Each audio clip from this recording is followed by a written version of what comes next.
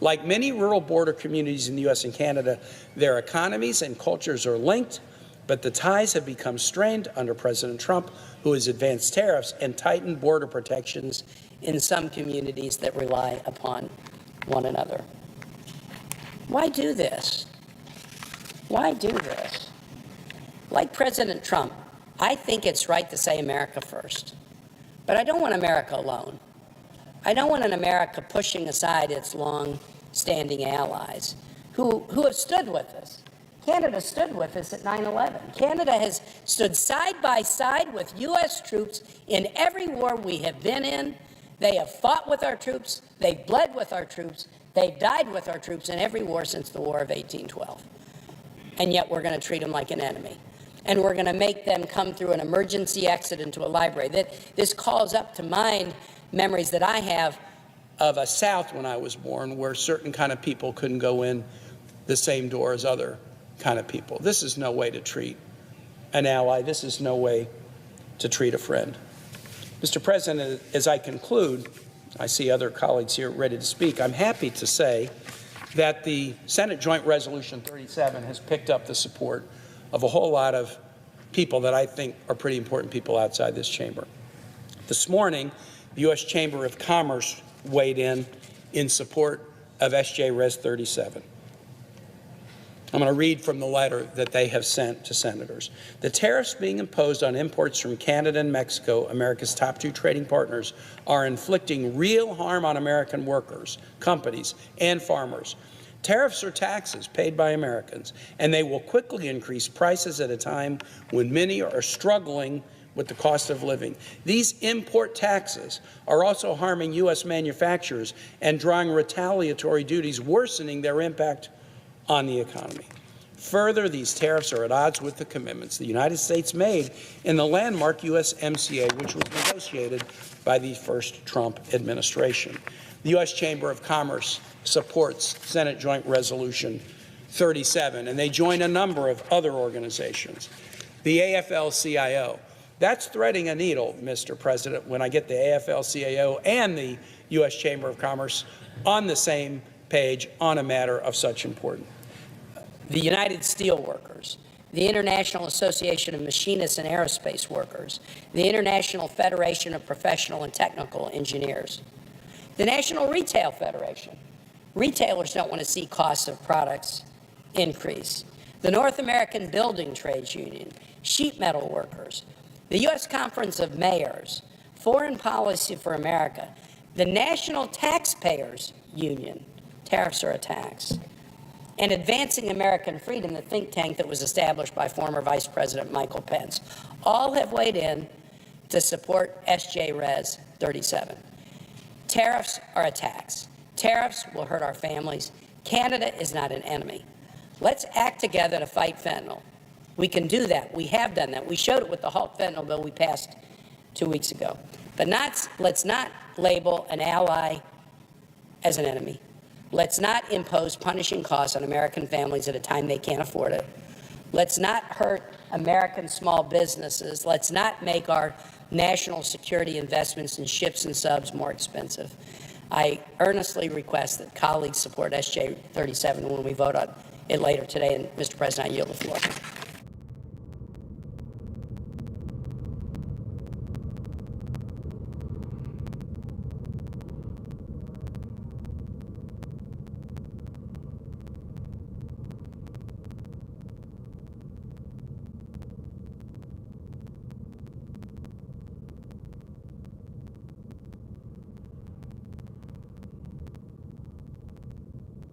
This is how to get in shape fast.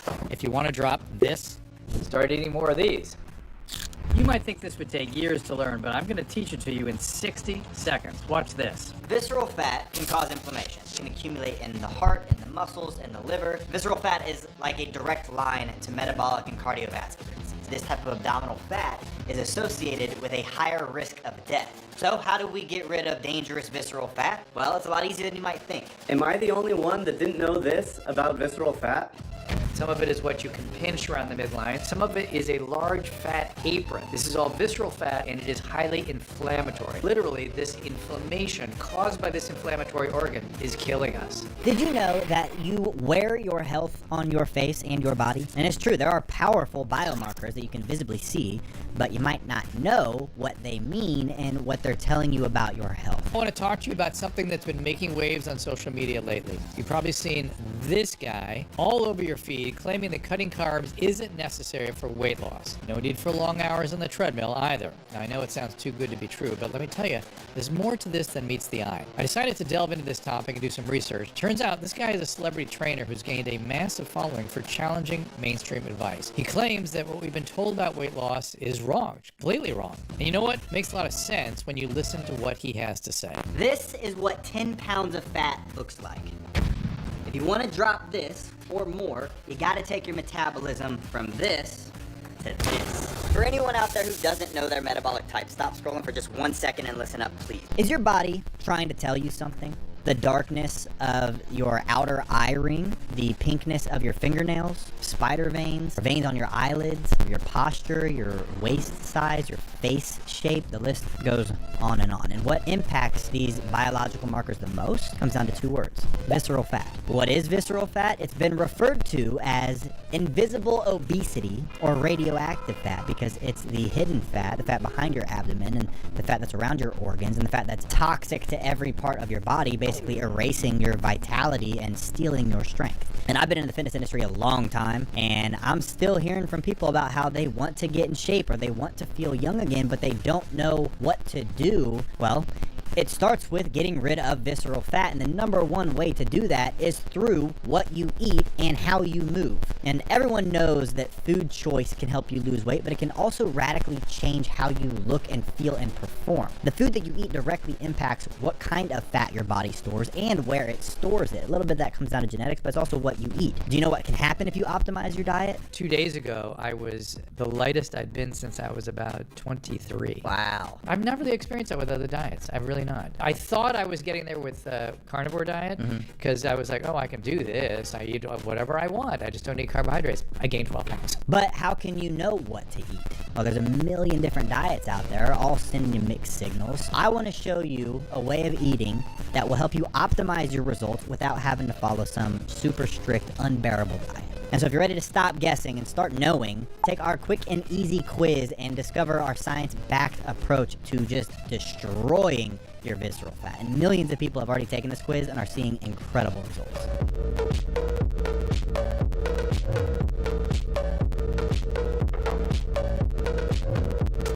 So this is our body type quiz. It's a free quiz. It's 6 different questions, super easy. It takes like literally 20 seconds. You can do it right now. And then at the end of it, it tells you what your body type is, but it also tells you the 3 most important things to do based on what your body type is, and it's completely free. And we won't ask for your email or anything like that. So if you guys want to check it out, click that link below. Take my free body type quiz and get your personalized plan right now.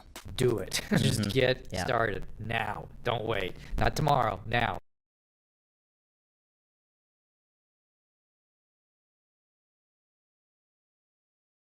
Deep in the oldest part of Cairo, there's a mysterious salon known as the Crown Temple, run by a group of black women in their 70s and 80s, with hair so thick and long it touches the ground. Women fly from all over the world just to sit in their chairs. Their secret? A sacred morning ritual passed down for 3,000 years.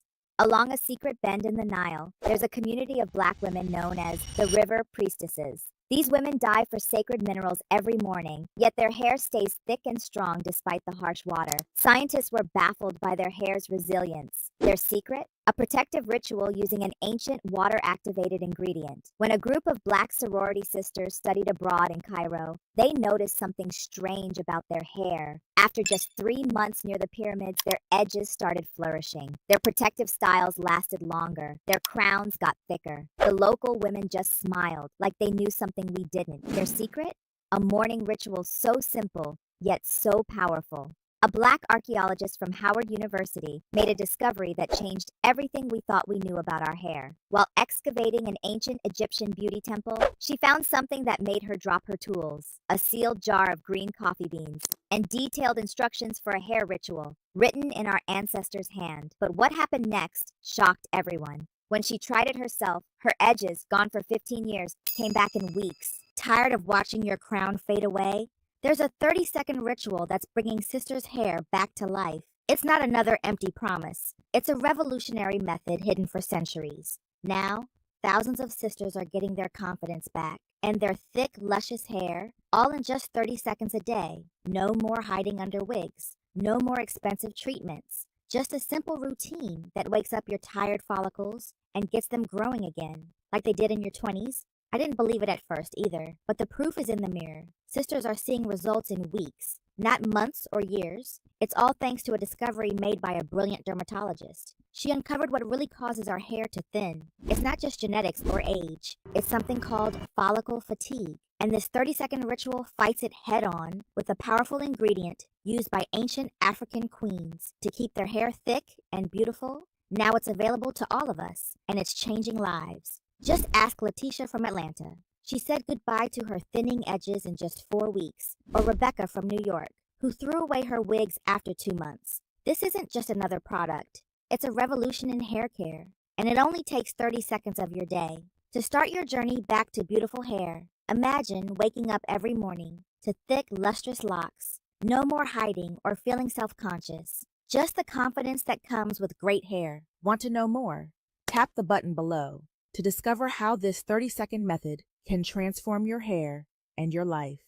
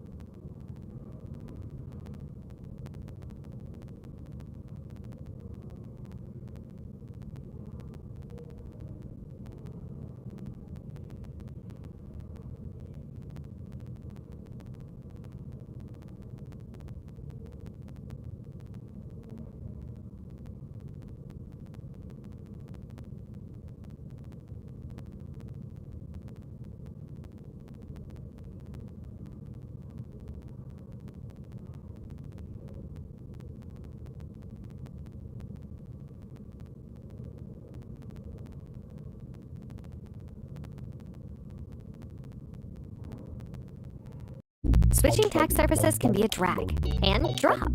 At H&R Block, switching to us couldn't be quicker or easier with our drag and drop feature. Whether you're switching from TurboTax or a different service, just drag, drop, go. H&R Block. Make the switch in less than 2 minutes.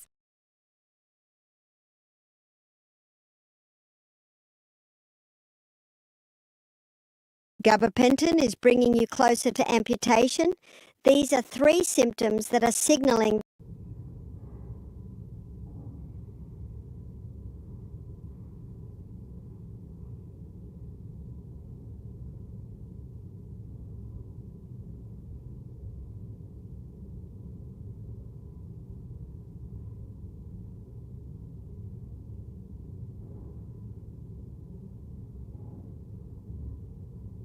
Mr. President. Senator from Washington. Oregon. Excuse me, sir. Northwest. Northwest. Thank you, Mr. Chairman. Mr. President. I rise to support my colleague Senator Kane's joint resolution to terminate the Trump order placing blanket tariffs on products Americans buy from Canada. And I'm going to start by saying, as a ranking Democrat on the Senate Finance Committee, I'm always struck by how much double talk there is about trade. So let's be clear as we start this part of the discussion. Tariffs are taxes on things we buy from other countries. The bottom line is those taxes make it more expensive for Americans to buy those products. No other country pays the tariffs. Let me repeat that. No other country pays the tariffs. The consumer pays the tariff.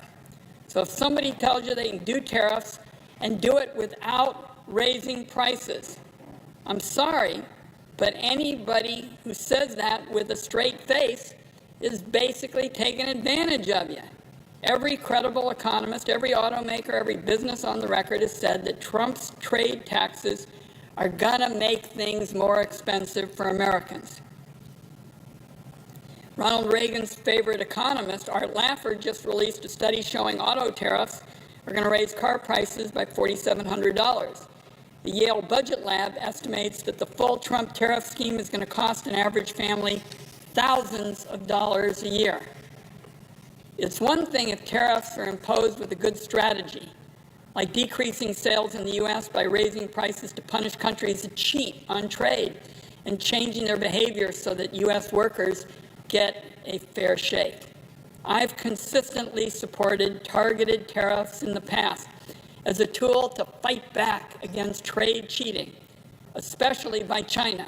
When China was stealing America's trade secrets, subsidizing cheap solar panels, and then dumping them here to drive U.S. manufacturers out of business, we were shouting from the rooftops for more tariffs on these Chinese goods. But Canada is not China. Canada is America's closest ally, not a rival. Making everything Americans buy from Canada more expensive for some bogus reason is, in the words of the Wall Street Journal, quote, the dumbest trade war in history. There are 8 million American jobs that depend on trade with Canada. Canada is the biggest export market for 32 states. It provides raw materials that so often farmers need to grow their crops. U.S. farmers can't replace 90% of that material that comes from Canada. Definitely not overnight. The only choice is higher prices. Again, Mr. President, higher prices paid for by Americans. So the stuff we buy from Canada gets more expensive. And on top of that, in response, Canada's already slapped tariffs on a whole host of crops. Ag products, dairy, alcohol, manufactured goods, the list goes on and on. Canadian grocery stores pull U.S. products off the shelves.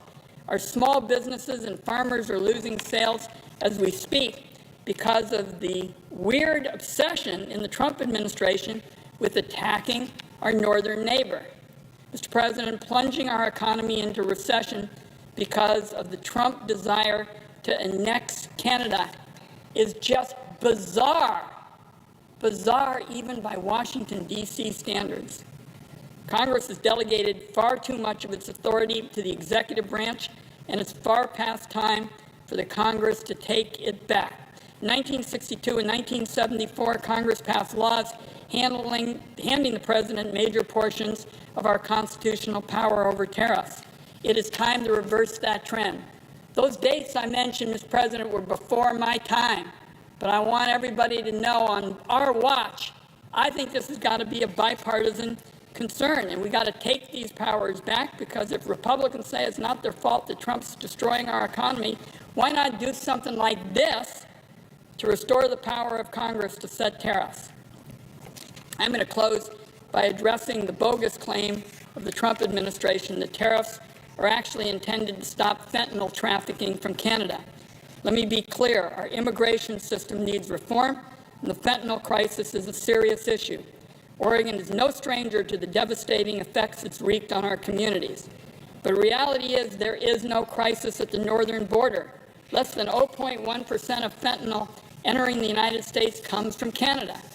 Fentanyl seizures at the northern border are down over 97% from July 2024. I think almost everybody understands that Canada is not the issue here. So instead of coming up with real solutions to get fentanyl off the street and out of our communities, Donald Trump has decided he would rather make threats and tear off our closest allies.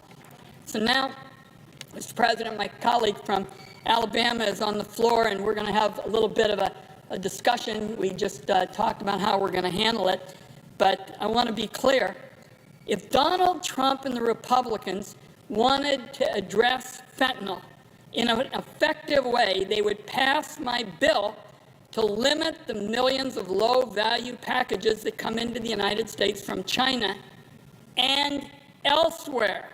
Getting a handle on these so-called de minimis imports will help our border agents detect the illicit imports of things like fentanyl and pill presses before they reach communities in the United States. So with that, Mr. President, as if in legislative session, I ask unanimous consent that the Committee on Finance be discharged from further consideration of S1185 and the Senate proceed to its immediate consideration. The bill be considered read a third time and passed, and the motion to reconsider be considered made and laid upon the table. Is there objection? Mr. President, Senator from Alabama. reserving the right to object. The media, for some reason, is in full meltdown mode after President Trump declared today Liberation Day. Only my Democratic colleagues and the media, globalist media, would find a reason to be mad about that. I'm sadly convinced that my colleagues and the woke media would rather President Trump fail than achieve a goal to help the United States of America and the taxpayers. President Trump's views on tariffs, they aren't complicated. He believes, as I do, that America has been ripped off by unfair trade deals for decades and simply wants a level playing field. We have to change directions. What we're doing is not working. U.S. catfish and shrimp producers have faced some of the worst blows. For example, Vietnam is dumping billions, I repeat, billions of pounds of catfish, and India is dumping billions of pounds of shrimp every year into U.S. markets, flooding the markets, and reducing the price for our quality domestic products. It's devastating. We need to put a reciprocal tariff on these countries to protect our American producers. I get calls every day, whether it's cabinets, whether it's produce, whether it's fish, it makes no difference. Our people are going broke. Now, I recognize that tariff actions may cause reciprocal tariffs from other countries. We need to take that in stride. In this country, we've had a party for 249 years.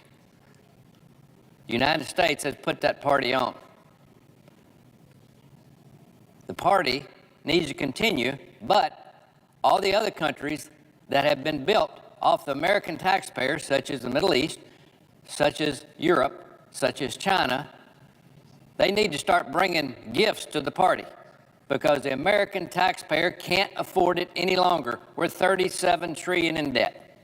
And the only way to pay that down is to force other people to help us. The American taxpayer can't afford it. Watch what eggs do to your brain. Take a look at these two brain scans. They both look young, strong, and healthy, but only one of them is young. The other is the brain of a 97-year-old woman. Her secret? Doing this one simple thing each night before bed. I'm not sure if this might interest you, but if you or a loved one is often forgetting things or suffering from brain fog, then I've got something important to share with you. So, about a year ago, my husband came home from his doctor's appointment, and he had this note that totally knocked me down. It said, "Your husband is showing..." As a result, American jobs have been sent overseas because of all the domestic problems that we're having for labor, for things that stand out for our manufacturing. We have to get manufacturing back in this country. The days are over. President Trump is 100% committed, folks, 100%. He's going to do whatever it takes to usher in a golden age for the American economy. And by the way, just the threat of President Trump's tariffs has already led India, Vietnam, and Israel to proactively drop significantly and lower tariffs against the United States before it's really even started. And it doesn't matter if you're a Republican or Democrat. We should all be united in wanting economic policies that put American farmers, producers, businesses, and manufacturers first. So, Mr. President, for that reason, I object. Mr. President. Objection is heard. Senator from Oregon. So I listened very carefully to my colleague from Alabama, and I don't believe my colleague used the word fentanyl. And that's what we're concerned about in the Pacific Northwest. We're concerned that this fentanyl has hit our country and our region like a wrecking ball.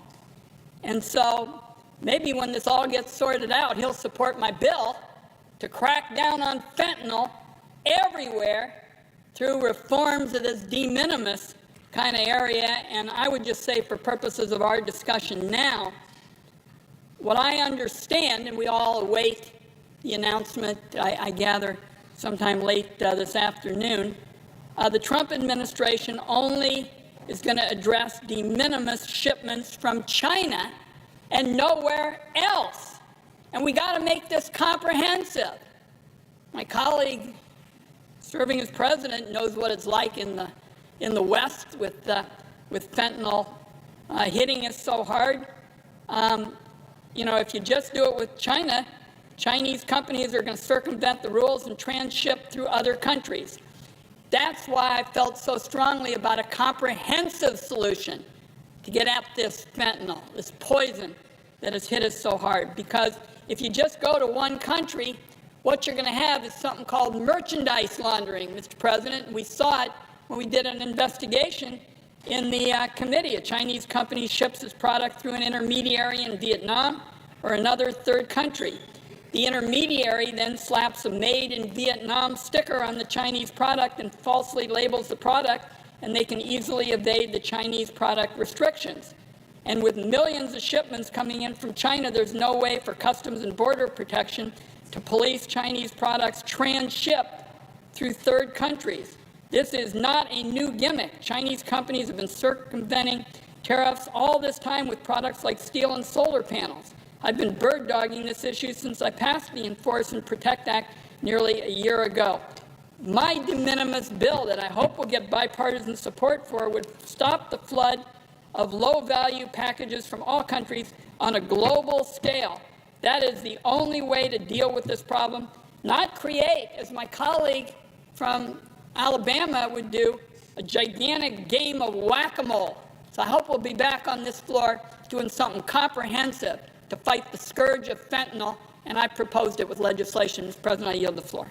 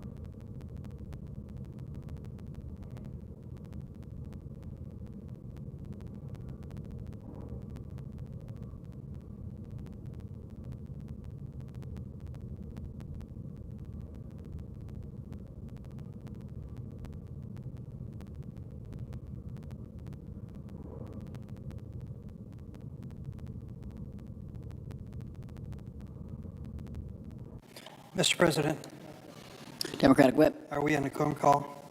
We are not. Thank you, Mr. President.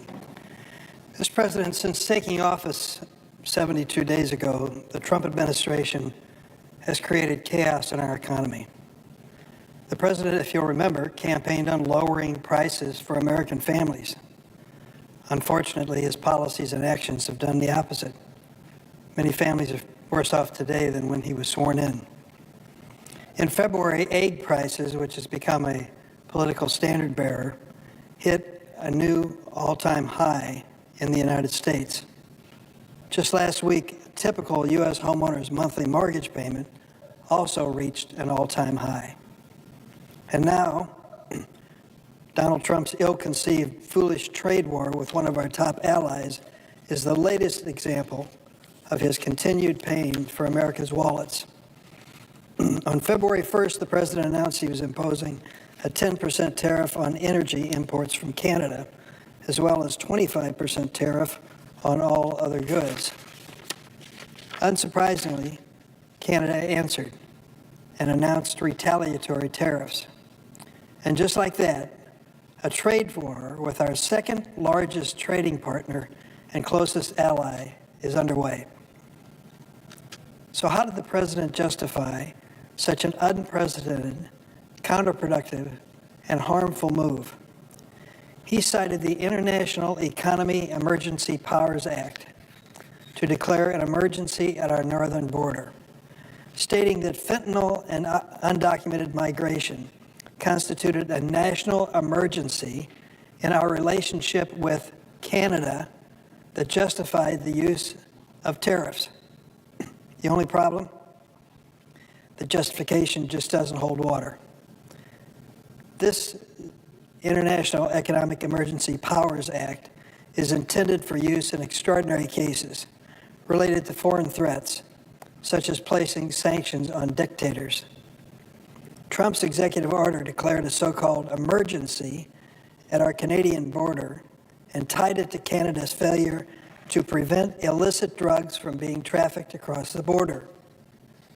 But Canada is openly willing to address this shared challenge and has cooperated with the United States. Let me be clear, preventing the trafficking of fentanyl is a bipartisan priority, but the fact remains that less than 1% of fentanyl intercepted at the U.S. border comes from Canada. Less than 1%. And Canada has made it clear long ago they're willing to work with us to reduce that amount. The president's use of IEEPA to attempt to justify these tariffs is a shoddy excuse to ram through an unpopular agenda and bully yet another close ally of the United States. The president is manufacturing a fake emergency as a guise to enact billions of dollars in taxes on American consumers to fund massive tax cuts for his billionaire buddies. That is unacceptable. The consequences of this trade war will be painful and avoidable. Everyday Americans will feel it. If fully enacted, Trump's trade war will cause price hikes on nearly all basic goods. A new mother buying formula for a baby, parents buying groceries, young person saving up for a car, every American's going to feel it. This tariff policy of President Trump is going to be painful for American families. The impact on farmers, workers, consumers, and businesses across my state of Illinois, sadly, is going to be devastating. Canada is Illinois' largest export market. Illinois exports to Canada totaled $20 billion in 2023. Illinois ranks 5th among 50 U.S. states in exports to Canada, 1st in imports. And states across the nation are going to feel a similar impact. So it's no surprise the vast majority of Americans cannot understand what the president is trying to do when it comes to our relationship with a good friend, trusted ally, and historic partner, Canada. But President Trump recently said he couldn't care less. If car makers hike prices in response to tariffs, couldn't care less. Pushing forward with this plan that economists, experts, and even the White House itself admits is going to be painful for American families. The last election was all about the cost of living. This is going to raise the cost of living for families across the United States, this tariff war. How does unnecessarily tanking our economy, alienating our allies, and taking money out of the wallets of Americans make us great again? Right now, we should be focused on common sense ways to lower prices and fight inflation. We should be taking genuine steps to slow the flow of fentanyl across our borders, which Canada has made it clear they want to cooperate with us in achieving. We should be working with and not fighting against our closest allies like Canada. And these tariffs do none of that.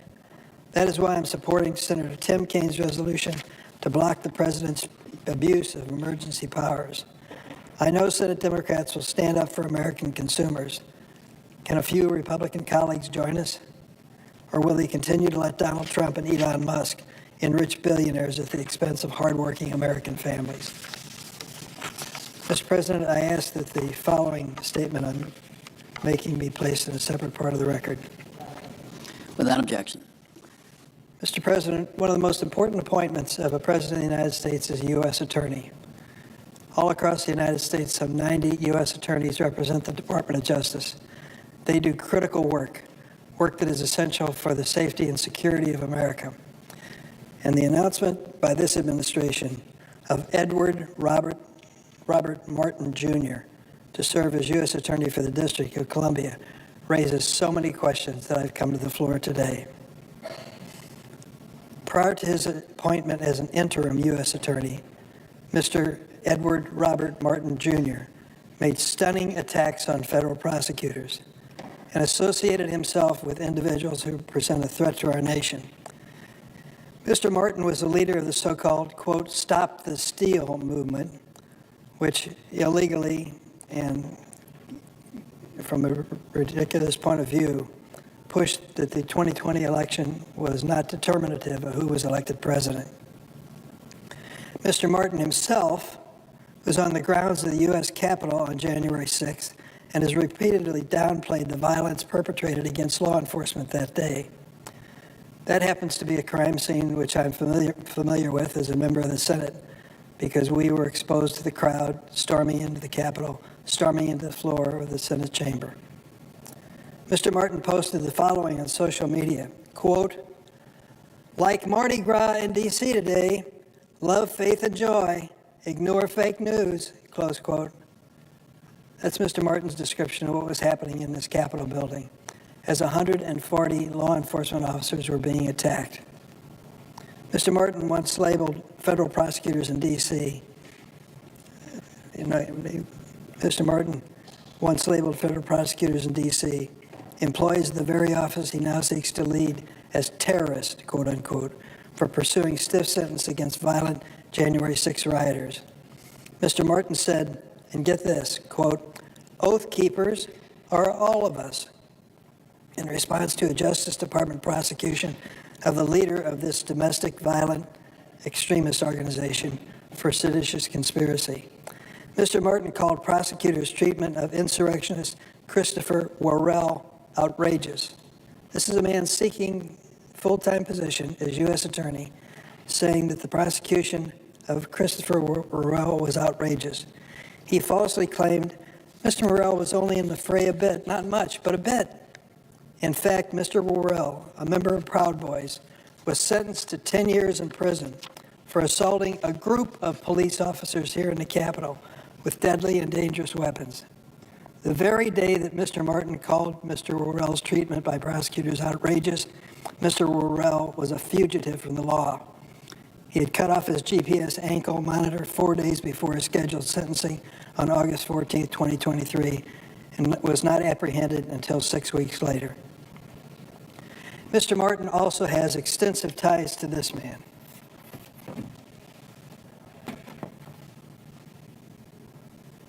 His name is Timothy Hale Cuccinelli.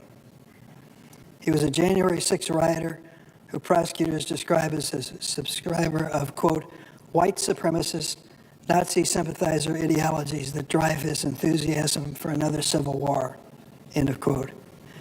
At Mr. Hale Cuccinelli's sentencing hearing, Judge Trevor McFadden, who was appointed by President Trump, said, quote, of Mr. Hale Cuccinelli before him, statements and actions like yours make Jewish people less safe and less confident they can participate as equal members of our society.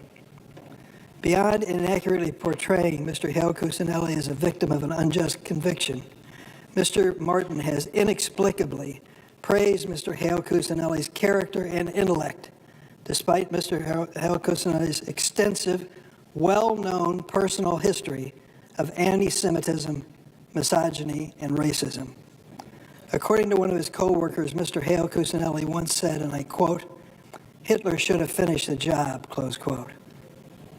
Further, Mr. Hale Cuccinelli reportedly claimed that he would kill all Jews and eat them for breakfast, lunch, and dinner, and he wouldn't need to season them because the salt from their tears would make it flavorful enough.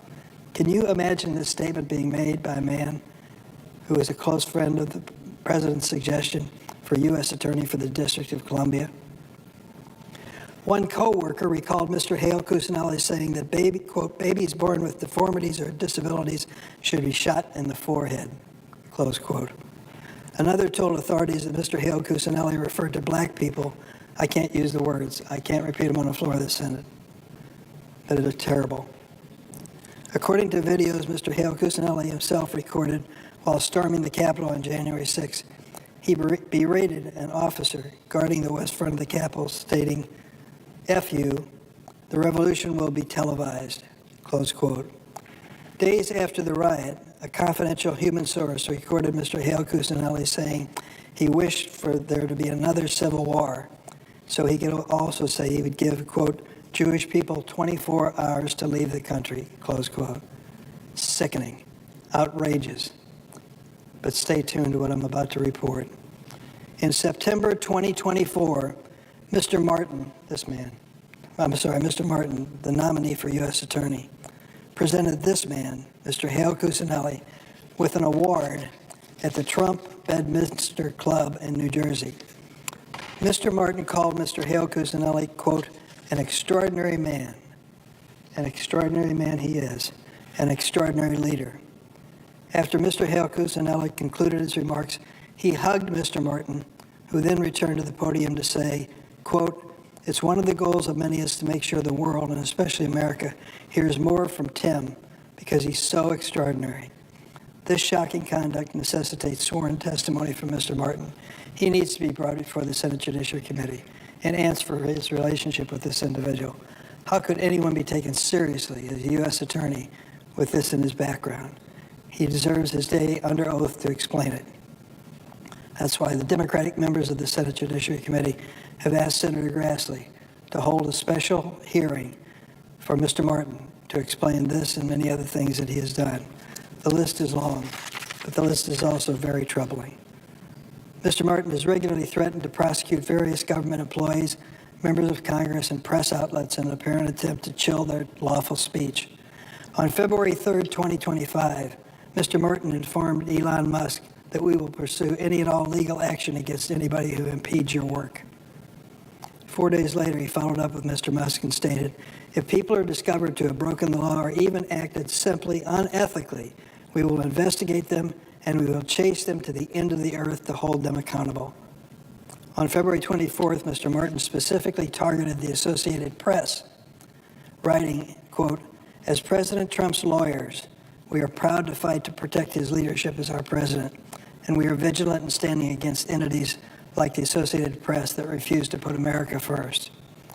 Finally, since his nomination to serve as U.S. Attorney for District of Columbia, Mr. Martin appears to have attempted to scrub much of his public commentary. For example, nearly 1,000 hours of his podcast have been removed from online platforms, such as Spotify and Apple Podcasts, interfering with the committee's ability to thoroughly examine his record. He's trying to cleanse his past so he doesn't have to explain it.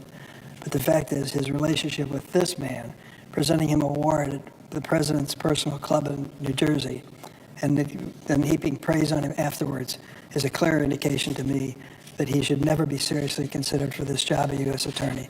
But let him come before us. Under oath, let him explain it. Let him try to tell us why this man is such an extraordinary leader an extraordinary person, and why this brand of anti-Semitism which he peddles should be tolerated by anyone, let alone the President of the United States. Mr. President, I yield the floor.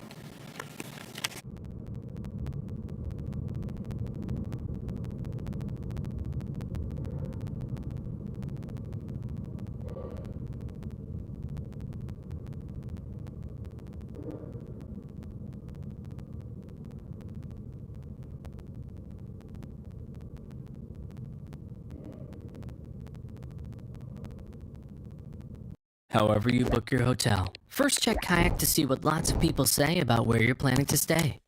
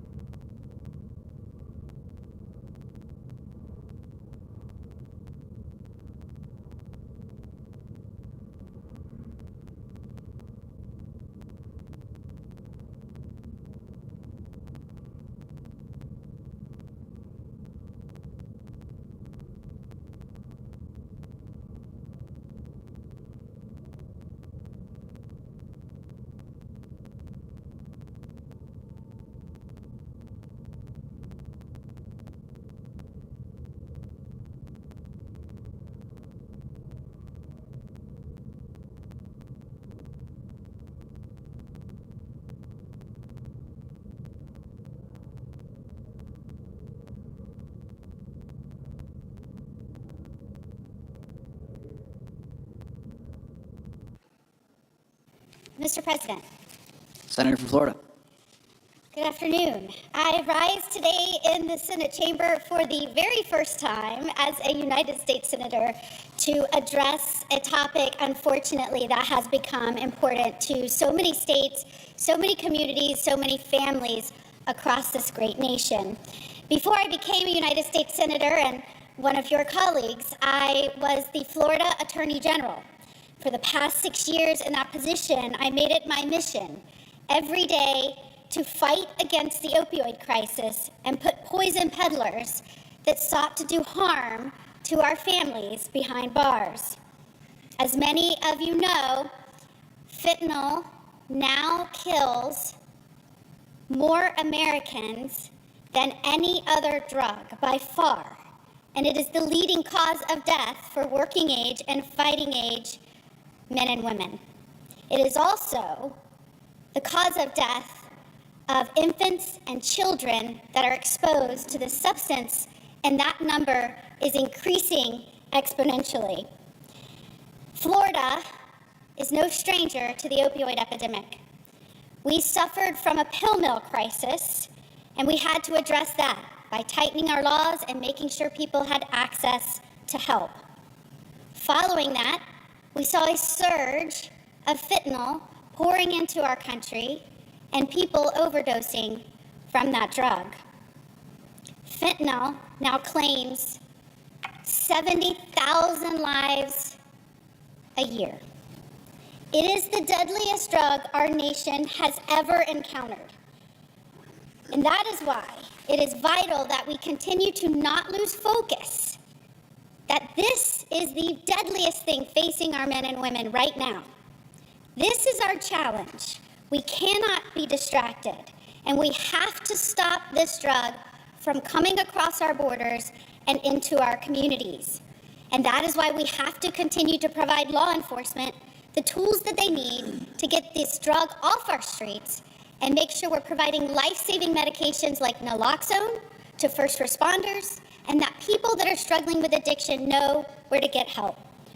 After 4 years of a wide-open border and free rein given to drug cartels to smuggle illicit substances into our country, it is no surprise that our nation was flooded with fentanyl. In Florida, we fought back. Despite this surge, our law enforcement officers were up for the task. Our leaders gave us additional resources. Florida led the nation in fentanyl seizures. I, back in 2003, called for the cartels to be labeled foreign terrorist organizations. President Biden ignored our calls. I called for the border to be closed, and then head of DHS to be fired for allowing drug smugglers and countless amounts of fentanyl to flood our country. Those calls were also ignored. So Florida took Biden to court.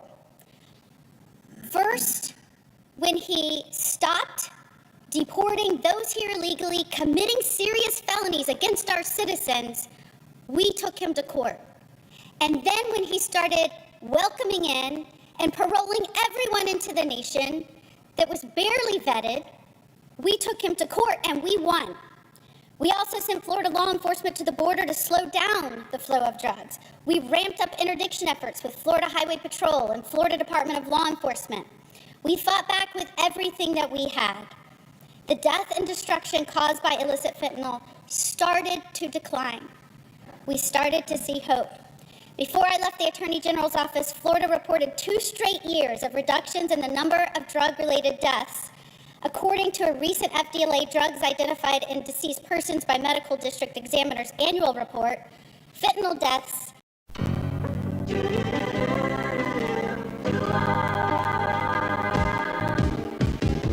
It doesn't matter what comes, fresh goes better in life. With Mentos fresh and full of life, nothing gets to you. Staying fresh, staying cool. With Mentos fresh and full of life, fresh goes better. Mentos freshness, fresh goes better with Mentos fresh and full of life. Mentos, the fresh maker. in our state of Florida dropped 10%. This rate of decline is well ahead of the national average, which declined by about 2% during the same time. Still, thousands across our nation are dying, tens of thousands. and we cannot take our eye off the ball. While we've had success in Florida, we must push forward across the rest of the nation to deliver accountability and protection to the American people. Florida has always been a leader in law and order, and we've understood the danger presented by fentanyl. We understand that many Americans take this deadly drug not even knowing that it is in something else they are ingesting, within counterfeit pills. We classified as fentanyl as a Schedule I controlled substance back in 2017. This allows easier prosecutions for these types of cases. It is time that the federal government follow the requests and the pleas of national law enforcement organizations, including the DEA, that is calling for fentanyl and fentanyl-related substances to be scheduled permanently as Schedule I controlled substance. When I got to Washington, one of my first actions was to join the Halt Fentanyl Act as a co-sponsor. As Attorney General, I led other states in calling on Congress to pass this bill. And now, as Florida's newest United States Senator, I will work tirelessly to make sure this gets done.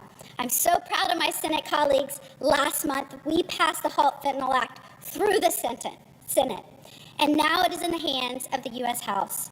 This bill will ensure federal agents and prosecutors have the tools they need to send a strong message to drug traffickers.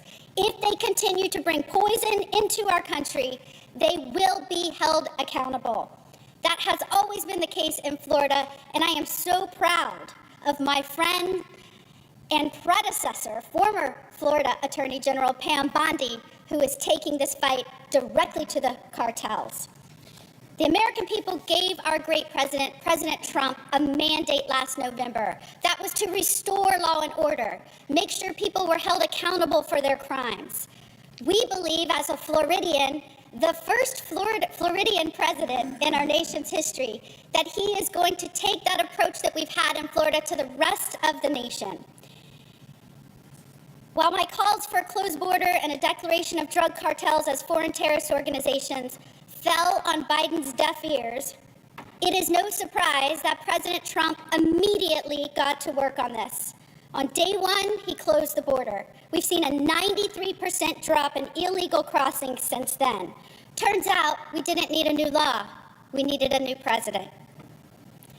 As one of his first acts, he declared the cartels foreign terrorist organizations.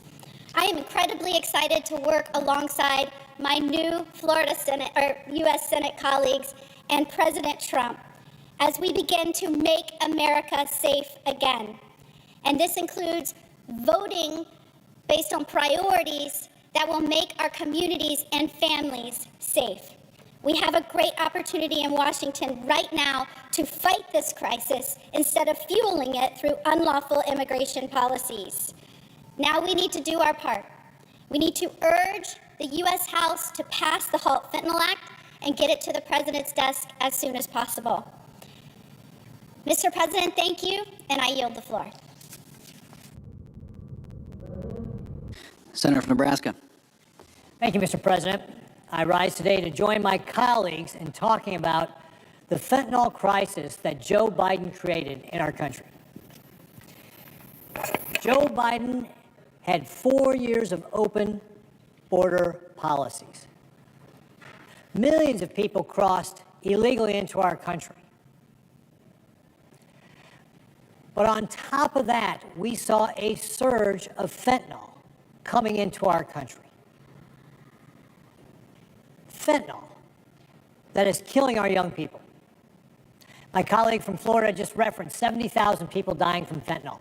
Fentanyl is the leading cause of death among our young people age 18 to 45. That fentanyl starts in communist China, where the precursors are made. And they get shipped to Mexico. The cartels turn it into that final product and bring it across the border. And we saw the impact in Nebraska. In 2019, law enforcement in Nebraska took 46 pills, just 46 pills, laced with fentanyl off of our streets.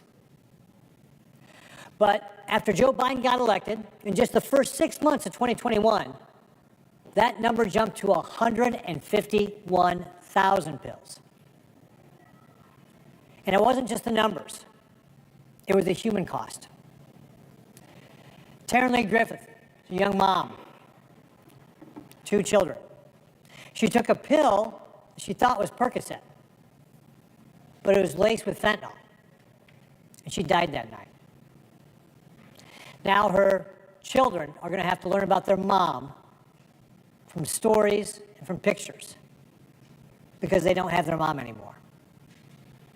Sadly, that story is being told all across this country because of the fentanyl crisis that we have.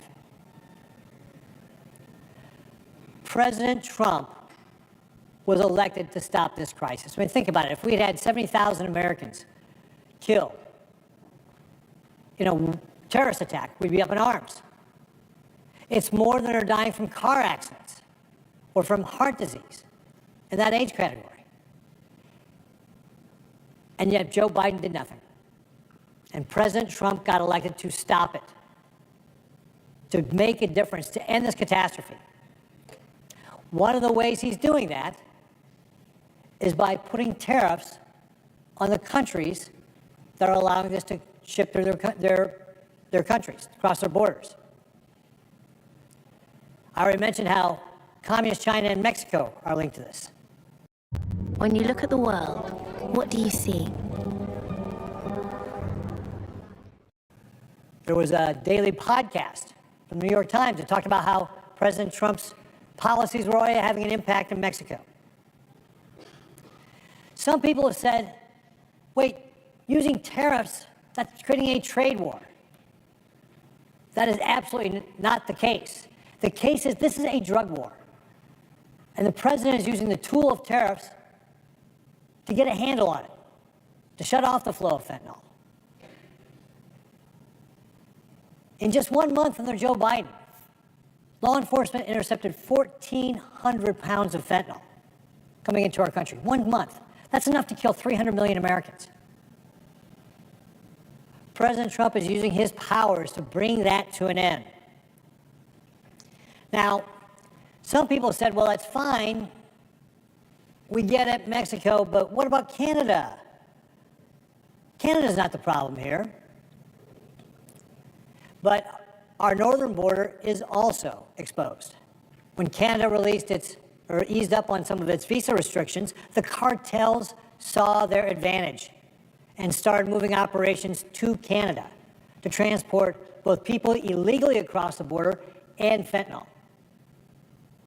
In fact, 60 Minutes just did a story where they talked to one of these cartel drug smugglers about what he was doing. And he said that this one smuggler was responsible for moving 30 kilograms of fentanyl across the border from Canada into the United States every month. That's enough to kill 15 million Americans. And he was doing it every month, and that was one smuggler. Now, he also said that lately it had been quiet. They hadn't been moving as much fentanyl. And again, that gets back to President Trump taking a stand to get our neighboring countries to start enforcing their border, to put more resources there, and to start blocking this fentanyl before it gets into our country. These policies are having an impact. They are working. We need Canada and Mexico to continue to do more. President Trump is using his powers to be able to help stop that flow of fentanyl. We are here standing up for secure borders, standing up for American families, standing up for those families who have lost loved ones already to this terrible scourge. We cannot afford to return to an open borders policy. We have to have secure borders. The stakes are too high. Too many lives have already been lost. President Trump is leading the fight to secure our border and stop the flow of this horrible drug into our country. And I am proud to support him in doing that. Mr. President, I yield back.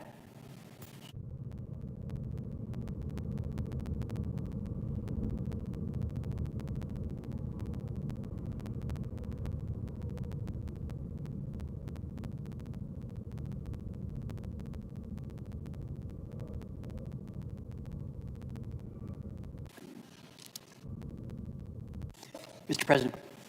Senator from North Carolina. Mr. President, the fentanyl epidemic has touched nearly every American. Whether it's a family member, a friend, a neighbor, or a coworker, we all know someone whose life has been affected by the tragic reality of this crisis. It's widespread, it's devastating, and it can't be ignored. For too long, this crisis has been fueled by the chaos at our southern border, and now it's happening at our northern border.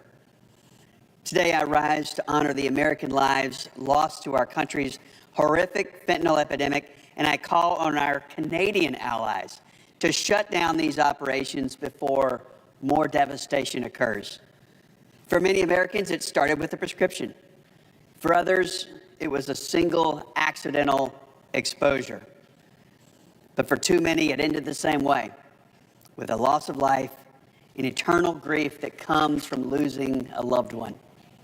Now, the harsh reality is that fentanyl is a leading cause of death for Americans aged 18 to 45. Not cancer, not car accidents, fentanyl. Last year alone, as my colleagues have shared with you, more than 70,000 Americans died from a fentanyl overdose, and unsurprisingly, the Biden administration failed to act. Instead, President Biden willingly chose to let the situation get worse. For years, our southern border has been a major entry point for illegal drugs to pour into our country. But under President Trump's leadership, illegal crossings at the southern border have now dropped 94%. Those with Robinhood Gold can enjoy a 3% IRA match. Tremendous. Wix gives you the freedom to tell your story with a professional website that reflects who you are and what you have to offer. Customize every element of your website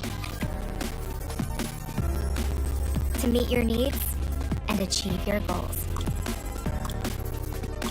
Create a unique visual experience that enhances your product and amplifies your message. Expand your website with content that pushes your business forward. Share content that matters to your audience. And present it the way you envision it, from the biggest ideas to the smallest details. Your website, your voice, your platform. That's real progress. Now, however, we're seeing a dangerous shift. Drug cartels have found a new route and a new loophole to continue trafficking drugs into our communities, and it's through the northern border with Canada. Just last year, Customs and Border Patrol seized enough fentanyl at the northern border to kill 9.5 million Americans. That's nothing short of alarming. In fact, a member of Sinaloa's cartel, one of Mexico's largest and most well-known operations, they openly claimed, they openly bragged, and I quote you this, quote, "Canada's border is much larger than Mexico's. There are more entry points through Canada than through Mexico. A lot more entry points, so that won't stop us," end quote. And when asked about the impact of fentanyl killing countless Americans, here's what he said, and again I quote, "Unfortunately, here for money we do anything. It's a business. It's a business," end quote. But friends, killing America is not a business. We should not be endorsing known criminal activity with an action. This is nothing short of a serious threat to our national security. Mr. President, when I talk to sheriffs in all 100 counties in North Carolina, I repeatedly hear the same message. Every single county in North Carolina is a border county. The U.S.-Canada border is the world's longest international border at more than 5,500 miles long, but it remains extraordinarily vulnerable as criminal cartel networks continue to take advantage of the gaps of our porous northern border. I think it's important to know that 87% of all terror watch list suspects that were encountered at land border ports last year, they came across our northern border. We have invested heavily in our southern border, and rightfully so. we've done that. And we should continue to do so at our southern border. But the northern border has been overlooked and under-resourced for way too long. Our law enforcement officers, they're doing everything that they can, but without enough resources, they're being set up to fail. And that's not fair to them.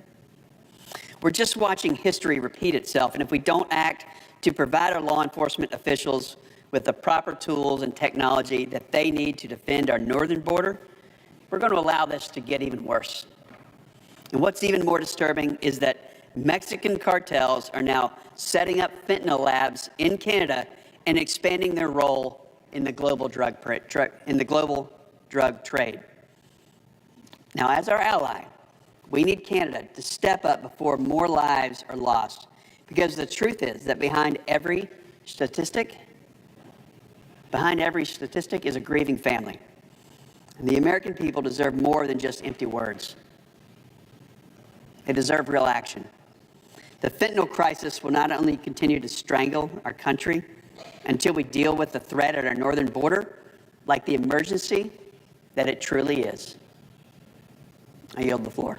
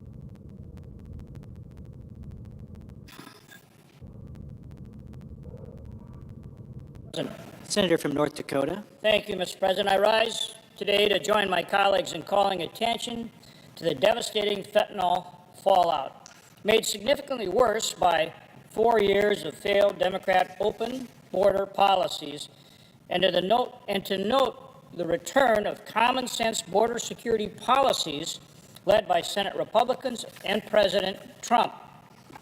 In March, Border Patrol agents encountered just 7,181 illegal immigrants attempting to cross the border, the southern border.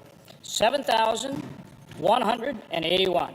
This is in stark contrast compared to just 1 year ago, when under President Biden, the total encounters for the month of March totaled 137,473. That represents a 95% decrease in crossings. Why would I use Kayak to compare hundreds of travel sites at once? I like to do things myself. I can't trust anything else to do the job right. Kayak. Search one and done. The Defender presents cybercrime from the front line. In this episode, $55 billion and counting. The FBI says criminals use business email compromise to steal that much from organizations around the world. Watch this episode for why it works. From over 137,000 to about 7,000. This sharp drop of the illegal encounters is thanks to a new administration and a new Republican majority in the House and Senate, which has prioritized securing our border by resuming policies that brought historically low encounters just 4 years ago.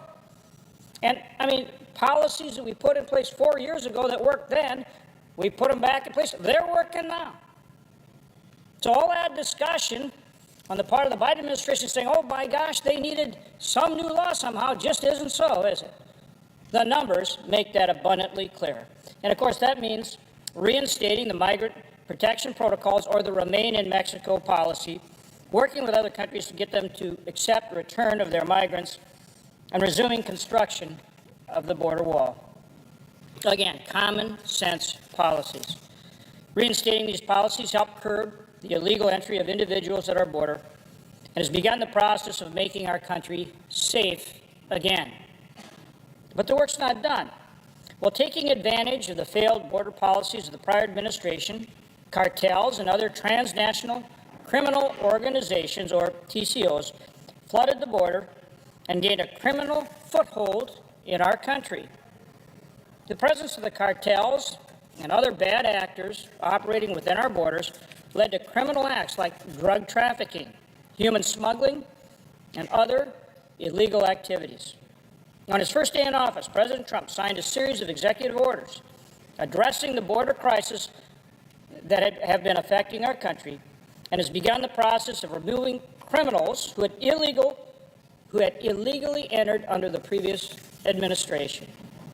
These executive actions have served as the first steps in reversing the catch and release policies that allowed members of cartels, gangs, and violent transnational criminal organizations like MS-13 and Tren de Aragua to remain in the United States while operating criminal enterprises. By declaring an emergency at the border, DHS, DOD, and DOJ were able to take a whole-of-government approach and begin working together to identify the criminals that were illegally operating these networks within our country. The result of these harmful Democrat open border policies has been felt by us all and have turned every state into a border state. Leadership for the DEA Omaha Division, which includes my state, said it plainly and simply: the repeated presence of fentanyl in our communities is due to outside forces. Quote, the precursor chemicals are coming from China.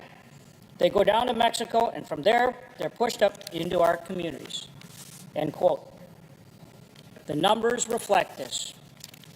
2023 officials in North Dakota seized 21,000 more fentanyl pills than the year before, 30 pounds more meth, and 2.5 times more pounds of cocaine. Last month, the Republican majorities in both chambers, House and the Senate, voted to continue funding for key programs at DHS and DOJ that combat the rise in illicit drugs like fentanyl. Unfortunately, our colleagues across the aisle voted against that effort. While the United States stands prepared to take on the scourge of fentanyl that is impacting our citizens, other countries must step up as well. As a result of the actions taken by this administration, both Canada and Mexico have begun to be engaged partners on this issue. In February, the President of Mexico agreed to send 10,000 National Guard troops to help secure its northern border with the United States. And the Canadian government has named a fentanyl czar, listed Mexican cartels as terrorist groups, and launched a Canada-U.S. Joint Strike Force to combat organized crime, fentanyl, and money laundering. Additionally, the Canadian government has increased its law enforcement presence at the border with a 56% increase in border personnel at land borders and ports of entry. CBP officers, Border Patrol agents, state, local, and tribal law enforcement are stepping up to take on the fentanyl crisis at our borders. I urge our Democrat colleagues in a bipartisan way to join us and support the effort to continue securing our border and to go after the criminals that have illegally entered our country and continue to do harm. With that, Mr. President, I yield the floor.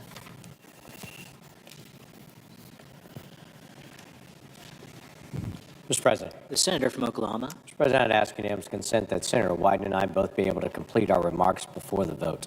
Without objection. When you look at the world, what do you see? New Airhead Sour Bars. Start sour, and stay sour. Mr. President, I do appreciate so much my colleagues coming to the floor just to be able to talk about the scourge of fentanyl and what it's really doing in our communities on this. Senator Ricketts, Senator Moody, Senator Budd, Senator Hoeven have spent a lot of time laying out the challenges that we really face. I think most Americans know it and have seen it. They just don't realize how fast it's really moving. 10 years ago, we had 700 deaths in the country due to fentanyl. Last year, we had 87,000.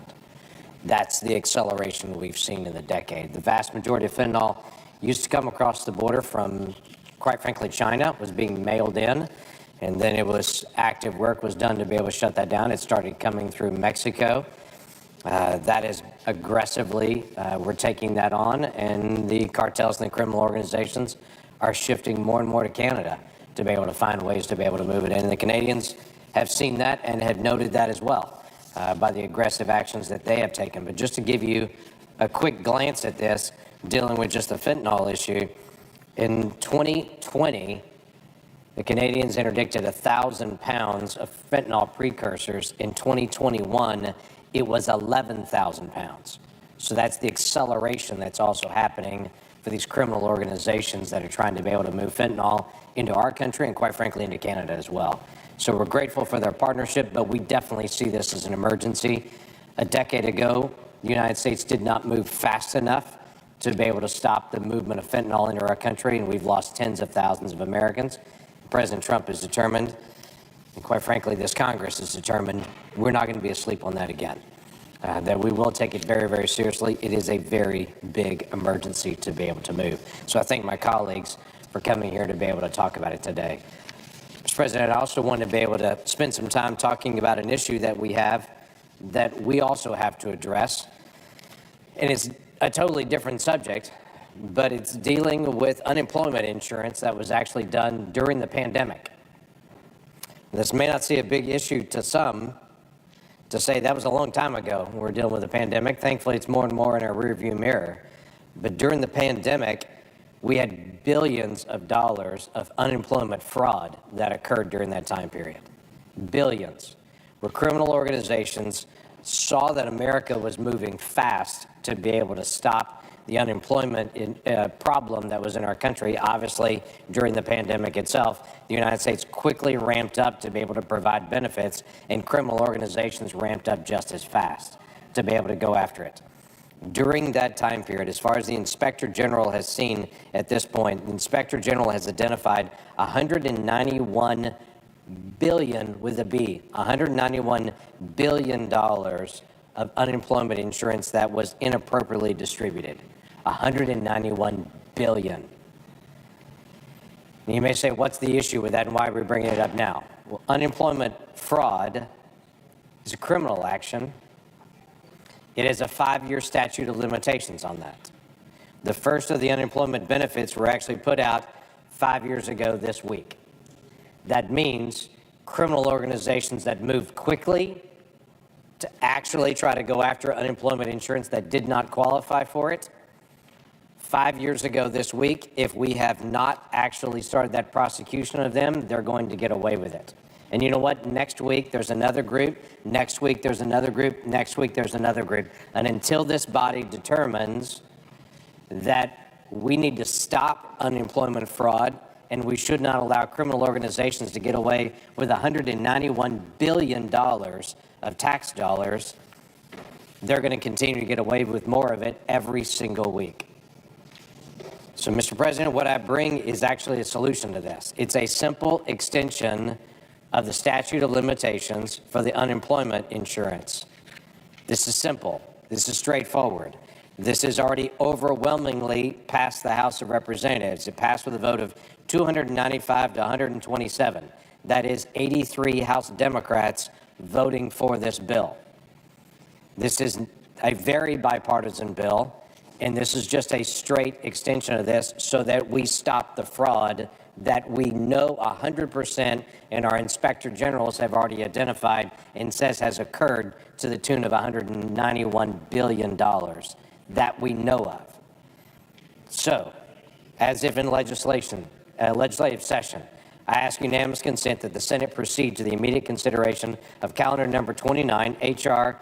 1156. I further ask the bill be considered read a third time and passed, and that the motion to reconsider be considered made and laid upon the table. An objection. In the right to object. The senator from Oregon. Thank you, Mr. President. First of all, I want it understood.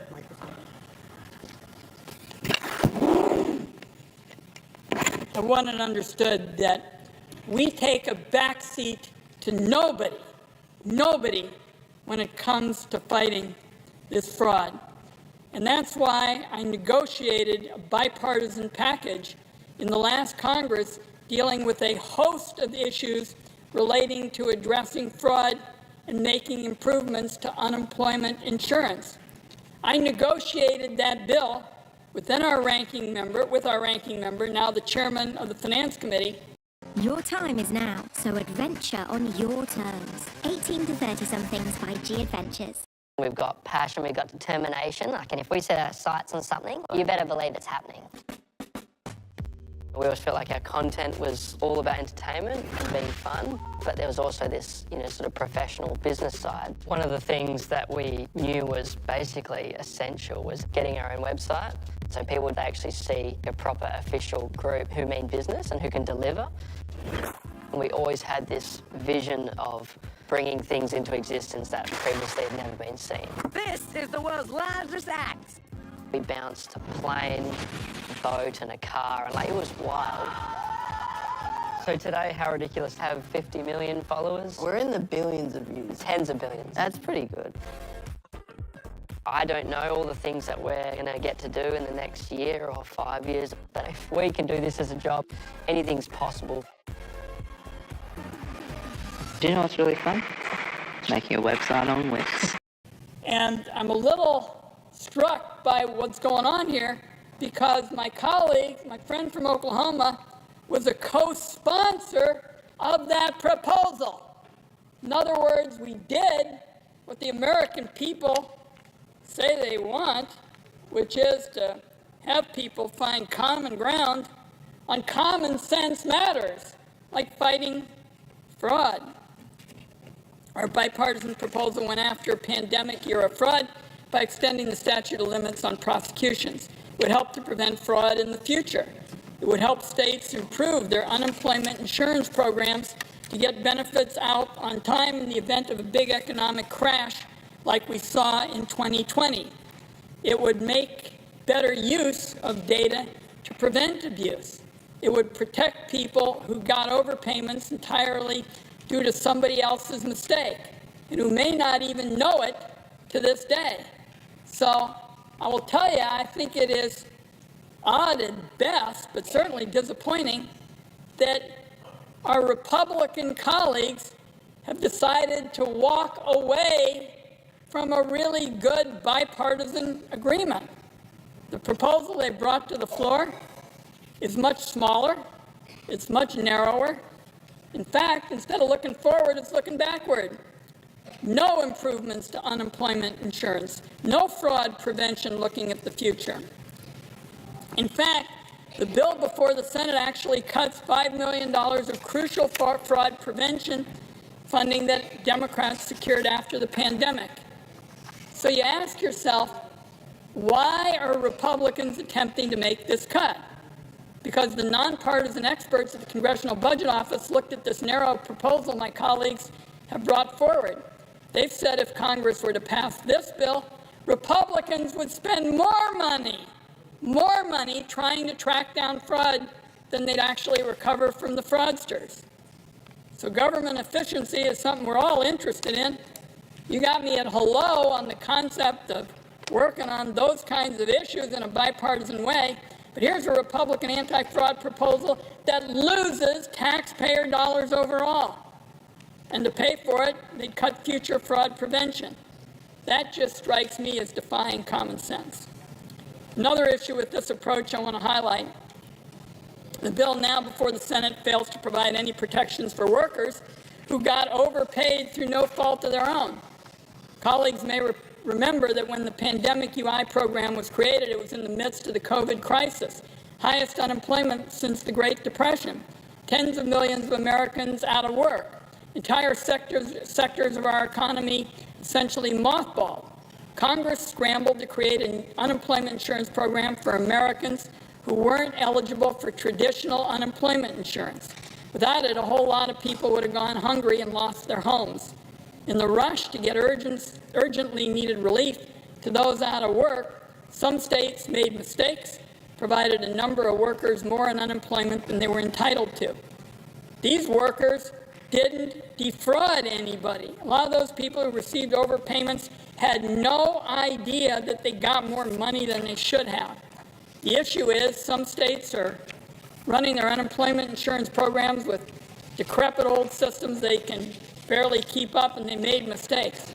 Now, 5 years down the line, my colleagues on the other side of the aisle want to claw back these payments, even from people who did nothing wrong.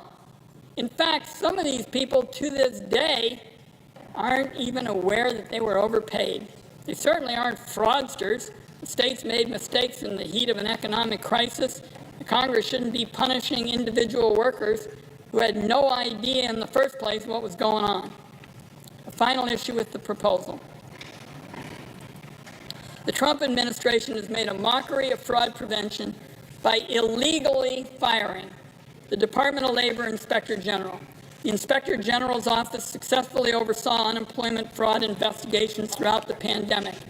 In my view, firing the Inspector General is a big setback in the fight against fraud in the unemployment insurance program. The Trump administration has also given DOJ unfettered access to unemployment insurance claims data. The bill before the Senate would allow DOJ to falsely accuse innocent workers of fraud years after unemployment insurance helped them keep food on the table during the pandemic. That is not being tough on fraud. That is making innocent people victims. Democrats are all in on bringing criminals who defrauded the UI system to justice and building a more reliable, durable unemployment insurance system for the future. That is why, colleagues, we negotiated a really strong, bipartisan, anti-fraud, package. For the life of me, I don't understand walking away from that package now, especially in favor of a narrower proposal that would lose taxpayer dollars and sacrifice the effort to fight fraud. So therefore, I would ask the senator to modify the request so that the Wyden substitute amendment, which is at the desk and is the text of the Wyden-Crapo Unemployment Insurance Integrity and Accountability Act, be considered and agreed to. The bill as amended be considered read a third time and passed, and the motion to reconsider be considered, made, and laid upon the table with no intervening action or debate. Is there an objection to the modification? Reserving the right to object. The senator from Oklahoma. My friend from Oregon, and we are friends, and we have the opportunity to be able to serve together and work on a lot of issues, is correct. I'm glad to be able to see a larger proposal to deal with unemployment insurance. It's been an issue for a long time. But this is one of the most classic examples of saying the perfect is the enemy of the good. Today, we have people getting away with fraud. Today. And we can do nothing about it because the statute of limitations has run out. The House has passed a bipartisan bill by a wide majority to deal with this one problem, and they have come to an agreement on a wide bipartisan majority to say, let's at least solve this part, and then we'll work on bigger solutions later. What my friend is recommending is to say, no, let's force everyone to work on the bigger solution, and every single day let more people get away with fraud until we come up with the bigger solution and can agree on it. We should stop as much fraud as we can today and keep working on the bigger solution to be able to get the bigger issues done. If I can also say to my friend, he knows this bill well as well, this is not about incidental actions that have happened to someone who accidentally filled out something or a state did something inappropriately. This bill is very clear. That's why it had such a strong bipartisan support out of the House. This is about criminal actors. These are people that criminally engaged in large-scale fraud deliberately. It's $191 billion out there that the Inspector General under the Biden administration even identified. So I want to do as much as we can on the unemployment insurance side, but let's do things as quickly as we can to be able to stop criminal activity and to be able to prosecute those individuals. So knowing that, I will not modify my request. Objection. The modification is heard. Is there an objection to the original request? Reserving the right to object. The senator from Oregon. So let me make sure we're clear with my friend, because we do a lot of work together and I'm looking forward to continuing it. I don't see much to object to this afternoon. We both want to be all in on the fight against fraud. Those were the first words out of my mouth. Let's go all in fighting this horrendous fraud. And that's why we worked so long in a bipartisan way, because you're not the only Republican from the committee who worked with me, and it's a large bill. It deals with a big problem. And for the life of me, I can't figure out why we aren't dealing with a big problem and not creating innocent victims, more of them. So at this point, I guess there's gridlock today, but I want to extend the olive branch again, which I've been doing from day one. I want a big bill that goes after big-time fraud in a very aggressive way. And I'm still baffled by why we're not out here with a whole lot of Republicans who are co-sponsors of my bill, with the senator from Idaho as the chair, and saying this is the way we ought to be governing. But I object, and Mr. President, I hope we're back. The objection is heard. Mr. President. The senator from Oklahoma. Working on a larger proposal in the days ahead. That larger proposal is not going to move in the House in the next month, or 2 months. And in the meantime, we're going to have criminal organizations getting away with it over and over and over again. So let's move as much as we can, as fast as we can. But at least at this point, let's solve what we can today. Mr. President, Senator from Oregon. just very briefly, my colleague says nothing's going to happen in the House to fight fraud. I got to tell you, I don't see any fraud caucus out there in either the Senate or the House. There are no rallies for people who are committing outrageous fraud. I think we ought to move. We ought to move here. We've done the hard work. We've done the heavy lifting. And my colleague from Oklahoma knows what it's like when he's trying to put together a bipartisan bill. We've done that work. I think we ought to move here and then talk to our colleagues in the House. Why don't you now pick up on the hard work we've done, and we'll get serious about fraud. So we're going to continue this conversation, and I've always wanted to work with my colleague from Oklahoma on these kinds of issues, and we're going to stay at it until we deal with big-time fraud in a big-time way in the United States Senate in a bipartisan way. Mr. President, I yield back. Mr. President. Senator from South Dakota. Mr. President, I ask unanimous consent to waive the mandatory quorum calls with respect to the Sawyer and Dillon nominations. Is there an objection? Without objection. Without objection. The clerk will report the motion to invoke cloture. Cloture motion. We, the undersigned senators, in accordance with the provisions of Rule 22 of the Standing Rules of the Senate, do hereby move to bring to a close debate on the nomination of Dean Sawyer of Missouri to be Solicitor General of the United States, signed by 17 senators. By unanimous consent, the mandatory quorum call has been waived. The question is it the sense of the Senate that debate on the nomination of Dean Sawyer of Missouri to be the Solicitor General of the United States shall be brought to a close? The yeas and nays are mandatory under the rule. The clerk will call the roll.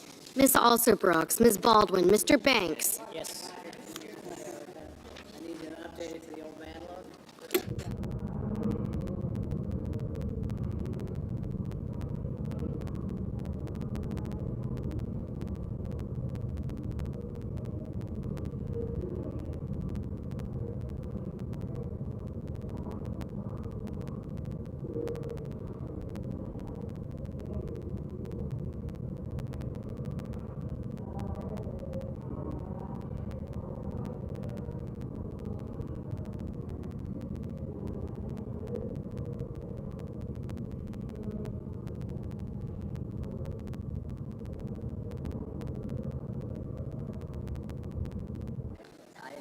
Mr. Barrasso. Mr. Bennett. Mrs. Blackburn. Mr. Blumenthal. So my staff showed me the video. Sometimes I can't. Ms. Blunt Rochester. Mr. Booker.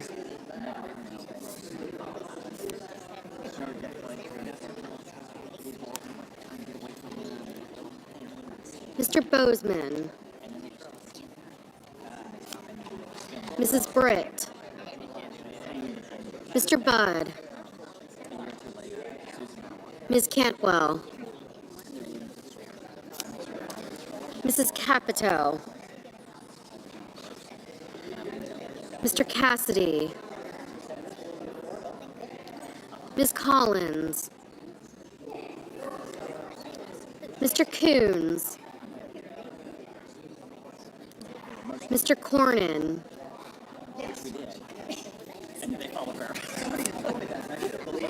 Ms. Cortez Masto.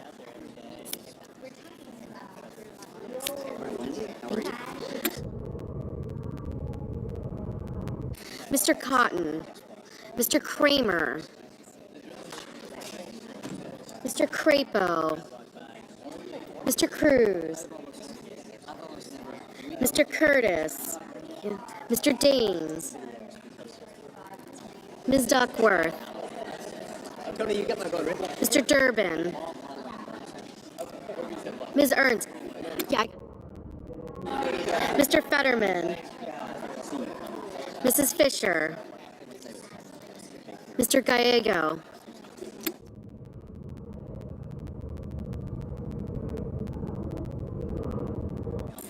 Mrs. Gillibrand. Mr. Graham. Mr. Grassley. Mr. Haggerty. Ms. Hassan. Mr. Hawley. Mr. Heinrich. Mr. Hickenlooper.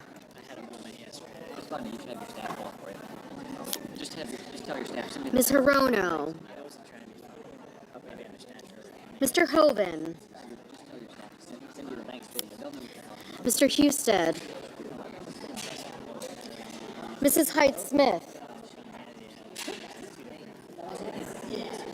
Mr. Johnson. Mr. Justice. Mr. Kane. Mr. Kelly.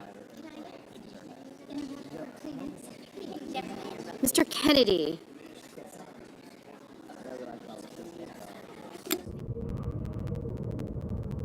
Mr. Kim.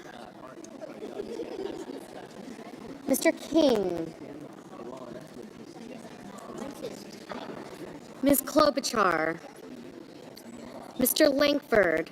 Mr. Lee. Mr. Lujan. Ms. Lummis. Mr. Markey.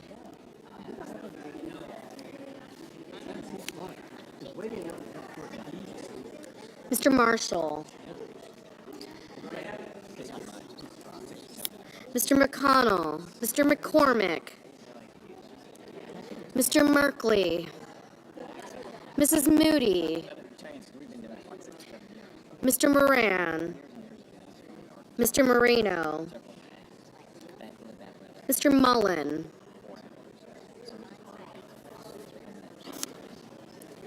Ms. Murkowski.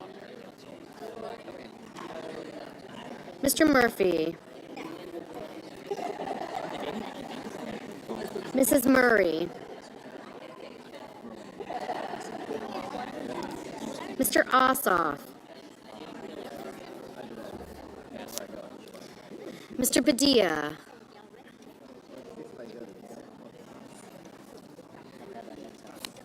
Mr. Paul. Mr. Peters. Mr. Reed. Mr. Ricketts. Mr. Risch. Ms. Rosen. Mr. Rounds. This is representative government. I have representative Mr. Sanders. dialogue between those of the elected and the people. Mr. Schatz. So just ask me anything you want to, or tell me anything you want to. Mr. Schiff. If I did something stupid today, you can tell me. Mr. Schmidt.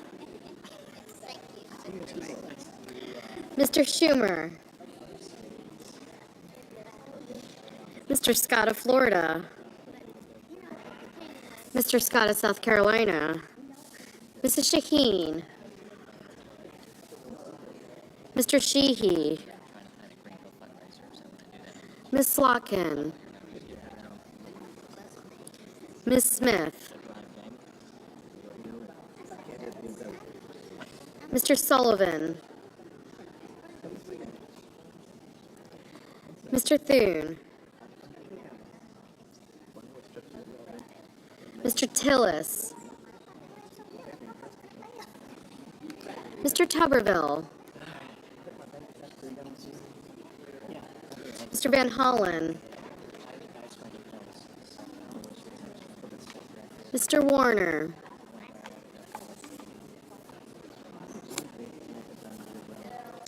Mr. Warnock. Ms. Warren.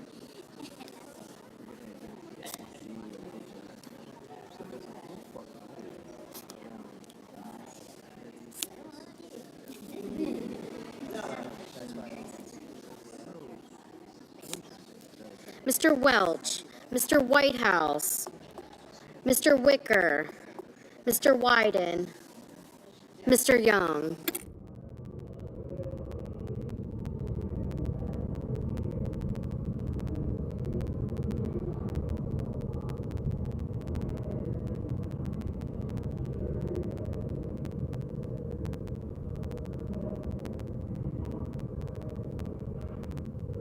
Senators voting in the affirmative: Banks, Barrasso, Blackburn, Britt, Budd, Cassidy, Collins, Cornyn, Cotton, Crapo, Cruz, Curtis, Daines, Ernst, Fisher, Graham, Grassley, Hoeven, Husted, Kennedy, Lankford, Lee, Lummis, Marshall, McCormick, Moody, Moreno, Murkowski, Paul, Rounds, Schmidt, Scott of Florida, Scott of South Carolina, Tillis, Tuberville, and Young. Yes.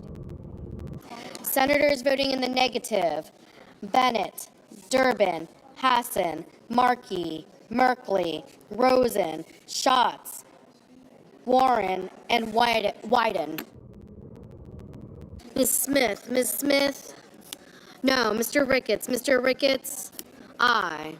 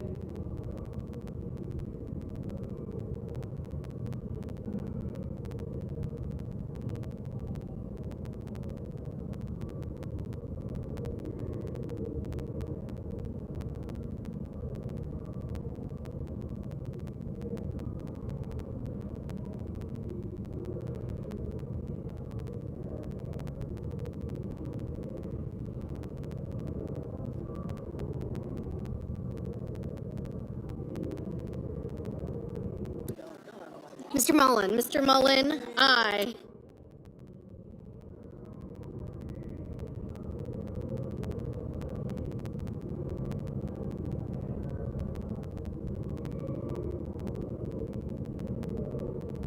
Mr. Hawley, aye.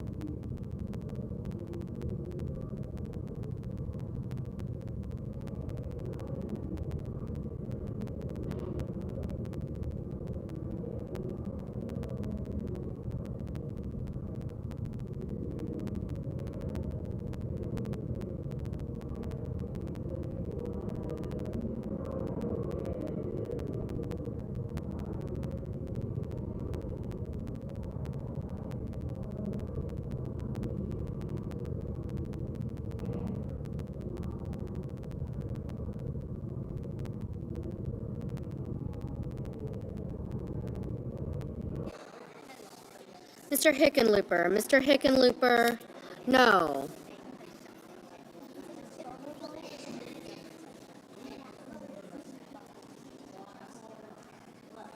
Mrs. Shaheen, no.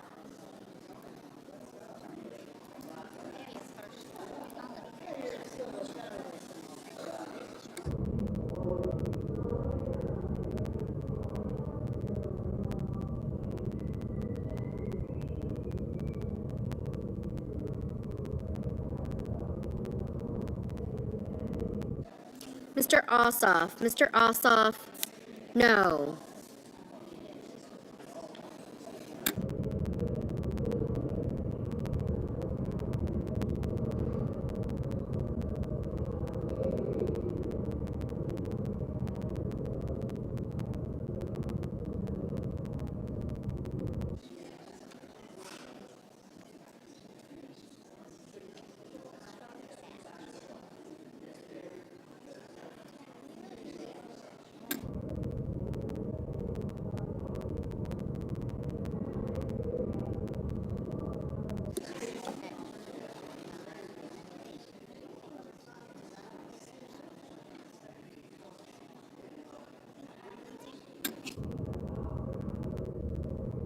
Mr.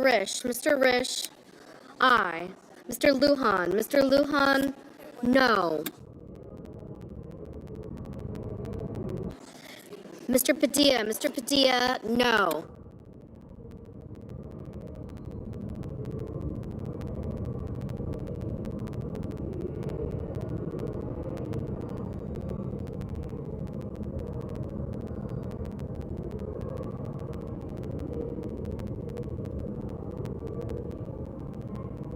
Mrs. Hyde Smith, aye. Mr. Kane, no. Mrs. Capito, aye. Mr. Bozeman, aye. Ms. Klobuchar, no. Mr. Schiff, no.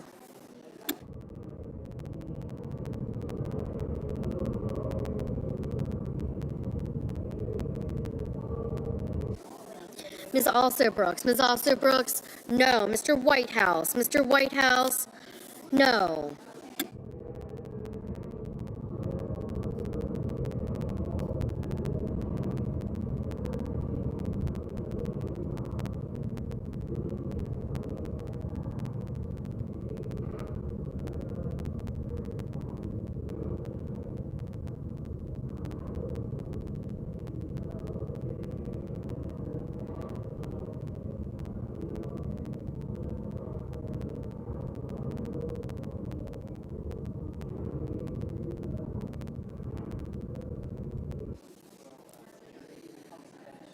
Mr. Murphy, no. Mr. King, no.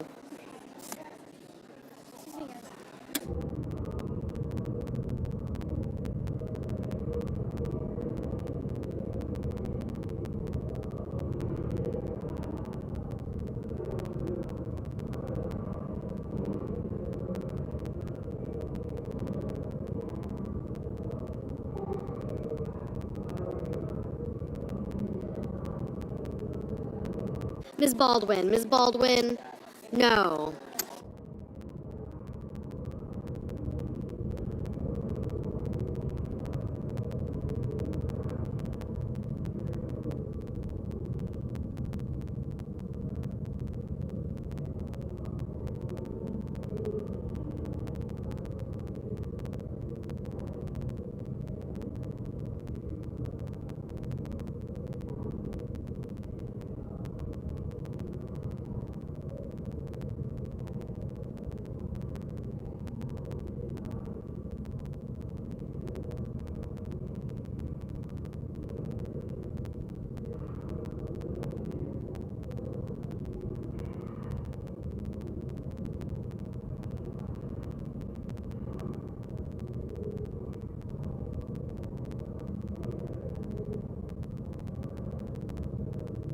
Ms. Blunt Rochester, no.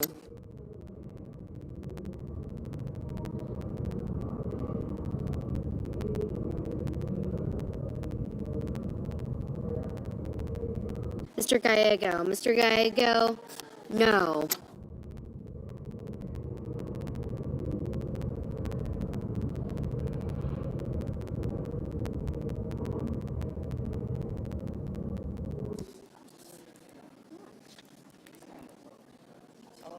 Mr. Sullivan. Mr. Sullivan, aye.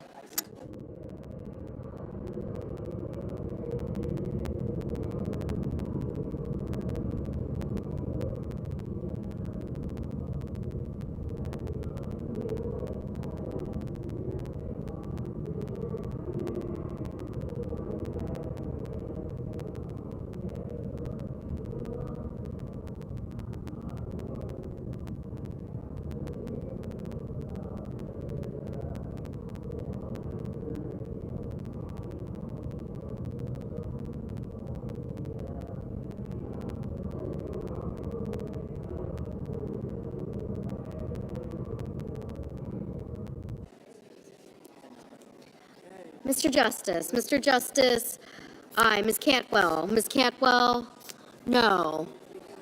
Mr. Heinrich. Mr. Heinrich, no.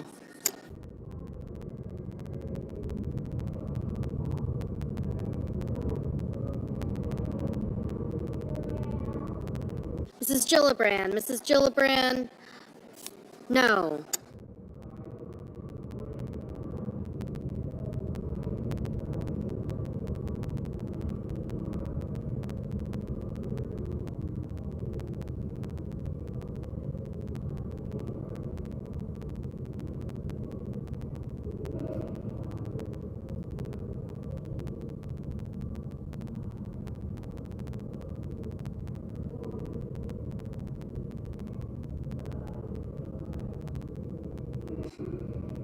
Ms. Hirono. Ms. Hirono, no.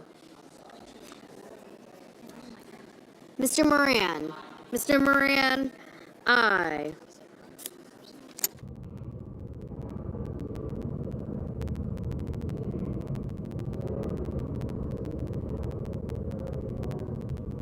Mr. Kramer. Mr. Kramer, aye. Mr. Wicker. Mr. Wicker, aye.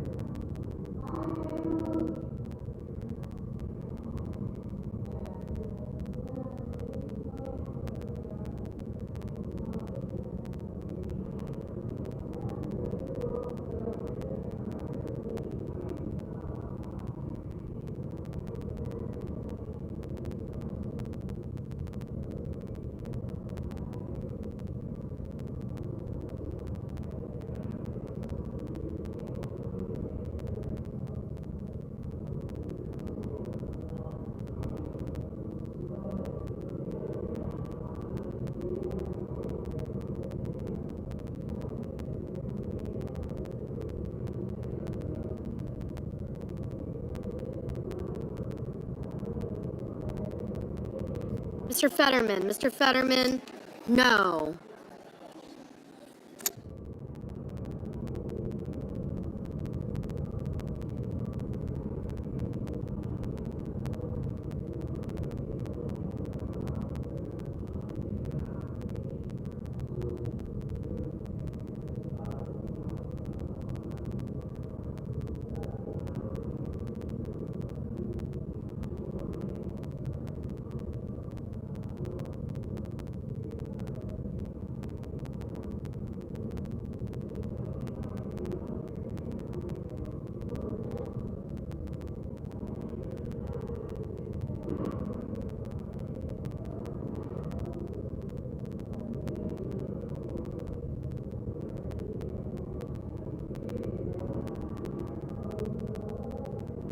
Mr. Warnock. Mr. Warnock, no.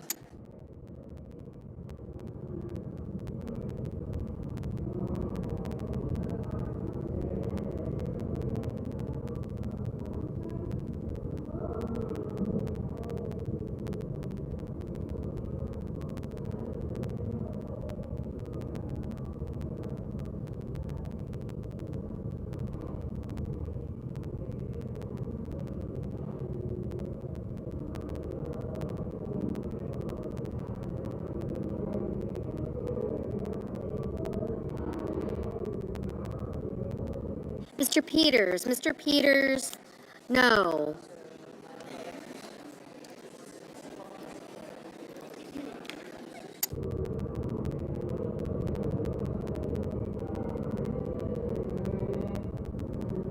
Mr. Schumer, no.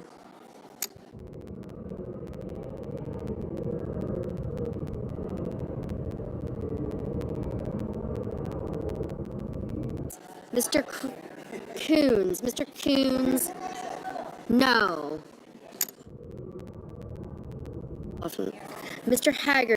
Haggerty, aye. Mr. Reed, no. Ms. Cortez Masto, no. Mr. Johnson, aye. Everyone actually understand your number counts.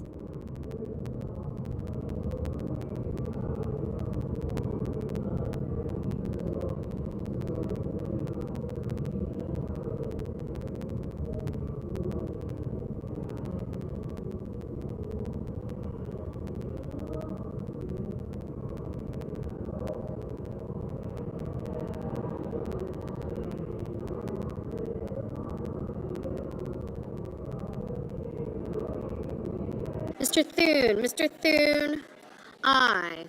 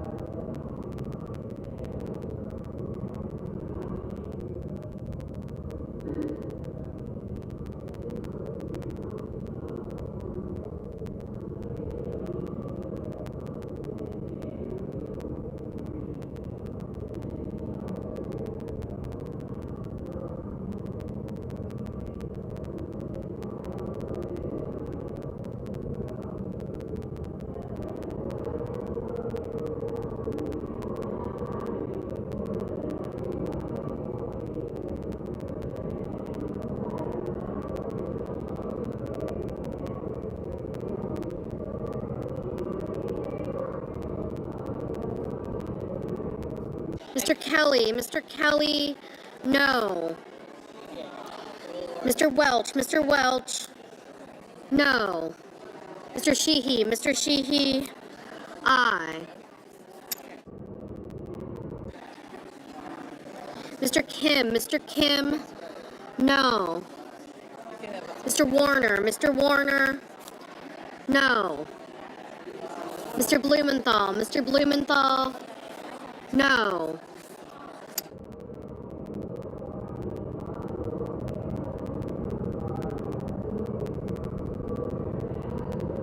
Ms. Duckworth, no.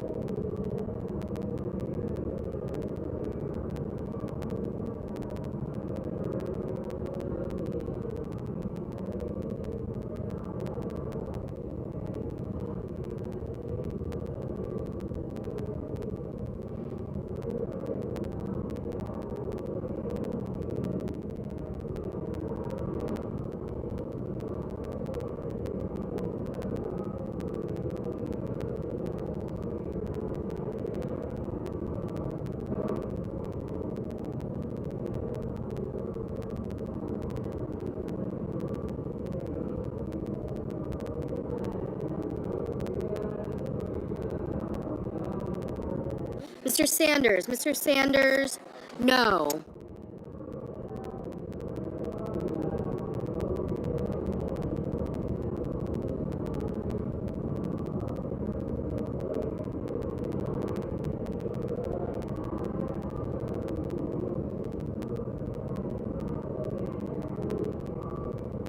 Mr. Van Hollen. Mr. Van Hollen, no.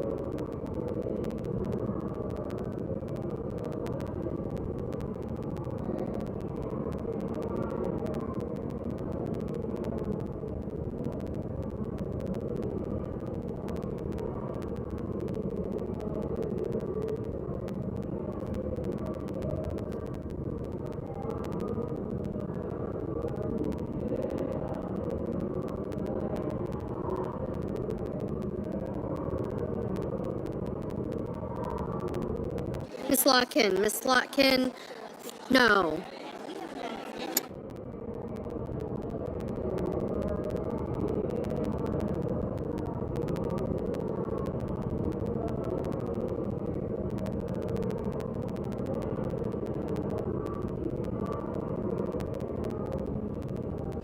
Mr. McConnell, aye.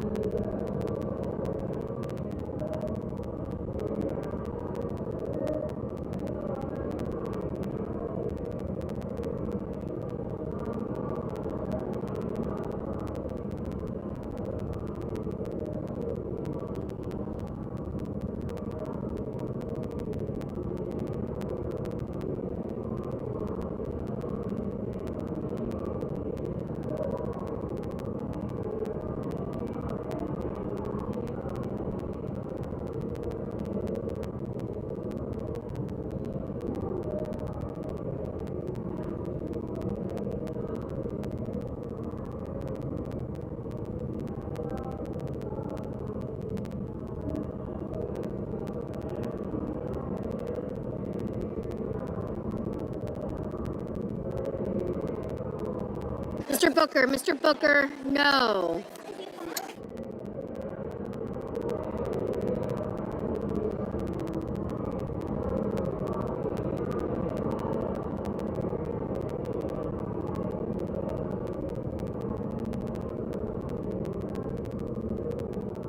On this vote, the ayes are 53, the nays are 46. The motion is agreed to. The clerk will report the motion to invoke cloture. Cloture motion. We, the undersigned senators, in accordance with the provisions of Rule 22 of the Standing Rules of the Senate, do hereby move to bring to a close debate on the nomination of Harmeet Dillon of California to be an Assistant Attorney General, signed by 17 senators. By unanimous consent, the mandating quorum call has been waived. The question is it the sense of the Senate that debate on the nomination of Harmeet Dillon of California to be an Assistant Attorney General shall be brought to a close? The yeas and nays are mandatory under the rule. The clerk will call the roll. Ms. Alsobrooks, Ms. Baldwin, Mr. Banks. Yes. Mr. Barrasso.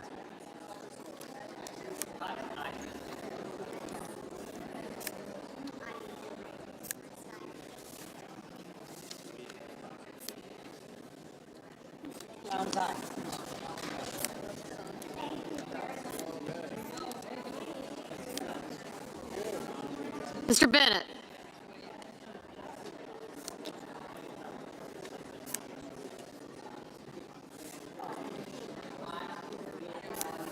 Mr. Graham. Thanks. I did. Mrs. Blackburn.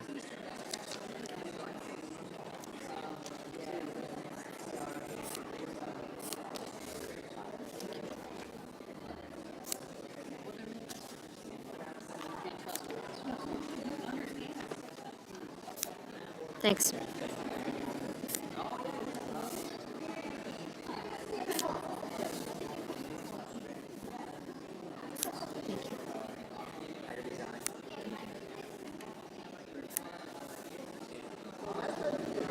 Mr. Blumenthal.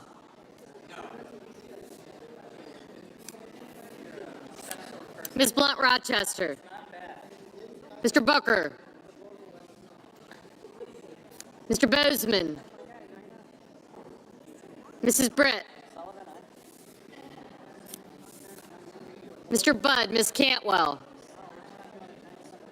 Mrs. Capito.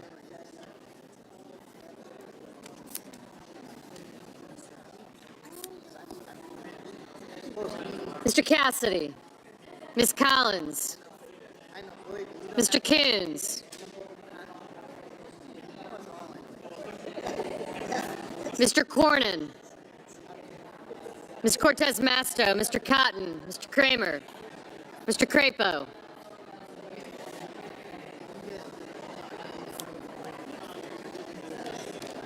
Mr. Cruz. Mr. Curtis, Mr. Daines. Thank you. Ms. Duckworth, Mr. Durbin. Ms. Ernst. Mr. Fetterman. Mrs. Fisher. Mr. Gallego. Young. Thank you.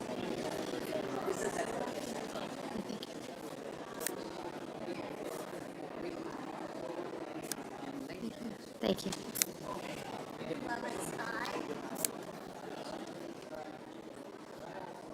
Mr. Gallego, Mrs. Gillibrand. Mr. Graham, Mr. Grassley.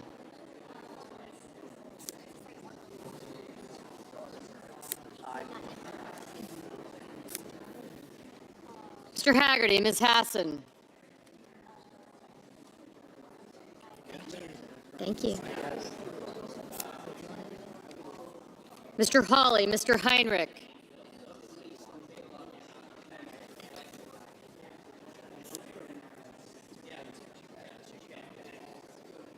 Mr. Hickenlooper. Mr. Rono. Mr. Hoven. Mr. Husted, Mrs. Hyde-Smith, Mr. Johnson.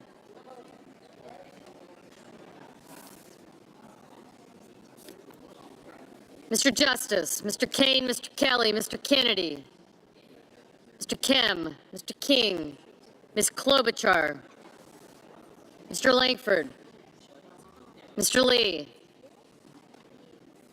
Mr. Lujan, Ms. Lummis, Mr. Markey, Mr. Marshall,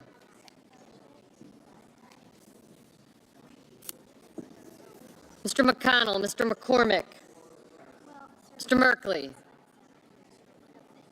Mrs. Moody, Mr. Moran, Mr. Marino, Mr. Mullen, Ms. Murkowski, Mr. Murphy, Mrs. Murray, Mr. Ossoff, Mr. Padilla,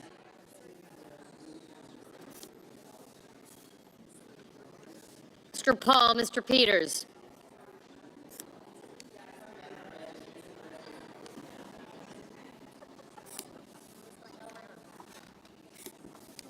Mr. Reed, Mr. Ricketts, Mr. Risch, Ms. Rosen, Mr. Rounds, Mr. Sanders, Mr. Schatz, Mr. Schiff, Mr. Schmidt,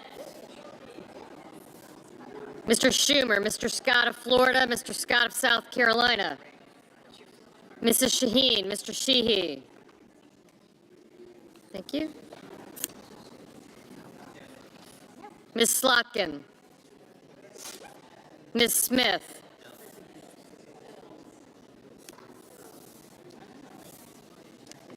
Mr. Sullivan, Mr. Thune, Mr. Tillis, Mr. Tuberville, Mr. Van Hollen, Mr. Warner, Mr. Warnock, Ms. Warren, Mr. Welch, Mr. Whitehouse,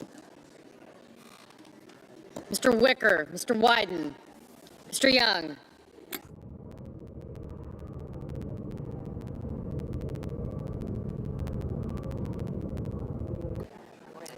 Senators voting in the affirmative: Banks, Barrasso, Budd, Cornyn, Cotton, Kramer, Curtis, Ernst, Fisher, Graham, Haggerty, Hawley, Husted, Hyde-Smith, Justice, Langford, Lummis, McConnell, Moody, Moran, Hall, Rounds, Scott of Florida, Scott of South Carolina, Sheehy, Sullivan, Thune, Wicker, and Young. Mr. McCormick? Aye. Senators voting in the negative: Bennett, Blumenthal, Blunt Rochester, Booker, Cantwell, Coons, Cortez Masto, Duckworth, Heinrich, Hickenlooper, Kane, Kelly, Kim, King, Lujan, Ossoff, Peters, Reed, Rosen, Sanders, Schatz, Schumer, Shaheen, Slotkin, Van Hollen, Warner, Warnock, and Welch.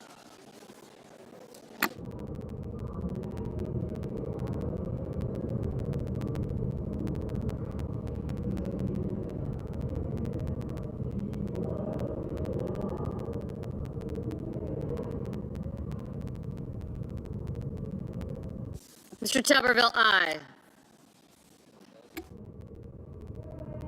Mrs. Gillibrand, no. Mr. Gallego, no.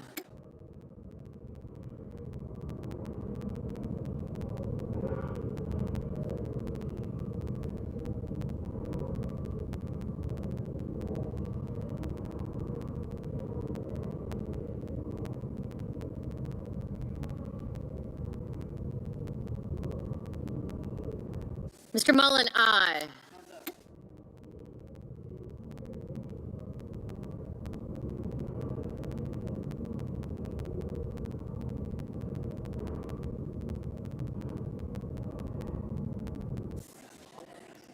Ms. Klobuchar, no.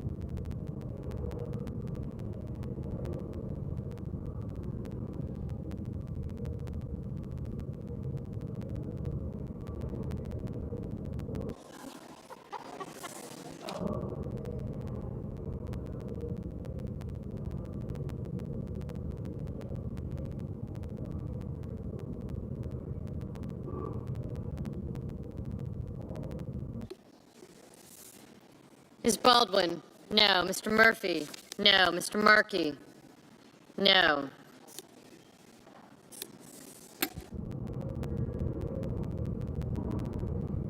Mr. Schiff, no.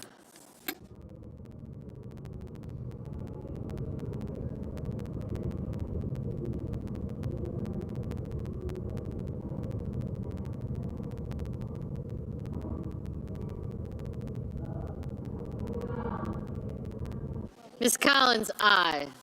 Mr. Merkley, no.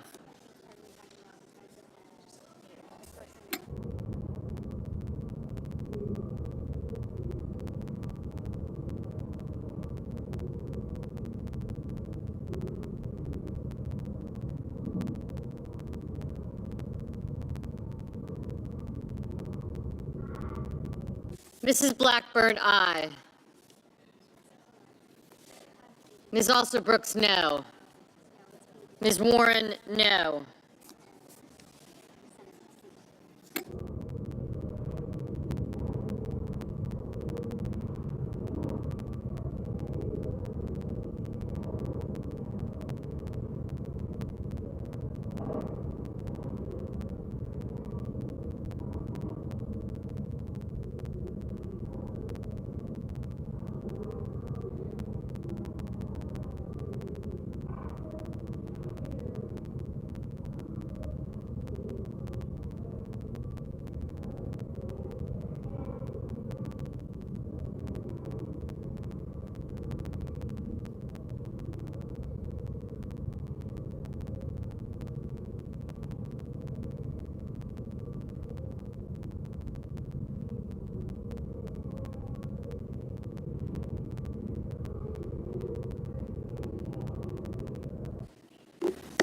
Mr. Grassley, aye. Mr. Tillis, aye.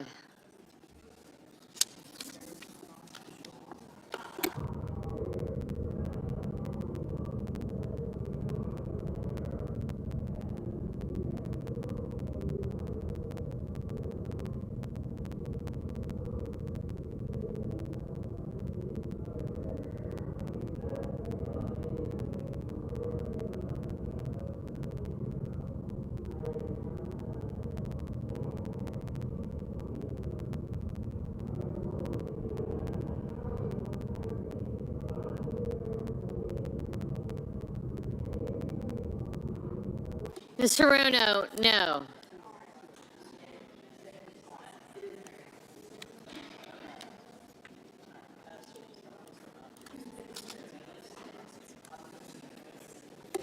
Mrs. Capito, aye.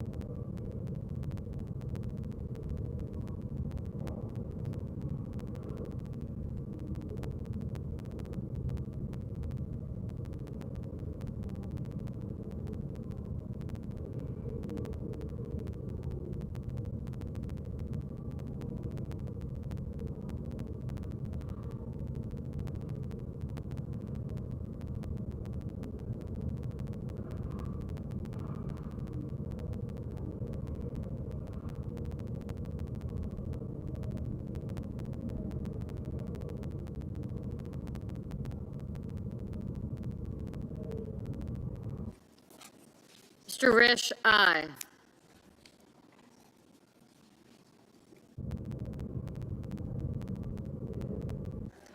Mr. Schmidt, aye.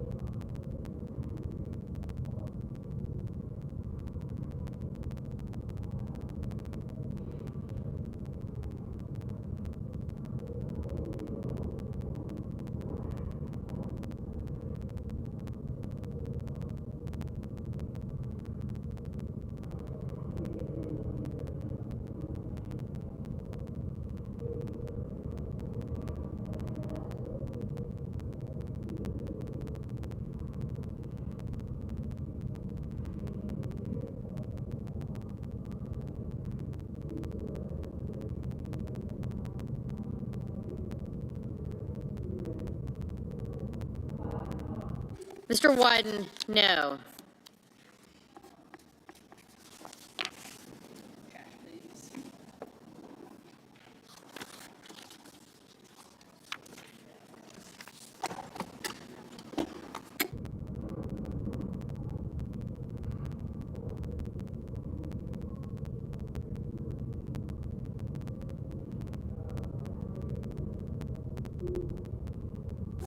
Mrs. Britt, aye. Mr. Marino, aye.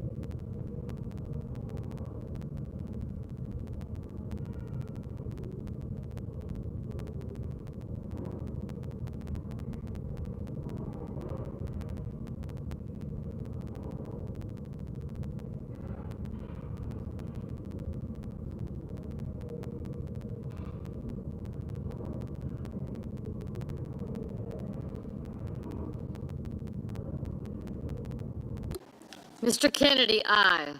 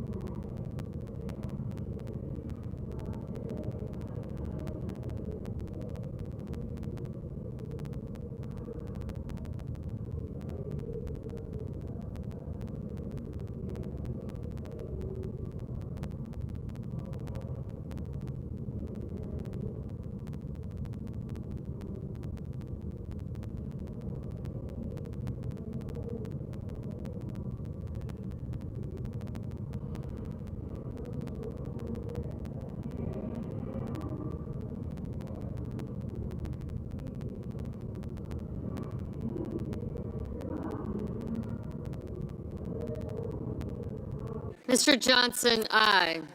Ms. Hassan, no.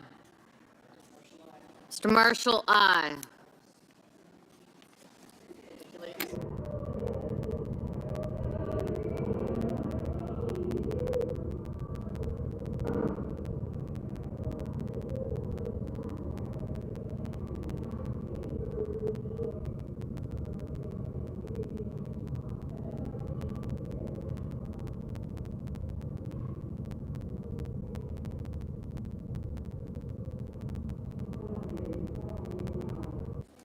Mr. Cassidy, aye.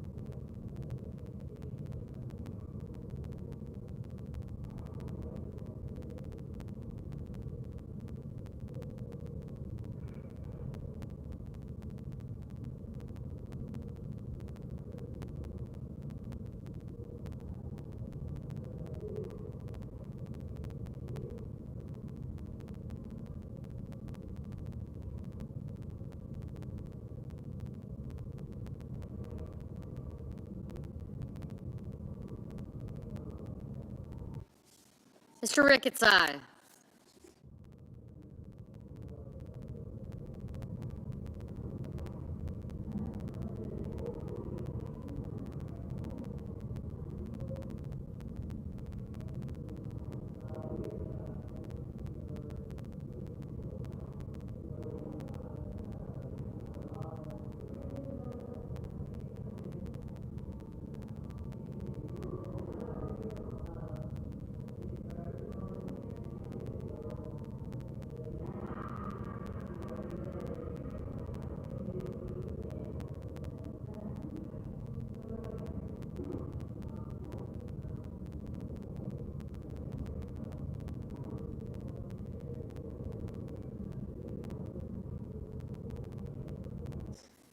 Mr. Lee, aye.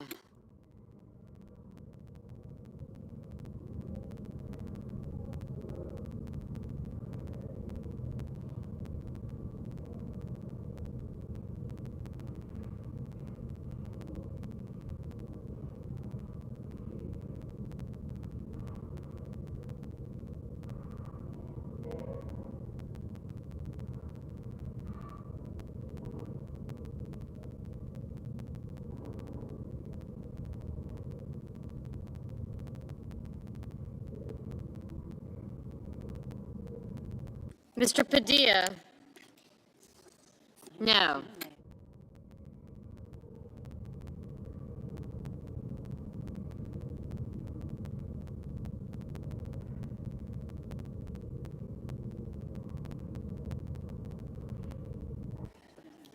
Mr. Crapo? Aye. Mr. Fetterman? No.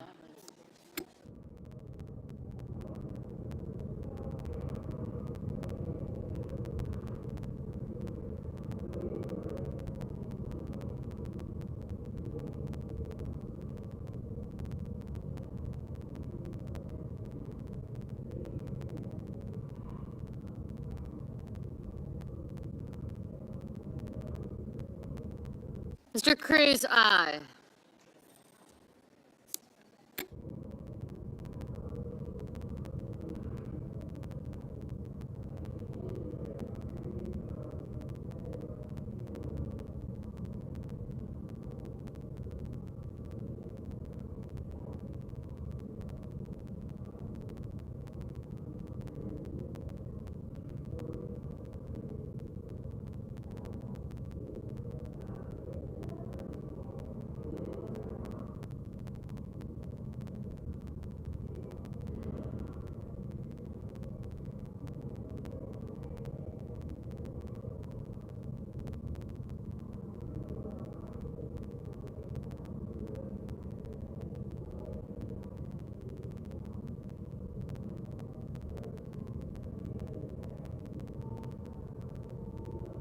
Mr. Bozeman, aye.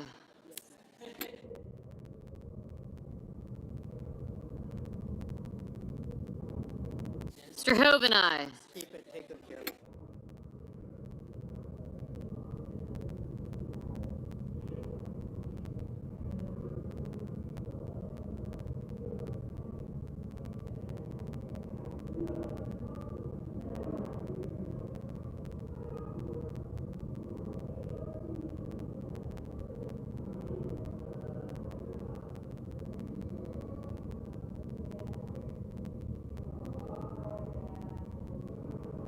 Mr. Whitehouse, no. Ms. Smith? No.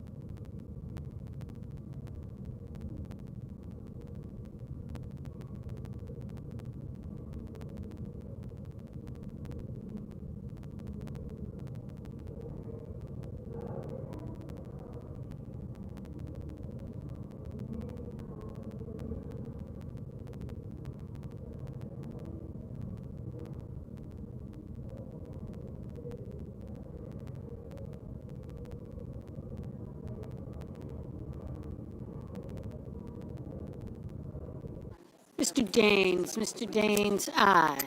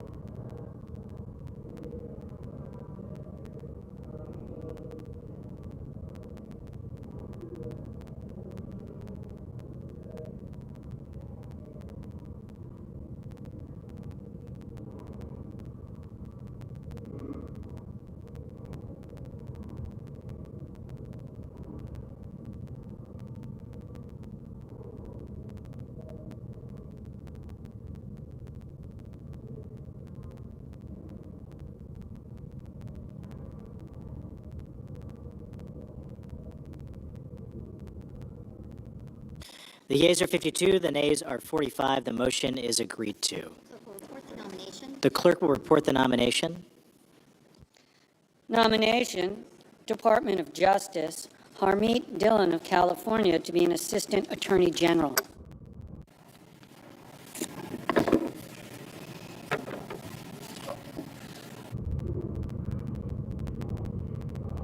President, The senator from Kentucky. I ask unanimous consent to proceed to legislative session. Without objection. I ask that the Senate executive execute the order of March 26th with respect to S.J. Res. 37.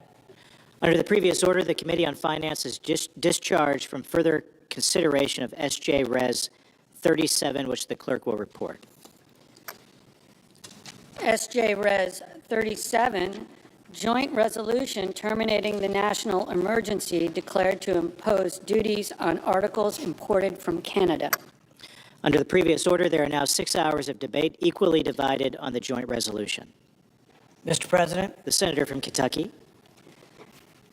taxation without representation is tyranny, bellowed James Otis. In the days and weeks and years leading up to the American Revolution, this became the rallying cry of American patriots. No taxation without representation. The American patriots thought that a distant parliament in England, where they had no representation, had no right to tax them. This was the rallying cry, no taxation without representation.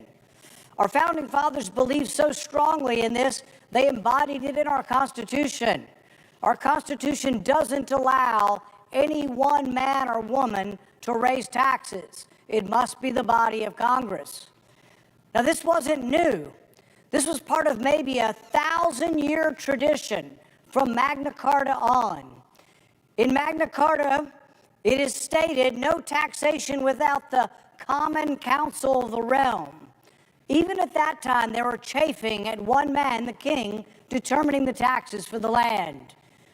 100 years before our Revolutionary War and the English Civil War, there was a debate over parliamentary supremacy versus supremacy of the king. They did not want to pay taxes that weren't approved by the Parliament. In 1683, the New York Charter on Liberties, the beginning charter for the colony of New York, stated, no taxation without representation.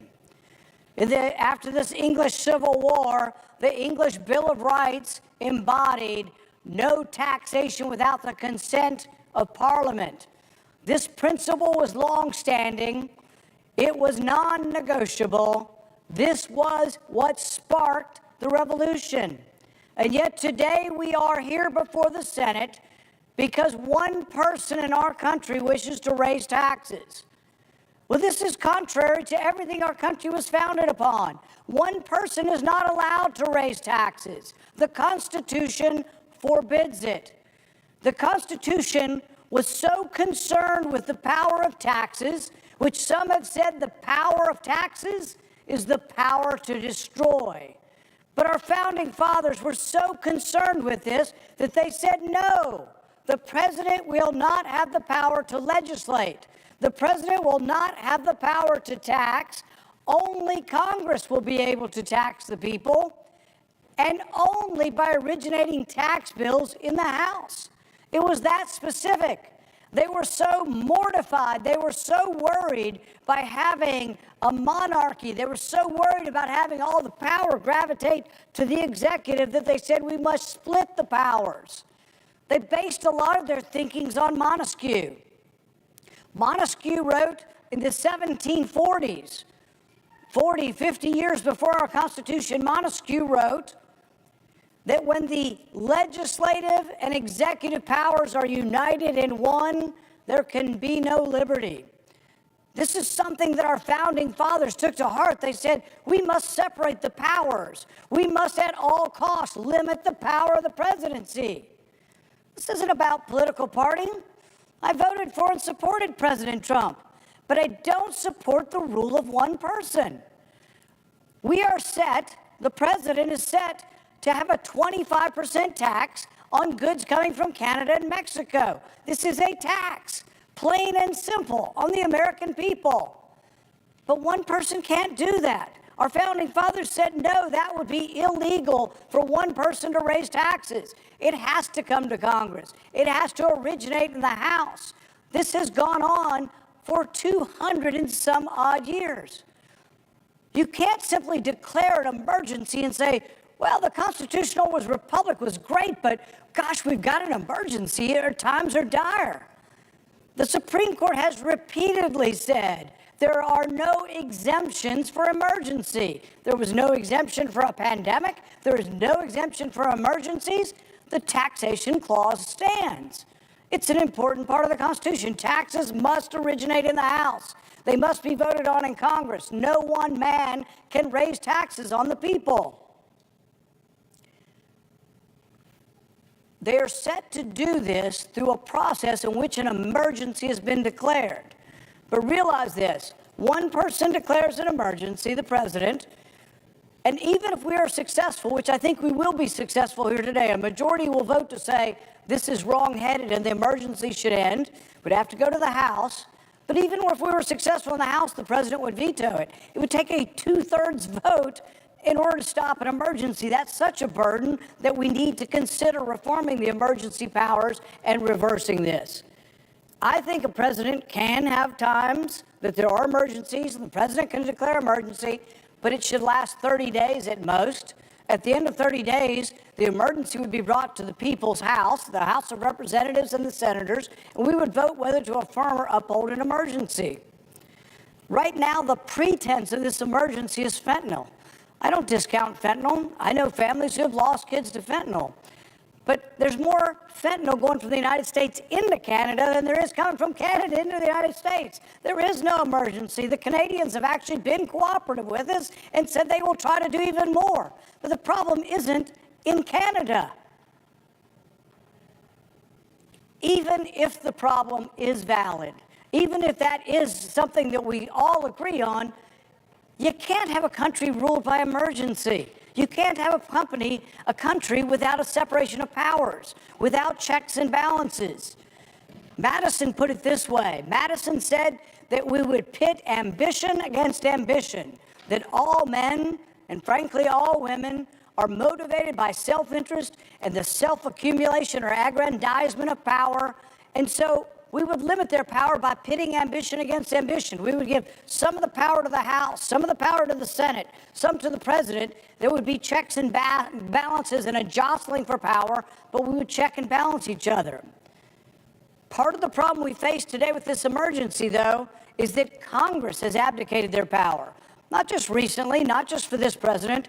This is a bipartisan problem. I am a Republican, I am a supporter of Donald Trump, but this is a bipartisan problem. I don't care if the president is a Republican or a Democrat. I don't want to live under emergency rule. I don't want to live where my representatives cannot speak for me and have a check and balance on power. One person can make a mistake. And guess what? Tariffs are a terrible mistake. They don't work. They will lead to higher prices. They are a tax, and they have historically been bad for our economy. But even if this were something that was magic and it was going to be a pot of gold at the end of the rainbow, I wouldn't want to live under emergency rule. I would want to live in a constitutional republic where there are checks and balances against the excesses of both sides, right or left. If one person rules, that person could make a horrible mistake. On things so important as war, it's the same thing. We don't want a president just to go to war because a president might get angry with some country or have a vendetta. We're supposed to vote. That's why declaration of war. War originates also in Congress. But we've lost so many of these things, and so much of this, it's Congress's fault for giving it. Over the last 70 years, there's probably a dozen pieces of legislation where Congress said to the president, here, take this power. Create emergencies, put on tariffs, negotiate for us because we're too feeble-minded to do it ourselves. But the thing is, the Constitution doesn't let us give our power away. There's something called the non-delegation clause, and it says that we're not allowed to give power away. We can't just say, here, Mr. President, take it. In this particular case, it's even worse. The rule of law, the IEPA is the acronym for it, has never been used for tariffs before and doesn't mention the word tariff. So this isn't something that was targeted in times of need. The president can have the power to put on tariffs. Never says that. This will be an extraordinary use of something never intended to be a way to have unilateral, one single person invoke a tax on the people. With regard to tariffs, let's be very clear. Tariffs are simply taxes. Tariffs don't punish foreign governments, they punish American families. When we tax imports, we raise the price of everything, from groceries to smartphones to washing machines to prescription drugs. Every dollar collected in tariff revenue comes straight out of the pockets of American consumers. Conservatives used to understand that tariffs are taxes on the American people. Conservatives used to be uniformly opposed to raising taxes because we wanted the private marketplace, the private individuals, to keep more of their income, so we were always for lower taxes. And yet now the mantra that's coming is we want higher taxes. What happened? Did we all of a sudden give up all the things we used to believe in as conservatives? I, for one, haven't. I still think more taxes is bad for the economy. More money taking out of the productive sector, the private sector, and giving to the government is a mistake. To those who still call themselves conservatives, but now support tariffs, let me remind them that Milton Friedman said, tariffs raise prices to consumers and waste our resources. To those who still have a fond memory of Ronald Reagan on my side, Ronald Reagan said, protectionism costs consumers billions of dollars, damages the overall economy, and destroys jobs. Ronald Reagan's vision for America can be seen in our trading relationships with Canada. In 1986, President Reagan said, our trade policy rests firmly on the foundation of free and open markets. I recognize the inescapable conclusion that all history has taught. The freer the flow of world trade, the stronger the tides of human progress and peace among nations. And it's absolutely true. If you look at a chart or a graph of world trade over the last 70 years, it's gone like this. We've been trading more with each other. If you look at a world map of prosperity, it's the same curve. It's a hockey stick. It's going up exponentially. If you look at a curve of poverty, 100,000 people are escaping poverty every day around the world, and it's because of international trade. Trade is good, not bad. Think about it. If you buy something, you're trading. If you go to the store and you buy a smartphone and you give them $1,000, you want that smartphone and you don't lose. Doesn't matter where the money went, you got your smartphone. You only give money to somebody for something if you want it. If it's a voluntary trade, it's always equal. Well, it's actually always mutually beneficial. And so when people say, oh, we've lost and China's winning and we have a trade deficit with China, America doesn't trade with China. An individual buys a product. You are the trader. When you go to Walmart and you buy something at Walmart and you say, my goodness, I can get this TV for $200 less than I could get it if there were only domestic TVs, you are the contractor. The U.S. government didn't buy the TV. You bought the TV and you did it because you saved $200. You're now $200 richer and you can go somewhere. You can buy gas to go on a trip somewhere. You are richer. But if trade were bad, you wouldn't buy the TV. You made the decision. The government didn't. Our government doesn't trade with their government. Our individuals buy products from their individuals. If it's a voluntary trade, everyone benefits or the trade doesn't occur. It is perhaps no surprise then that the United States and Canada share the world's longest international land border and are continuously at peace. Canada is a great customer of ours. In fact, Canada buys more American goods than China, Japan, England, and France combined. So do we want the Canadians to buy less of our stuff or more of our stuff? It is a crazy notion to put a 25% tariff on this enormous amount of goods. There are predictions that cars are going to cost $10,000 more because the cars go in and out. We have cars made in Kentucky, but some of the parts go to Mexico. Some of the cars go to Mexico. Some of them go to Canada. They come back. $10,000 increase. Do you love the idea of tariffs? Is it such a great word to pay $10,000 more for a car? Canada is also the leading provider of grain, livestock, meat, and poultry. The U.S. imported $97 billion worth of oil and gas from Canada last year. Canada is a major provider of cars, car parts, steel, lumber, aluminum. This amount of trading demonstrates that no American will be able to avoid the high taxes, the high prices they'll be forced to pay because of tariffs. The taxes on Canadian imports will come at a great cost to American families. The taxes on Canadian imports will make the cost of food, fuel, cars, and furniture more expensive. The former conservatives that now sing a populist tune know deep down that their advocacy of higher taxes will cause suffering for the American family. The converts to this protectionist faith cannot help but acknowledge that even they know that the tariffs will raise prices. They admit it readily. The tariffs that they put on in 2019 are still punishing the farmers in our country to such an extent that the farmers are still asking for more subsidies. When the Trump tariffs went on in 2018, 2019, the farmers immediately complained that they were given $23 billion of taxpayer money. That's an acknowledgement that the tariffs hurt farmers. So we're going to do it again, and they're all lining up, and people say we're going to have to bail them out. Are we going to have to bail out the car companies too? Are we going to have to bail out everybody that's going to be hurt by these tariffs? It's not a good idea. The administration is currently considering a bailout for farmers.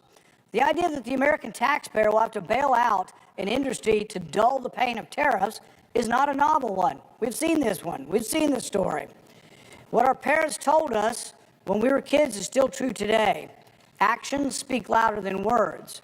The supporters of tariffs know that their policies impose suffering, and they are willing to spend your money to alleviate that harm. So they know tariffs are going to hurt farm exports, so they're going to take your money and give it to the farmers. What kind of policy acknowledges, hey, I got a terrible policy, it's going to hurt these people, but we'll just give them some of your money? It makes no sense at all.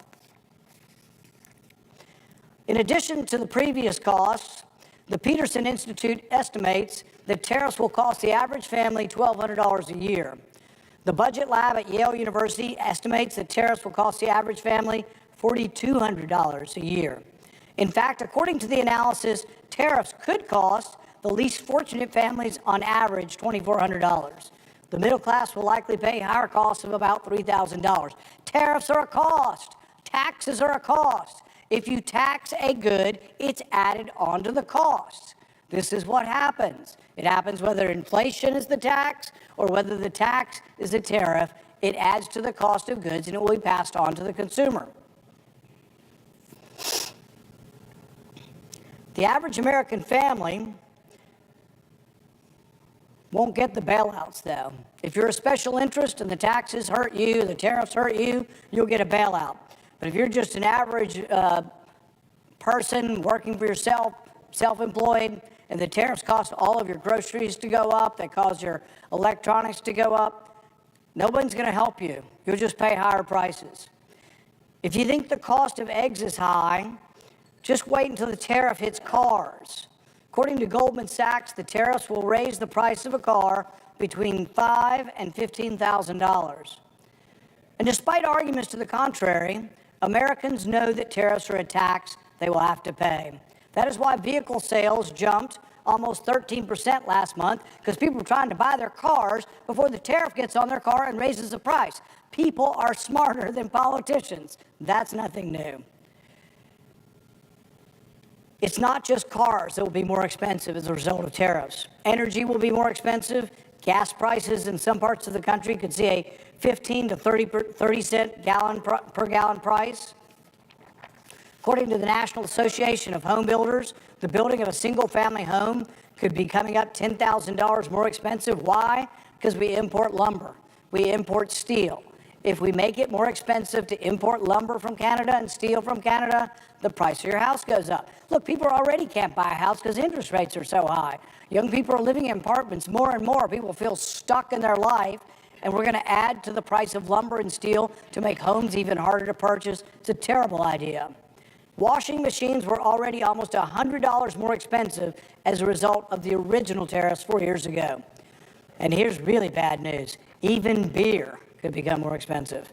A professor at Northeastern University states that a six-pack of Corona could go up by 45 cents, but a small craft beer could be increased by as much as $1 a pint. The former and never were conservatives who try to sell tariffs as anything other than a tax cannot fool the American people, who know that their purchasing power will be weakened with every new protectionist measure unilaterally imposed by the White House. And none of these tax hikes are necessary. The populists argue that the threat of tariffs are needed to force Canada to stop the flow of illicit drugs. In fact, one of the social media posts today said there was going to be a tariff on fentanyl. Really? You think the drug dealer's going to pay a tariff on fentanyl? Fentanyl's not being tariffed. That's just sort of some kind of mistaken notion. But this isn't going to happen. And as I've stated, there's more fentanyl going from the U.S. into Canada than there is coming from Canada to the U.S. It's not a real emergency. It's being used to place a tax on the American people. But already we've seen a response from Canada. In response to a threat of tariffs, Canada announced a $1.3 billion plan dedicated to border security, to up border security on fentanyl, and yet the tariffs are still coming despite their help. But they've also announced more tariffs as well. The threat of tariffs seems to have worked. We need to not make Canada and America go through this when they've already responded to our requests.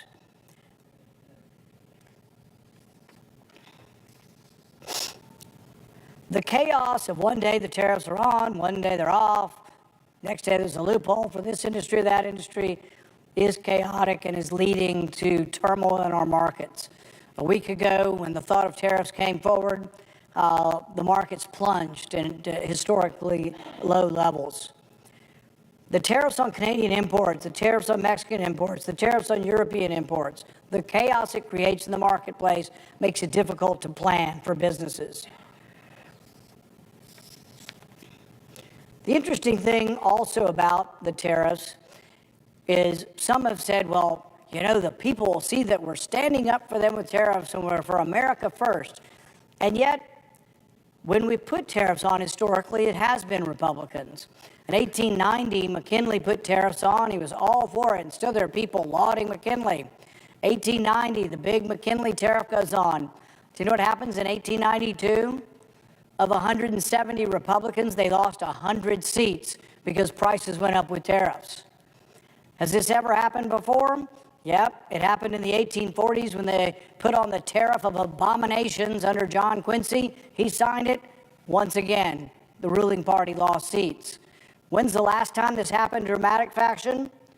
Well, if you study history and you want to know when the Republicans went to their lowest ebb in the entire history of our country, it came after the hot Smooly tariff in the early 1930s.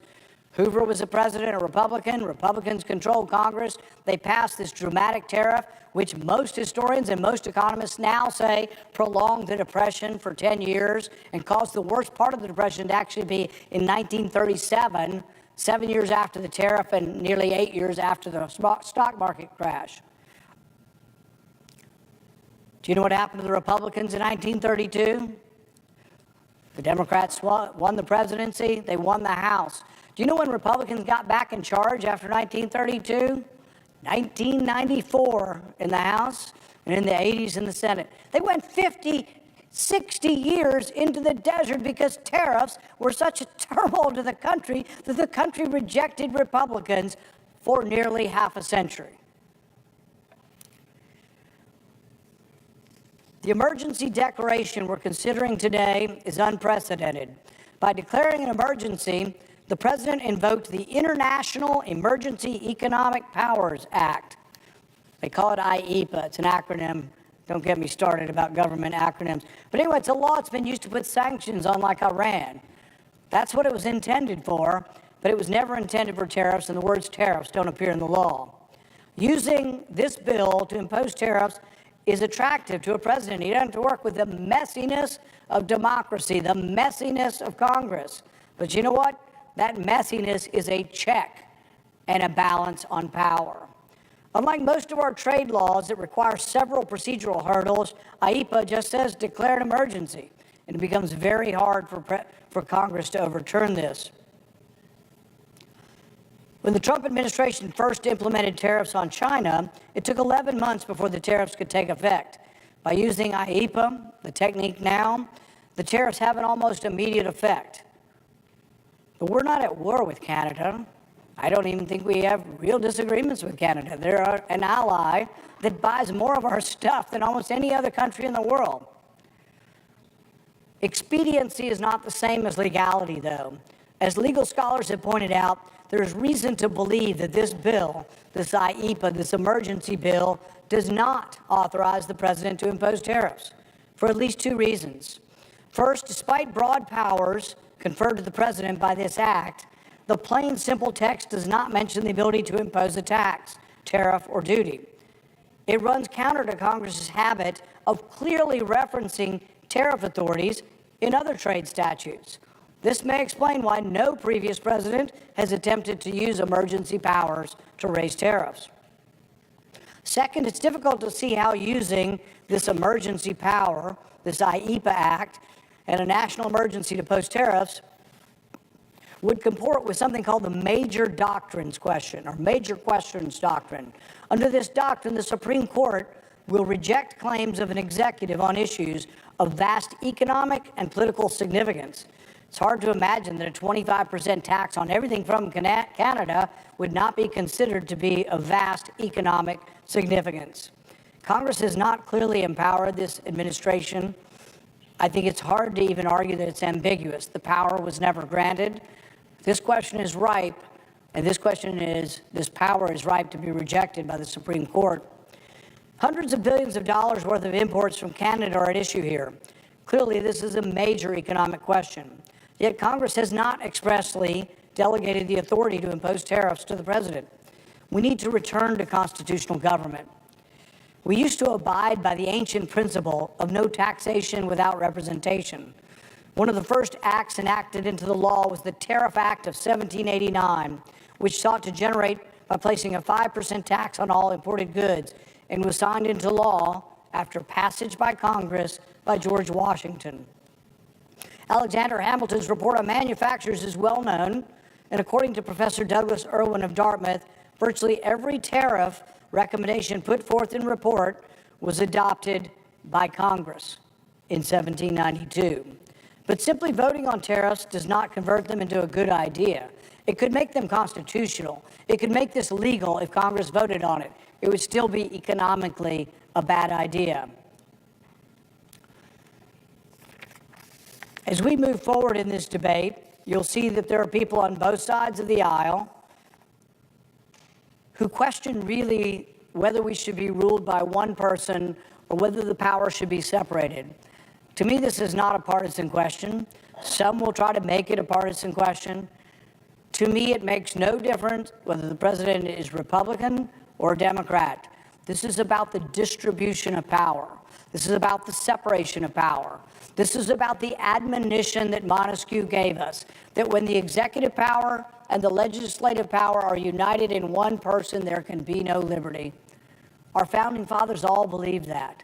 They so feared the power of taxation that they gave it only to Congress.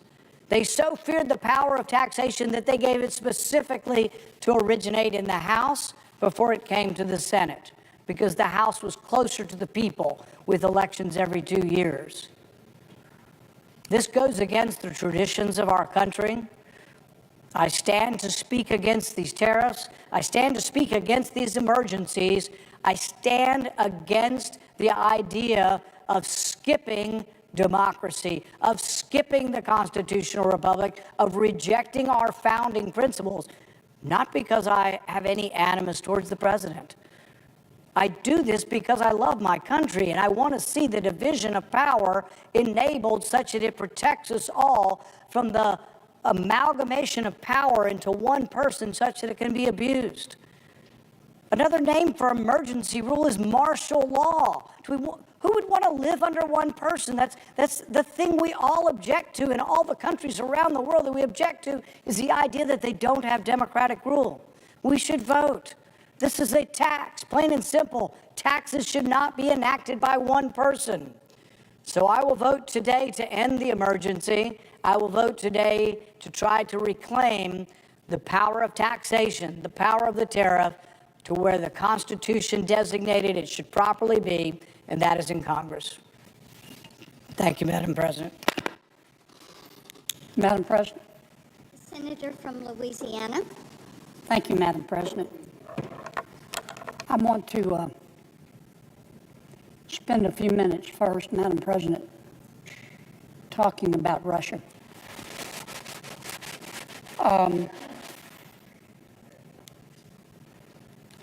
To get respect, you have to act respectfully. To be taken seriously, you have to act seriously. We know that. It's a matter of common sense. President Putin in Russia is not acting with respect toward the United States of America or President Trump. President Putin is not acting seriously. I don't know a single fair-minded person with an IQ above his age who doesn't want peace in Ukraine.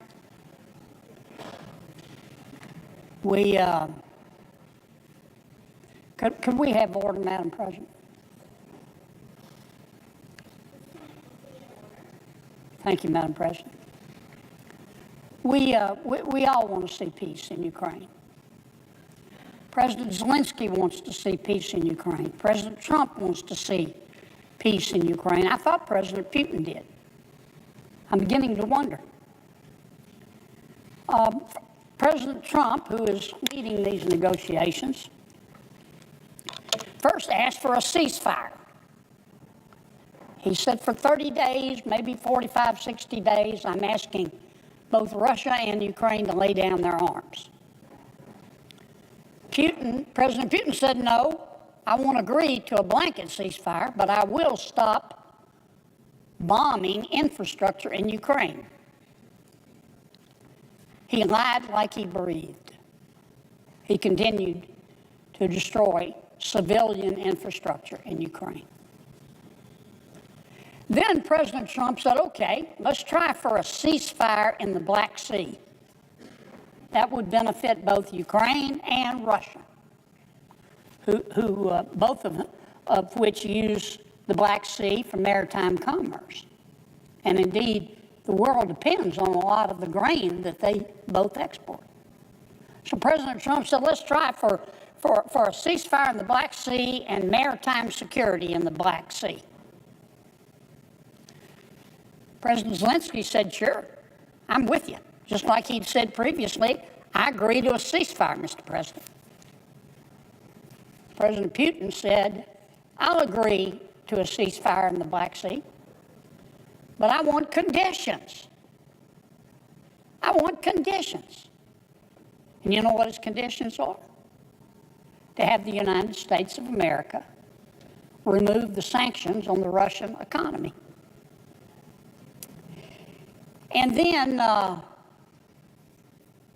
to make matters worse, President Putin said, oh, by the way, I have one other condition. I want to put the people of Ukraine and the government of Ukraine under the administration of the United Nations. In other words, he wants the people of Ukraine to give up their democratic form of government and be run by the United Nations.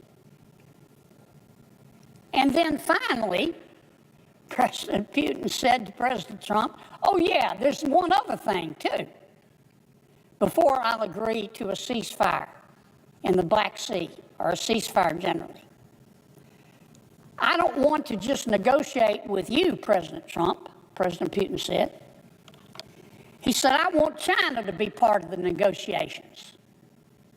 And India, and Brazil, and South Africa. And get this will curdle your lunch. North Korea.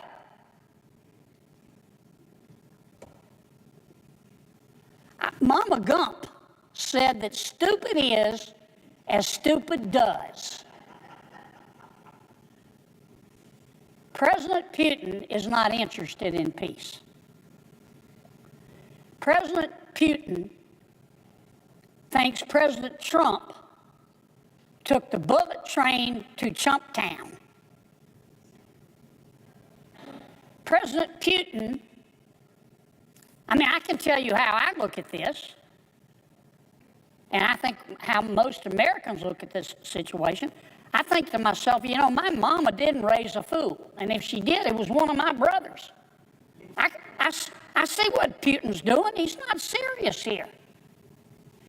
I would take that back. I would firmly suggest to President Putin, if you want peace, stop treating President Trump and the American people like a bunch of chumps. Stop it. If you want respect, act respectfully. If you want to be taken seriously, act seriously. Because his conduct toward President Trump's hand of peace has been despicable. It would gag a maggot. Now, on a separate subject, I want to talk about Canada. And by the way, Mr. President, my colleague here today, Nick Ayers, is with me. Nick is one of my colleagues in my Senate office, and I thank him for being here today. I want to talk a moment about Canada. I want to make it clear, I love Canada. I visited Canada several times, many times. It is breathtakingly beautiful. And the people of Canada are just terrific. They're hardworking. They're very pleasant. They're fun-loving once you get to know them.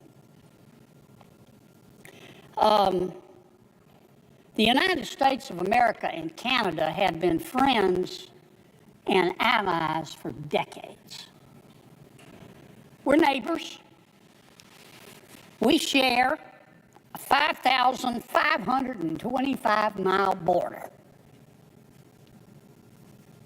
I'm proud of that. We share history. We share values. We maintain long-standing mutual security commitments. We're both members of NATO. Canada and America are members of the binational North American Aerospace Defense Command. You probably know that as NORAD. It's more than just security commitments, though. It's more than just business. We're friends. And I'm proud of that. I remember on 9/11, who will ever be able to forget 9/11? U.S. airspace was shut down. The people of Canada stepped right up to the plate. They immediately implemented Operation Yellow Ribbon. They opened their airports, the Canadians opened their homes, the Canadians opened their hearts to 33,000 Americans who were stranded. There's a little town in Newfoundland called Gander. I remember this too. Gander has 10,000 people, but they welcomed thousands of American passengers. They fed them. They sheltered them. They comforted our American citizens. They gave them a little bit of peace at a scary time for America and the world. There was no hesitation by the people of Canada. It was only humanity. I'll never forget that. I remember after Hurricane Katrina, which hit my state, it destroyed southeast Louisiana. New Orleans, yes, but many other parts of my state as well, and Mississippi. Canada was the very first country, and the people of Canada were the very first people to send disaster relief. Their program was called Operation Unison. Their military ships sailed south to help us in Louisiana. They sent 1,000 people and a lot of supplies. And you know what? The good people of Canada did the same thing when we had the horrible fires in California. Here's my point. I don't want to be at war with Canada. I don't want to have a trade war with Canada. I want us to continue to be friends. I made this suggestion to the new Prime Minister of Canada the other day, Prime Minister Carney. I'm going to make it again. And I hope this time he'll take it more seriously. Remember, if you want to be taken seriously, you have to act seriously.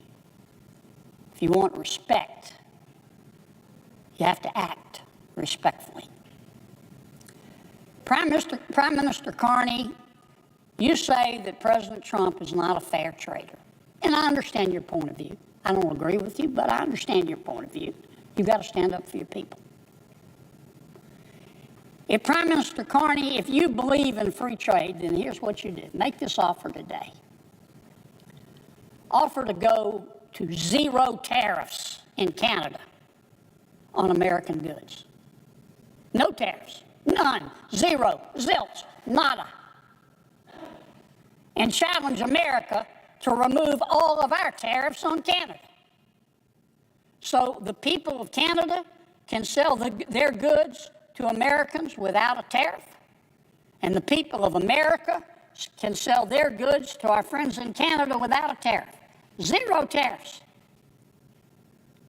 Let Canadian businesses and American businesses compete. Competition makes all of us better. That's one of the shared values that we have with our friends in Canada. Let American businesses and Canadian businesses go at it in a friendly, competitive way, and may the best price and the best product win. That's fair trade. That's free trade. And if Prime Minister Carney, if he wants fair trade and free trade, he will make that offer.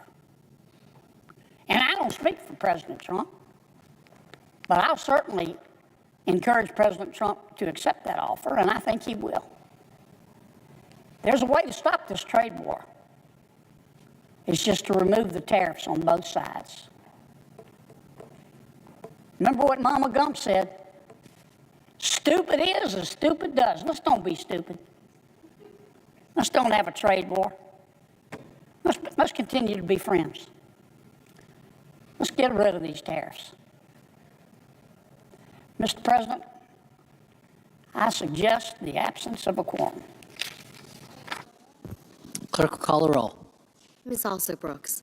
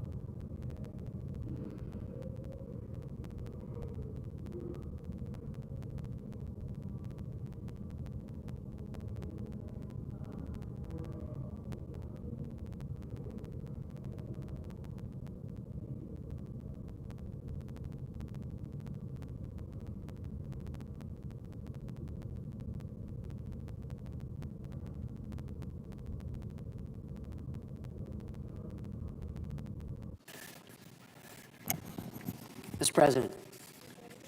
Majority Leader. Mr. President, notwithstanding Rule 20, I'm sorry, the Senate is in a quorum call. I ask unanimous consent the quorum call be suspended. Without objection. Mr. President, notwithstanding Rule 22, I ask unanimous consent the confirmation of the Sauer and Dillon nominations be at a time to be determined by the Majority Leader in consultation with the Democratic Leader during Thursday's session of the Senate. Without objection. Mr. President, I have 9 requests for committees to meet during today's session of the Senate. They have the approval of the majority and minority leaders. Duly noted. Mr. President, just over 2 weeks ago, the Senate passed the Halt Fentanyl Act with bipartisan support. As I said at the time, this bill joins other efforts to combat the fentanyl crisis that is taking so many lives in our country. But now Democrats seem to want to take a step backward in that fight. They want to end the emergency that President Trump declared that addresses the flow of fentanyl across the northern border from Canada. Mr. President, fentanyl moves in a sophisticated supply chain. Precursor chemicals are shipped from China to North America, landing in Mexico, Canada, and the United States. Those chemicals are then used to produce fentanyl, which is smuggled into the United States across borders or sent through the mail. Now, much of the fentanyl that comes into the United States comes through the southern border from Mexico. And I'm glad that President Trump has taken swift action to secure the border with Mexico and address the flow of drugs across that border. But we would be wrong, Mr. President, we would be wrong to view this as solely a southern border problem. The reality is that fentanyl production is growing in Canada. One 30-year veteran of the Royal Canadian Mounted Police specializing in transnational crime said, and I quote, "Canada is a significant platform for transnational networks and one of the most concerning threats for synthetic narcotic production and exportation to our allies, including the United States," end quote. Canada's Financial Intelligence Agency has identified about 100 organized crime groups involved in fentanyl production in the country. That's four times as many as there were in 2022. And Canadian law enforcement has raided drug super labs, sophisticated fentanyl production facilities that may have links to the cartels. For now, most fentanyl from Canada enters the United States in small amounts, often through the mail. But as one cartel member told 60 Minutes last month, cartels are already smuggling fentanyl across our northern border. So what will happen if we focus on fentanyl coming across the southern border and from China, but fail to address the northern border component of this crisis? Will the cartels simply shift tactics and expand their operations to the north? I think we can be confident the answer to that question is yes. We've already seen some illegal immigrants attempt that shift when faced with stricter security measures at the southern border. And last week, the FBI director warned the House Intelligence Committee that our enemies will adapt to security measures at the southern border by shifting resources to the northern border. Now, Mr. President, if we are serious about ending the fentanyl crisis in America, we need to address the entirety of the crisis. We're not going to solve the problem by going after just part of it. Ending this emergency declaration would tell the cartels that they should shift their focus to the southern border. And so I urge my colleagues to oppose this resolution and ensure that President Trump has the tools that he needs to combat the flow of fentanyl from all directions. Mr. President, this is the second resolution seeking to end an emergency that the Senate has considered in the last few weeks. Last time, it was ending the national energy emergency. Now it's ending an emergency related to fentanyl. The American people recognize that these are legitimate crises and that they warrant an aggressive response. President Trump and Republicans promised that we would unleash American energy and end the lawlessness at our borders, and we intend to keep those promises. Mr. President, I yield the floor.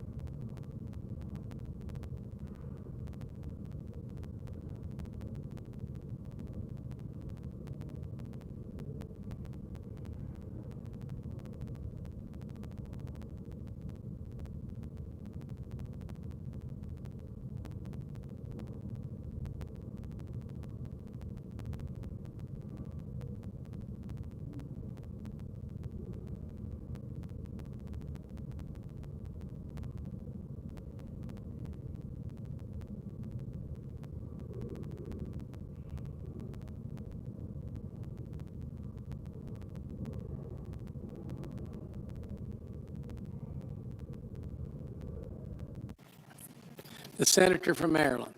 Thank you, Mr. President. I stand before you all today to seek unanimous consent for S-959, the Tariff Transparency Act, my bill that will demand a nonpartisan study on this administration's tariffs and how they will impact everyday Americans. This administration came in the door saying they would lower costs and ease burdens on American families. These tariffs would do the exact opposite. The president readily admits that these tariffs will disrupt the economy, but he claims two things: that there will only be a minor disruption, and says that they will cause a little bit of pain. Maybe it will only be minor to those who are billionaires, but to everyday Americans, to the people who go to work every day to provide for their families, the families like the family I grew up in, a blue-collar family, a father who's a car salesman and the mother who's a receptionist, well, they can't afford any disruptions and they cannot afford any further pain. They deserve instead to know the truth about the Trump tariffs on the front end. They deserve to know exactly how the Trump tariffs will affect their day-to-day lives. They deserve to understand how these moves will change the price of groceries. They deserve to be told if the Trump tariffs will make energy costs more expensive, or if their dream of owning a home or a car will be made more impossible. What they don't deserve is to be subjected to this indiscriminate and chaotic approach to an economy that is already not working for everyone. And if these tariffs do depress the economy and a recession comes, which many economists are now predicting, it will not be the billionaires who are affected the most. It will be American small businesses that are burdened. It will be American consumers that are harmed. And at the end of the day, it would be the American people who are footing the bill for the Trump tariffs. And when we talk about American people, let's be clear, this is the middle class. These are working class, hardworking people who will be impacted. And you know what? This administration knows the truth. They know that these tariffs will raise prices and spike inflation and harm American businesses, but they want to hide it from the American people until it's too late. This is absolutely unacceptable. It is in fact wrong, and the American people need someone to stand up for them. So I am here today to stand up for them, to speak for middle-class families across Maryland and across America, working people across the country, to defend the Americans who are fighting to keep a roof over their heads and food on their table and can't afford the chaos that is ensuing in their lives. I shouldn't be standing for them by myself. They're who we all should be fighting for. They're the ones who sent us here to represent them. They sent us here to make their lives easier. They should be on our minds before any actions that we take in this chamber. So I ask for unanimous consent that the Senate pass the Tariff Transparency Act. I ask for unanimous consent that the Committee on Finance be discharged from further consideration of S-959 and the Senate proceed to its immediate consideration, that the bill be considered read a third time and passed, and the motion to reconsider be considered and be made and laid upon the table. Is there any objection? Is there any objection? Madam President, reserving the right to object. Senator from Idaho. Thank you, Madam President. The sponsors seek the International Trade Commission, or ITC, to conduct a study under Section 338 of the Tariff Act of 1930. The study would examine the domestic impact of President Trump's tariffs on Canada and Mexico and of potential retaliatory measures. Section 338 studies are resource-intensive endeavors for the ITC. The chair of the finance is one of the individuals authorized to request such studies, and historically has done so sparingly to conserve the precious few ITC resources. I fail to see why we should expend those resources when a number of private groups are already developing economic models on the tariffs at issue. Furthermore, it bears emphasis that the tariffs are not redressing economic issues, but rather the Biden administration's failure to secure the border from fentanyl and migration. Yes, tariffs have economic costs, but they can be used as tools too. The cost of President Biden's allowing fentanyl and migrants to flood into the United States is quite high. The proposed bill has no interest in trying to quantify the impact of the Biden administration's failure. Instead, it selectively targets only the new Trump administration for trying to redress a serious public health and national security threat. Accordingly, because the bill unnecessarily expands the ITC's resources and is not balanced, I object. Objection is heard. You know, I say respectfully, and Senator Maryland. Thank you, Ms. President. And in response to that, I say respectfully that I think we've been presented a false choice. In this moment, I think it's really important for us to be able to not only respond to the fentanyl crisis that we've certainly seen in our country, we've seen it in Maryland, we've seen it all across the country, but I think the urgency of the moment requires, to some extent, that we are able to walk and chew gum. We've got to fight fentanyl, but we also have to respond to the devastation and respond to the uncertainty and the pain that's created by the tariffs that do directly attack the middle class. And all we're asking in this moment, if these tariffs are so harmless to the American people, well, let's prove it. Allow the bipartisan group, the International Trade Commission, to do the study and to give the American people the benefit of information about how these tariffs will impact their everyday lives, how it will affect the bottom line. Will it in fact cause the cost of groceries to rise? Will it in fact cause energy costs to increase? Will it in fact cause housing to increase? I think the American people deserve answers. And in this moment where chaos is ensuing all around them, where they're losing their jobs, where they're losing, many of them, the funding streams that help seniors and children to eat, the very least we could do would be to provide information to hardworking families like the one I grew up in, answers about how these tariffs will in fact affect them. And again, I don't believe that we have to consider the false choice about whether or not we protect our borders against fentanyl, and also whether or not we protect the American people. The president has said this is Liberation Day. I want to know for whom we are liberating. Are we liberating the billionaires who benefit from the tariffs and that allow the tax cuts, or are we really fighting for middle-class people? I yield. Madam President, just to respond briefly, this entire day is being spent almost entirely on attacking President Trump's tariffs. This is another attack on them. The bottom line is the economic data that is discussed is being created, and the bottom line is that part of this day is to help continue the effort to stop the flow of fentanyl into the United States and stop the flow of illegal migration into the United States that should have been stopped by the previous administration. I continue my objection. Madam President. Senator from California. Madam President, I have to agree. We have finally made it to Donald Trump's promised and self-proclaimed Liberation Day. But here's what I also observe. The stock market is down since the beginning of the year. The cost of everything from groceries to housing continues to rise.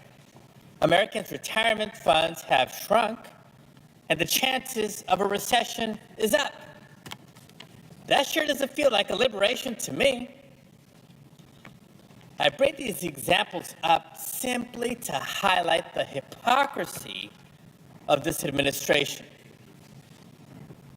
Donald Trump campaigned on a promise to lower prices on day one of his administration.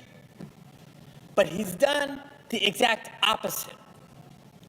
His policies and his rhetoric are raising the cost of living for hundreds of millions of Americans. And to make matters worse, he's simply lying about it. In fact, his top trade advisor has gone on record promising Americans that we all must just be confused and that the tariffs are actually tax cuts. This administration thinks so little of the American people that they think that somehow we won't know the difference between whether our personal wealth is growing or shrinking. So let's be clear. A tariff is a tax on the American people, plain and simple. Trump's tariffs equate to the biggest tax hike on Americans in decades. Because the way tariffs work is this: American companies will have to pay more to import goods, and in turn, the American people will have to pay more to buy those products. Donald Trump knows this. It's not that he doesn't know, it's that he doesn't care. And those aren't my words, they're his. Just this past weekend, he was asked about the effects that his tariffs will have on the price of cars as one example. And he said, quote, "I couldn't care less if they raise prices," end quote. He followed up by saying, quote, "I hope they raise prices," end quote. Again, those aren't my words, those are the words from President Trump. Well, colleagues, maybe the richest president in history doesn't care when the cost of a new car, or the cost of a new home, or the cost of groceries goes up. But for the people that I represent in my home state of California, and the working class neighborhoods like the one I grew up in, this is not a game. And here's what's most concerning to me. It seems like Republicans in Congress simply want to double down on this agenda of making the working class pay more in order to pass even more tax breaks for the wealthiest Americans. The latest number, as the proposals continue to evolve, is $5.3 trillion in tax breaks for the wealthy. It's clearly the number one priority for Republicans. Well, to do that, to pay for that, working families are just going to have to work harder. These same Republicans who want to give the tax breaks to the wealthy are also the ones supposedly concerned about our nation's growing deficit. And they're trying to tell us that, well, we have to make cuts to Medicaid or other important programs in the federal government. They say we have to make cuts to nutrition assistance programs. They say we have to make cuts to public education. They're going one further. They're trying to eliminate the Department of Education. I grant them this, Madam President. If nothing else, the Republican Party's economic plan has been consistent. They want to bleed the working class to benefit the rich. And they're going to lie to our faces as they try to do it. That's unacceptable. Now, we know Republicans are already also considering any and every accounting trick they can think of to fudge the numbers and hide the real cost of the bill. So, Madam President, my resolution would simply require that they be transparent with the American people. It would require that any tariff used to offset tax cuts for the wealthy must be explicitly written into the text of the Republican reconciliation bill. If Republicans want to increase prices on hardworking Americans to give handouts to billionaires, then own it. You should not be allowed to hide behind President Trump as you do it. Be transparent. Be honest. Put these price increases into the bill. Tell the American people what you really stand for. Because when Americans wonder why their grocery bills and their energy bills and other bills go up, they deserve to know why. And they deserve to know who caused it. And then we'll see who's really on the side of the working class. With that, Madam President, I ask unanimous consent that the Senate proceed to the consideration of my concurrent resolution, which is at the desk, that the concurrent resolution be agreed to and the motion to reconsider be considered made and laid upon the table with no intervening action or debate. Is there objection? Madam President, reserving the right to object. The senator from Idaho. Thank you, Madam President. I said in response to the last unanimous consent request that this was a day to attack the president's tariffs. And this unanimous consent request continues that trend. But ironically, this one adds in an attack on the tax bill that President Trump and we on the Republican side are fighting to enact. And once again, we see the politics of fear playing out, saying to Americans that you're going to have all kinds of dire things happen to you so that we can cut taxes for the wealthy. This is a standard attack that has been used for over a decade, and it's no truer today than it has been. The reality is, and I think most Americans are starting to understand this, that the very tax bill that we put into place 10 years ago, which gave us the strongest economy we've had in years, reduced the deficit dramatically, helped us to create more jobs than we've historically seen, particularly for lower income individuals, and made a capital formation explosion in the United States, stopping all of those large companies from moving their assets out of the United States and moving their jobs out of the United States, and made America once again the place where capital is, where people come from the world to form, where America is the place where people come from the world to form capital.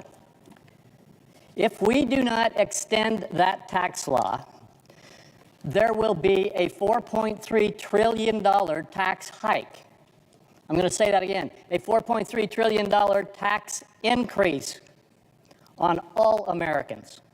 The average American household will see over $2,500 go up in their tax bill. $2.6 trillion of that tax will go to people making less than $400,000 per year, and another $600,000 will go to small businesses, tax hikes hitting small businesses. What we're fighting to do is to reduce taxes, to keep them stable, rather than letting them go up. That's what this battle is about. So this unanimous consent request says we can't use revenue from tariffs to offset the costs of saving and protecting those tax increases. The issue is whether there will be any tariffs in the reconciliation bill, and that's not settled. We don't even know whether that will be done. But the rules of math have been settled. When someone pays an import tariff, they have paid an amount that is deposited in the United States Treasury and adds to the total of our Treasury funds. That's mathematical truth. That basic arithmetic is settled and is consistent with how we calculate and estimate America's revenue. Indeed, the Congressional Budget Office's June 2024 report notes that revenue from existing tariffs from 2024 to 2034 could total $872 billion. We can debate whether tariff rates should be higher or lower to bring that total number up or down, but we cannot change the fact that money entering the Treasury, pursuant to law, should be counted as money entering the Treasury. And do it in the name of trying to stop tax increases, when what we are doing is stopping the tax increases. Those fighting this are trying to let that bill expire so that everybody in America's taxes can go up, so that we can have more spending. This is the old tax and spend debate with the spin of the politics of fear on it. And because of that, I reject this unanimous consent, and I object to it. The objection's heard. President. Gentleman from California. So I thank my colleague for his response, but I take issue with some items that I do believe need to be addressed and clarified. He makes the claim that the tax reforms from about a decade ago, I believe it was 2017 to be more precise, was good for the economy. It begs the question, good for whose economy? Good for whose pocketbook? The breaks were disproportionately for the most wealthy in America, and average working families didn't benefit nearly as much. That's where we should be focusing relief, number one. Number two, he argues that the math has been settled because when tariffs are imposed, those are revenues going into the U.S. Treasury. I repeat, when the costs go up by American companies importing products, they're going to pass along that increased cost to American consumers. So it is a tax by another name. And the last point I'll make is this, because it was relevant in the Environment and Public Works Committee hearing earlier today when Transportation Secretary Duffy talked about the concern the administration has about the increased costs and budgets of a lot of transportation projects compared to the cost of projects 4 years ago, 8 years ago, et cetera. It begs the question, what will be the impact of these tariffs, whether it's on transportation projects, on water infrastructure projects, on energy infrastructure projects, when the cost of materials goes up? It's going to increase costs, it's going to delay projects, and once again, who pays the price? Working families across America. Madam President, I yield. Madam President, just a quick response. Gentleman from Idaho. We've had this debate for 10 years. The facts are out. The biggest beneficiaries were the lower, middle, and upper middle income families in America. The biggest hit, if we don't extend these tax cuts, will be the lower, middle, and upper middle income families in America. Under that bill, we had more jobs, higher wages, higher benefits. The average family's net wealth went up to historic highs, and that's what's at stake right now. The bottom line here is you can have throw all the numbers around that you want, but the people in America know we had the strongest economy in our lifetimes as this tax cut went into place. And if we see this tax cut expire, we've seen the National Association of Manufacturers and the U.S. Chamber of Commerce give us the data. We're going to see 1 million jobs lost. We're going to see GDP and our growth go down by at least a percentage point.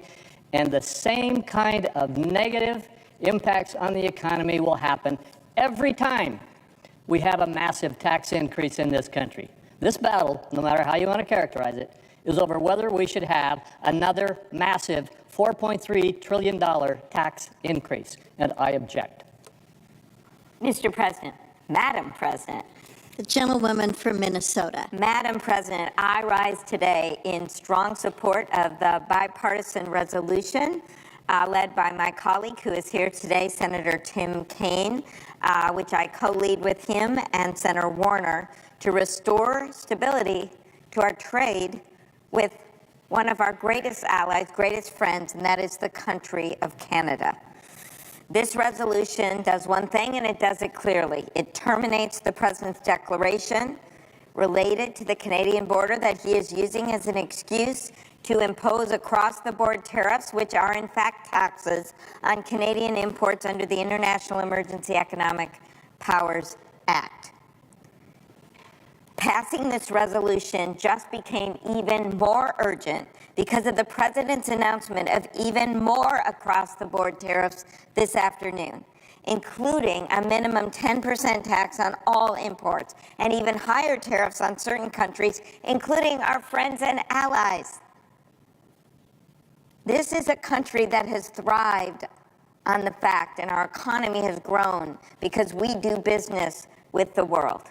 And already with the President's announcement, which he calls Liberation Day, I call it a national sales tax day, because the estimates are that these tariffs will result in about $5,000 in taxes, that's right, on the average family in America every single year. What has happened? Well, the stock market's closed, but the futures are tanking. They are tanking. And that is because people get that this is not going to work for our American economy. They don't want a national sales tax. People involved in the economy of this country, everyone from small business owners on, and they're going to be the first hit by this because they do not actually have the wherewithal and the big conglomeration to try to deal with it. Small farmers in my state that are already dealing with retaliatory tariffs, that are already dealing with the fact that Canadians who used to buy their stuff don't want to buy it anymore, or other countries aren't buying their stuff.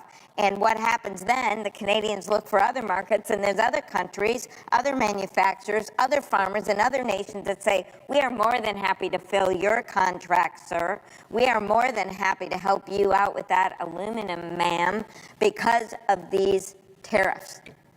Tourism from Canada right now, the numbers just came out, down 75%. That is hotels, that is restaurants. You think they don't know what's going on in Canada? They're looking at every single move. First they were shocked, and now they're pissed. And that is exactly what's happening right now. This resolution is about drawing a line in the sand and saying, you cannot abuse your emergency powers to start an unjustified trade war. You cannot abuse your emergency powers to hurt one of the finest relationships in the world, the relationship between America and Canada. And you cannot drive up prices, eliminate jobs, and put in place a national sales tax. Canada is not just our neighbor.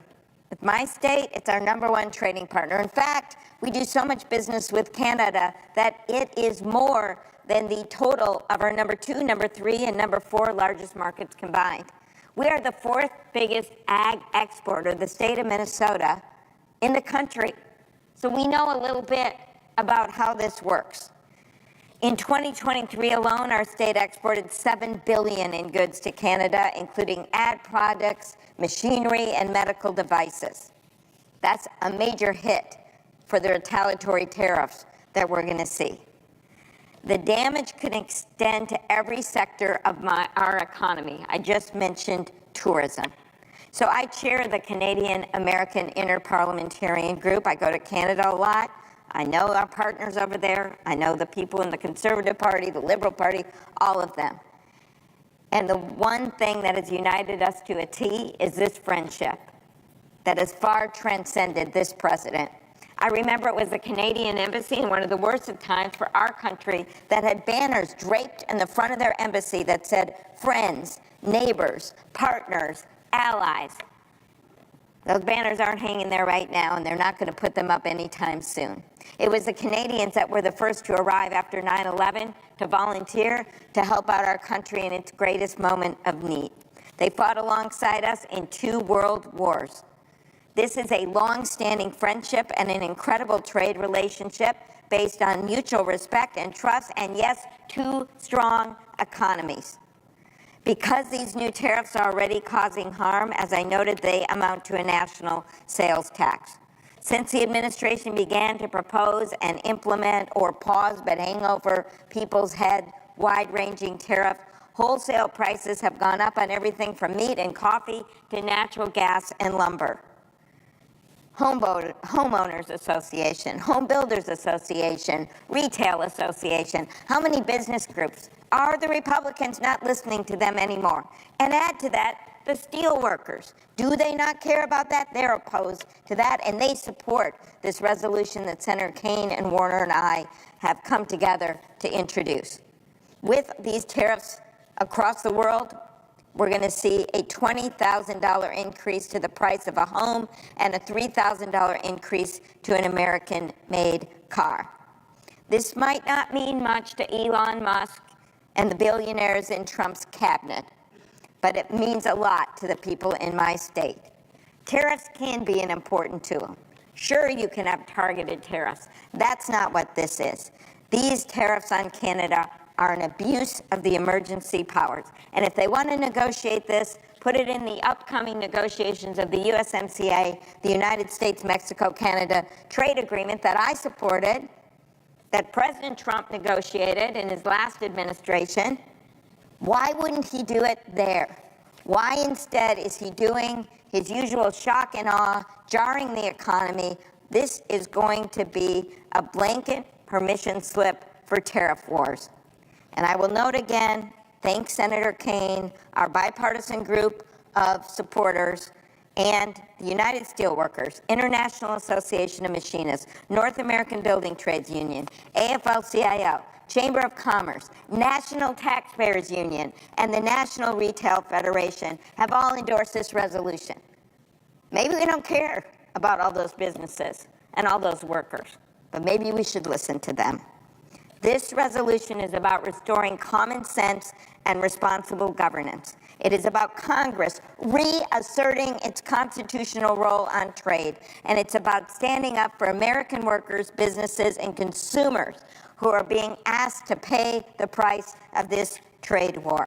Let's change course before the damage becomes even more permanent. I urge my colleagues to support this resolution. Thank you. President. Gentleman from Vermont. I fully support the resolution of Senator Kaine. And I want to make 3 points. Number one, should Congress continue to abdicate its constitutional responsibility, ceding it to the executive? Number two, I want to talk about the total fantasy world that the Trump economic agenda is grounded in, if you can use the word grounded. And then third, I want to talk about how these tariffs will be a dagger in the heart of the Vermont economy. Now, first of all, the question for this institution is, will we, as the United States Senate, accept the responsibility that each and every one of us as senators has to stand up for the independent authority and responsibility of this institution? And as we know, our Constitution was based on the proposition of real suspicion of the accumulation of power in any one entity. And what was told to us in the Federalist Papers is what we know. If you have the concentration of power in any institution, that concentration of power leads inevitably to the abuse of power. And the design of our Constitution was to have equal and independent branches. And what I'm seeing is a lawless rampage on the part of the executive being accommodated by an appeasing Congress, not standing up for its authority in many different areas, and then also an attack on the judiciary as though the judges who disagree with an executive position should be impeached. But our authority over the budget is being advocated, as we saw in the CR. But another area of authority for the Congress is the tariff authority. And a couple of decades ago, this Congress gave and delegated some authority to the president in a national emergency to impose tariffs. That national emergency was given, that authority was given with the expectation, and rightly so in a mutually respectful civil society, that a president would use it for the intended purpose and with restraint, whether it was Republican or Democrat. And the national security had the connotation and implication of a military threat to our country, where there needed to be immediate executive action to protect the citizens of this country. What President Trump has done is run roughshod over that, showing no restraint and using that delegation of authority, not for a national emergency, but for whatever his latest policy idea is and whatever leverage he wants to extract. We cannot allow that to happen and maintain the separation of powers that is absolutely so fundamental to the long-term well-being of our country. So Senator Kaine is absolutely right. This is not a partisan question. It's an institutional question. Do we see our role? Do we see our responsibility for maintaining that system of checks and balances? I do. That's the heart of this matter, and it is as important as even the outcome of what this tariff policy may be. Second, where does this tariff policy come from? It comes from the president, who's claiming that it'll be a new golden age if we impose these tariffs. And by the way, these are astonishing tariffs, okay? South Korea, 25%, Vietnam, 46%, Taiwan, 32%, Switzerland, 31%, Malaysia, 24%, Cambodia, 49%. Do we realistically think there'll be no retaliation against America for these tariffs? We know there will be. Yet, what the president seems to think, and this literally is a fantasy, that the golden age of America was when we had the tariff policy that he says caused the Great Depression, but where all economic historians, what all economic historians say caused the Depression, he says that if we had had tariff policy then, we wouldn't have had the Depression. There is literally no support for this. So the president has come up with this fiction, and what he's good at is sales. He says it over and over again. He cloaks it in an appealing objective. We want to have jobs back in America, and that is certainly something all of us share. But this fantasy that he has, and it is a fantasy, that high tariffs are going to, quote, make us rich and be paid for by other countries instead of our consumers. Just ask anybody who goes to Target or Walmart how that's going to work out for them. Ask anybody who's going to be wanting to build a house or buy a house where the prices are going to go up probably $25,000 in Vermont for a house. The third thing I want to talk about is very concretely in Vermont. This is devastating for us in Vermont. You know, our farmers get most of their fertilizer from Canada, 25% increase. And our farmers are on the margin. They are operating on such a thin margin that a 25% increase raises the existential question of whether they stay in business. Our maple sugar producers, they get their equipment largely from Canada. 25% increase in the expense of buying an evaporator. Vermont consumers and businesses, we in Vermont along the northern border, I see my colleague from New Hampshire, same for you. We get so much of our home heating fuel, so much of our gasoline to power our cars, and so much of our electricity from Canada that at the end of that month, when you're juggling your checkbook and trying to make it balance, you're going to have a higher electricity bill. You're going to have a higher home heating bill. And every time you fill up, you're going to pay between 25 cents and 40 cents more a gallon, because on northern Vermont, that's where our gasoline comes from. How is that going to serve anybody's interest? How is that going to help the people who are working hard every day to try to make ends meet? It is going to be devastating for them. And in addition to that, all of the uncertainty, you know, we have a responsibility to make, through policy, the lives of our folks in business, the lives of our farmers, the lives of our moms and dads easier, not harder. In this uncertainty that is the hallmark of the Trump approach, and these higher costs that are absolutely legislated as a result of his policy or by executive order, that's going to make life harder for all of the people that I represent in Vermont. You know, I want to, instead of just using my words, I want to use the words of a lot of Vermonters. When we got word, Mr. President, of these tariffs going into effect, we had a couple of roundtables up in northern Vermont, St. Albans and in Newport. And obviously I wanted to hear from Vermonters. And here's how they say it. And by the way, this is not a partisan deal at all. This is somebody who's trying to run a business. It's somebody who's trying to pay their bills and their family.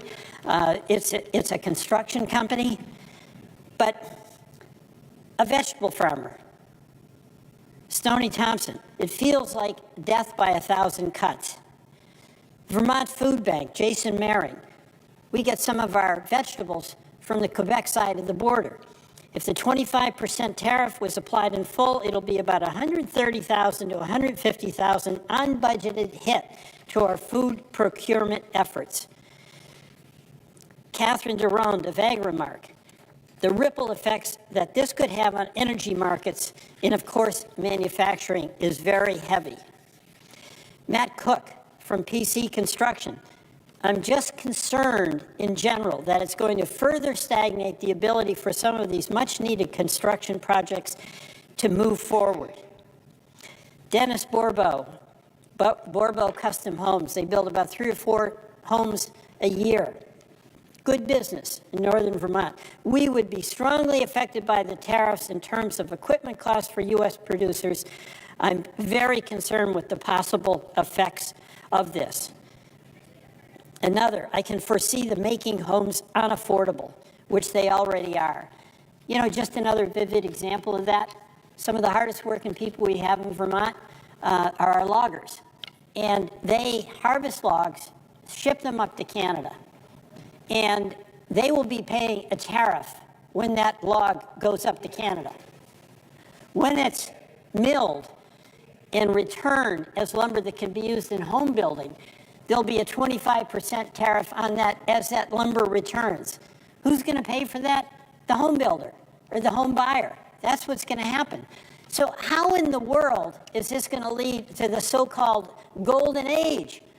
The golden age is as much a fantasy as is the fantasy that tariffs were the visionary economic policy that will bring us to the promised land. These tariffs, number one, are the authority of Congress if we exercise our authority. They are not the authority of the executive. And Congress should stand up for itself and assert its authority and protect the constitutional promise of separation of powers, because we know that the concentration of power leads to the abuse of power. And by the way, that's exactly what's happening right now. And secondly, let's not be deluded by a fantasy economic theory that is at the core of this. It just makes no sense. It has no credibility. It has no intellectual foundation. Who knows how President Trump came to believe in this so much that he asserts it. But third, if we look at what's the impact on the people we represent, the people who build homes, the people who farm our fields, the people who tap maple syrup, the people who run health clinics, the people who run food banks, and we ask them, hey, how is this going to affect you? Will it help? Will it hurt? And when every single one of those people we represent who are doing the hard work day in and day out say, Peter, this is a disaster and we're going to vote for it? No way. Thank you, Senator Kaine. Mr. President, I yield.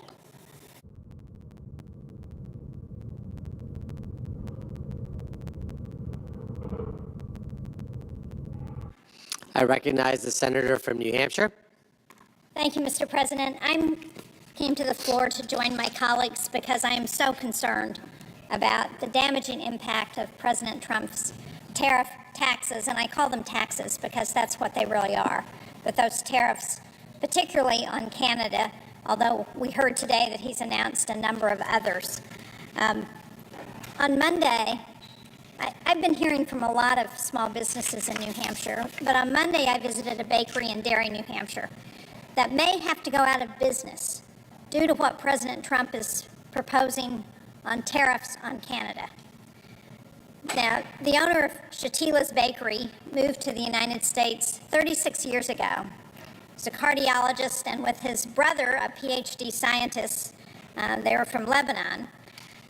He became a citizen, he raised his family, sent his daughter to college, and he and his brother got interested in sugar-free desserts and candies because their mother was diabetic. So he spent the last 36 years building his business, and now he might have to sell his factory because of the trade war that President Trump has started with Canada. Shatila's Bakery makes sugar-free desserts. They get some of their ingredients from Canada. All of those ingredients are now more expensive, and while I was there, he showed me a fuel bill he had just gotten that said that because of the tariffs, his fuel bill was going up. But more important than that, 85% of his business comes from exporting to Canadian customers. Most of his sales contracts in Canada were canceled after these tariffs went into effect last month. So he says he's going to lose between $400,000 and $500,000 this year in the business. Now, President Trump says he's worried about trade imbalances and that he wants to support exporters. Well, here's an American small business and an exporter. And because of what this president is doing with his reckless trade war, this small business owner might go out of business. So Mr. Shatila said to me, and I quote, "When I came, this was the American dream, which is why we built it. But now you see it in front of your eyes. It's just melted like ice." And I asked him what he would like to ask President Trump if he had the opportunity. And he said, his question was to the president, "What do you want me to do? If you really care about your country, why don't you support small businesses, which are the backbone of every community?" I think that said it about as well as anybody I've heard. And we know, sadly, that his business is not the only one. Many of our small businesses in New Hampshire are reliant on travel and tourism. I've heard from businesses across our state about Canadian tourists canceling plans already, about bookings that they rely on that are not going to come through. Last week, we saw that airline tickets for travelers coming from Canada this summer are down more than 70% from this time last year. That represents lost business for my constituents and for businesses and communities across this country. All of this will put their businesses at risk, and it will do so when they are also facing higher costs for inputs because of these tariff taxes. 2 weeks ago, I visited a bus company, runs bus lines between the seacoast of New Hampshire and Boston and New York. They're facing $500,000 in added costs because of these tariffs. And now on top of that, he stands to lose business because fewer people are visiting the United States. He also goes between the seacoast and Logan Airport. All of that because the president has damaged the relationship we have with one of our closest allies. It doesn't make sense to me. What is the logic of antagonizing those allies and partners that we rely on? And lest anyone forget, the president is claiming that the flow of fentanyl from Canada justifies all this. Well, fentanyl and other drugs are serious issues, and I've spent much of my time in the Senate doing what I can to help stop those drugs from entering the United States and to getting help for those who need it. Just last month, the Senate passed the Halt Fentanyl Act, which is legislation that I co-sponsored along with a lot of my colleagues, which would permanently schedule fentanyl-related substances. Imposing tariffs against Canada is not the way to fight fentanyl and other drugs. This kind of legislation, like the Halt Fentanyl Act, is something that is going to have much more of an impact. CBP statistics show that all the fentanyl seized along the northern border from the beginning of 2022 until now is 71 pounds. Now, that's a lot of fentanyl, and that could kill a lot of people. So I don't endorse that by any means. But you compare that with the 67,966 pounds that have been seized along the U.S.-Mexico border for the same period of time. Wouldn't it make more sense to focus on where most of this fentanyl is coming from? Instead of imposing tariffs, we should be working cooperatively with our allies and partners. And Canada has taken a number of steps to crack down and to stop drugs from coming into the United States. The tariffs that are in place before today are likely to raise costs by nearly $2,000 for the average household. That's money many families in New Hampshire and across this country can't afford to pay when they're trying to cover the cost of groceries, of housing, of childcare, of energy, all of those things that President Trump, when he was running for president, said he was going to address. I've heard from many New Hampshire families about how these tariffs will raise prices for keeping their homes warm, for putting gas in their cars. And now the Trump administration has reportedly fired the entire staff of the LIHEAP program that helps families and seniors heat their homes when they can't afford to pay. The message to the American people from this administration is increasingly clear. They do not care about you and what your needs are. So, voting for Senator Kane's resolution presents an opportunity for Congress to help Americans who are worried about higher costs. I intend to vote for this resolution to end the tariffs on Canada, to lower costs for Americans, and to help our small businesses. And I hope all my colleagues will do the same. Now, I just want to add that in the last hour, President Trump announced a new tax of 10% on everything Americans import, with far higher taxes on many countries. Everything from the EU will now face a 20% tax, Japan and South Korea 25%. I mean, again, the rationale for why we are going after our allies and partners makes no sense. And this is a tremendous tax increase on American business and families, likely the largest peacetime tax increase in U.S. history. This new Trump tariff tax will add at least another $3,000 to the costs of an average household. And again, this president promised he was going to lower costs for families. This does nothing to do that. He is taxing all of the goods that people buy every day. And what he doesn't tell you is that the reason he's doing this is so that he can give more money to provide tax cuts for the top 1% of the income earners in the country, so the billionaires. I don't think this tax increase is going to help the small business owner I visited on Monday, or the families in my state and across this country who are trying to afford groceries. And I intend to vote to end those tariffs on Canada today when I have the opportunity. I hope my colleagues will join me. Thank you, Mr. President. Mr. President. I recognize the senator from Virginia. Thank you, Mr. President. I rise to join with my colleagues who are in support of Senator Kane's, I think, thoughtful approach on how we put an end to this tariff war with Canada. And I got to tell you, one of the things about working with Tim Kaine for 40 years is he always keeps a hugely optimistic view of things. And boy, do I need a dose of Tim Kaine optimism today. Because we've seen in our national security domain reckless disregard for classified information, and no one so far held accountable. And the message that sends to our allies, to the men and women who work in our military or intelligence, because if they did the same behavior that the so-called Signal Gate, they'd be fired. Or I need to Tim Kaine optimism today because the long-awaited Republican budget resolution adds $6 trillion to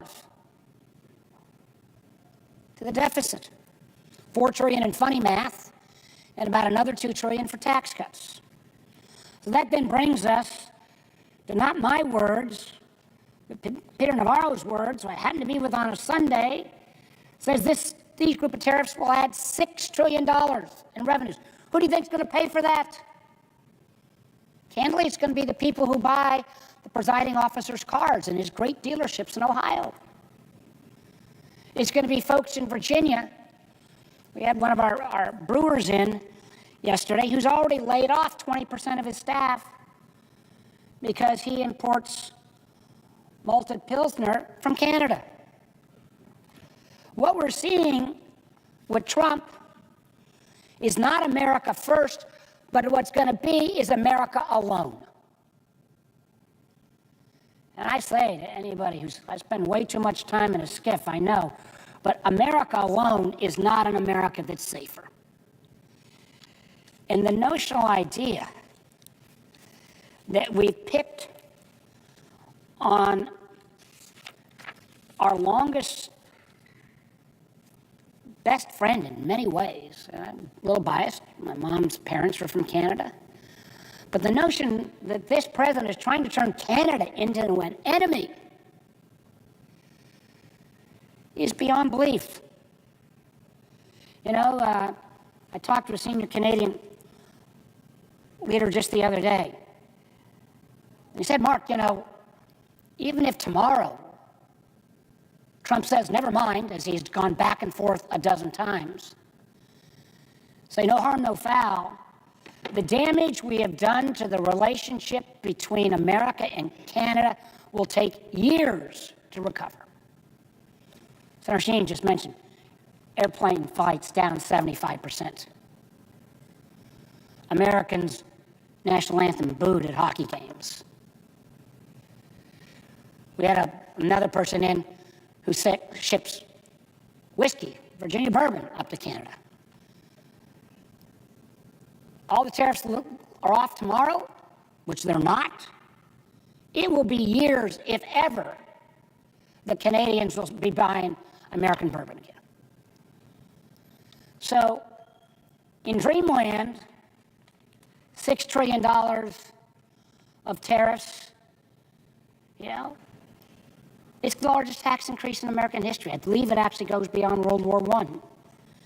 And the so-called Liberation Day, the only thing that is liberating is this administration's liberating Americans from their savings because the market's down. They're liberating businesses from their supply chains because of so much disruption. And they're liberating consumers from their hard-earned money because this is going to translate into increased costs. This isn't partisan. This isn't Democrat, Republican. This is math. And no matter how much the president wants to strut on the South Lawn, and glad to see at least the South Lawn was being used for an announcement today as opposed to another day of a Tesla show lot, who's going to bear the brunt of this? It's going to be Americans, it's going to be Canadians, it's going to be people around the world.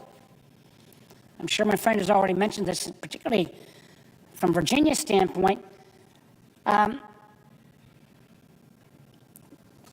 Canada is our second biggest trading partner, Virginia. Virginia businesses export approximately $3.3 billion worth of products to Canada. We import about $3.2 billion. Virginia farmers sell about $430 million of goods to Canada. A lot of Virginia peanuts go to Canada. They're not going to be going. That is going to hurt our economy. Matter of fact, in Virginia, 280,000 jobs in Virginia depend on trade and investment with Canada. I know as governor, I went. I know Senator Kane, as governor, you went because Canada's one of our best partners. What would the reception be tomorrow if we showed up in Ottawa? This is not going to be just another economic policy. This is at the lifeblood of the Canadian economy, and combined with the so-called reciprocal tariffs around the world, it is the lifeblood of the American economy. So I know Senator Van Hollen's going to say a lot of the same things that I was going to say. I would just say to the presiding officer again, I know you sell great cars, but I'm not sure even folks in Ohio are going to be able to afford $2,000 or $5,000 more per car just because of ill-suited tariffs. So I hope that folks on both sides of the aisle will actually stand up for America first. Reject this misguided tariff strategy. Reject this demonization of Canada. Recognize that America first doesn't have to be America alone. The only thing that could make my day actually better at this point, beyond that little dose of Kane optimism, if the Senate finally comes to its senses tonight, endorses Tim's resolution, and we put an end to this misguided economic policy. With that, Mr. President, I yield the floor.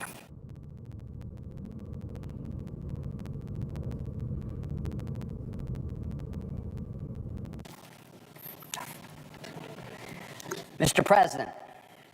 I recognize the senator from Maryland. Thank you, Mr. President. I want to start by thanking our colleagues from Virginia, starting with Senator Kane, who brought us to this debate here on the Senate floor today on a very important question. And to my other colleague from across the Potomac River from Maryland, Senator Warner. And We sometimes disagree on various issues. On this, we have solidarity across the Potomac River.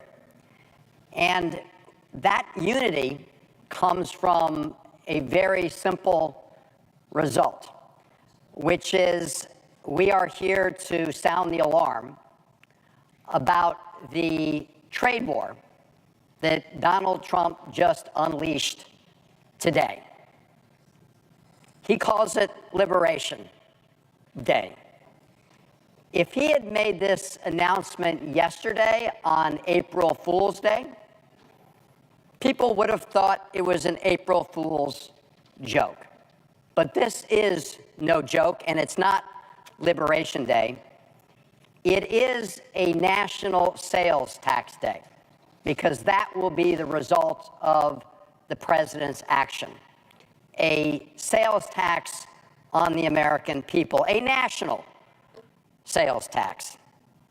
Because today, the president announced he was levying massive across-the-board tariffs on countless goods, making big promises, but at the end of the day, betraying the American people who are going to be hit hard by rising prices. And, you know, we've heard the president make a lot of promises about what these tariffs will do. It's like a miracle cure. They're going to revive American manufacturing. They're going to stop fentanyl. They're going to balance our budget. They're going to make all of us rich, and all those other countries are going to pay for it.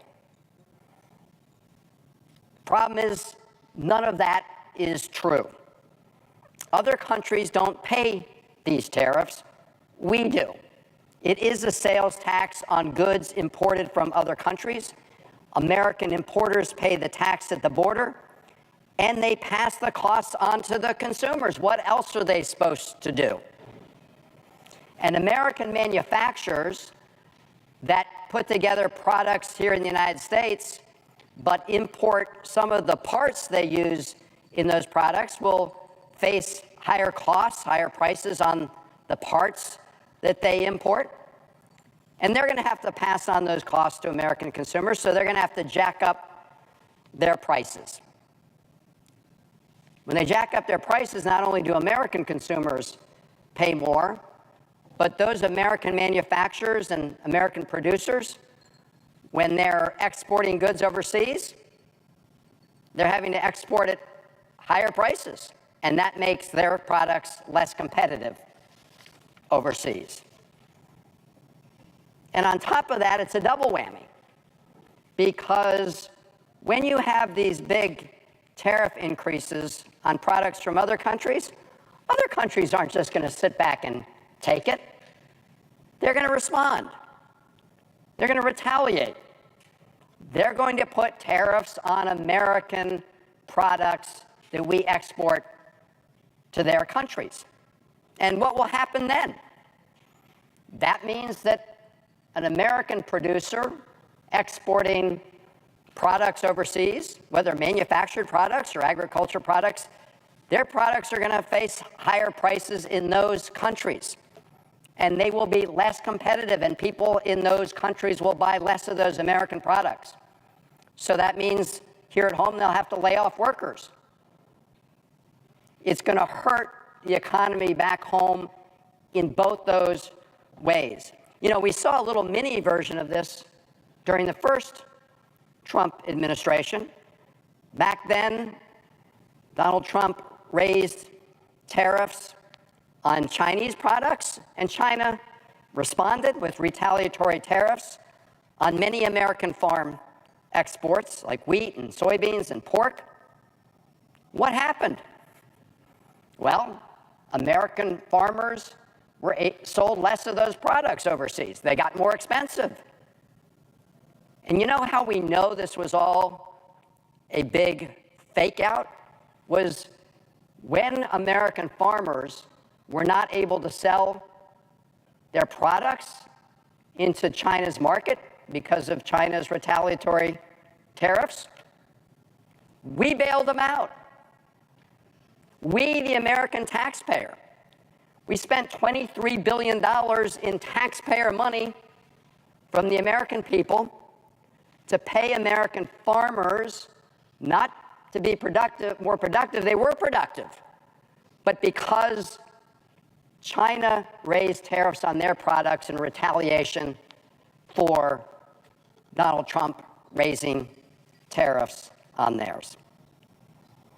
Now look, we all recognize that tariffs can be an effective tool when they're used in a targeted way with strategic industries. But that's not what Donald Trump is doing. This is not strategic. He is starting an all-out trade war and apparently does not care about the consequences. It is leading already to chaos in the markets. I'm not going to go through all those because Senator Warner and Senator Kaine and others have spoken to that. But at the end of the day, the direction we're heading could well take us into a recession.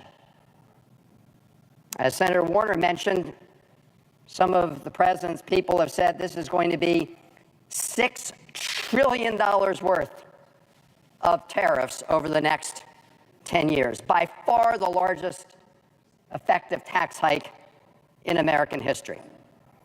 Economists estimate that it will cost the typical American household up to $4,200 more per year. That's a whopping sales tax. The National Association of Home Builders says that tariffs will make new homes cost up to $10,000 more at a time when we're already facing an affordable housing crisis.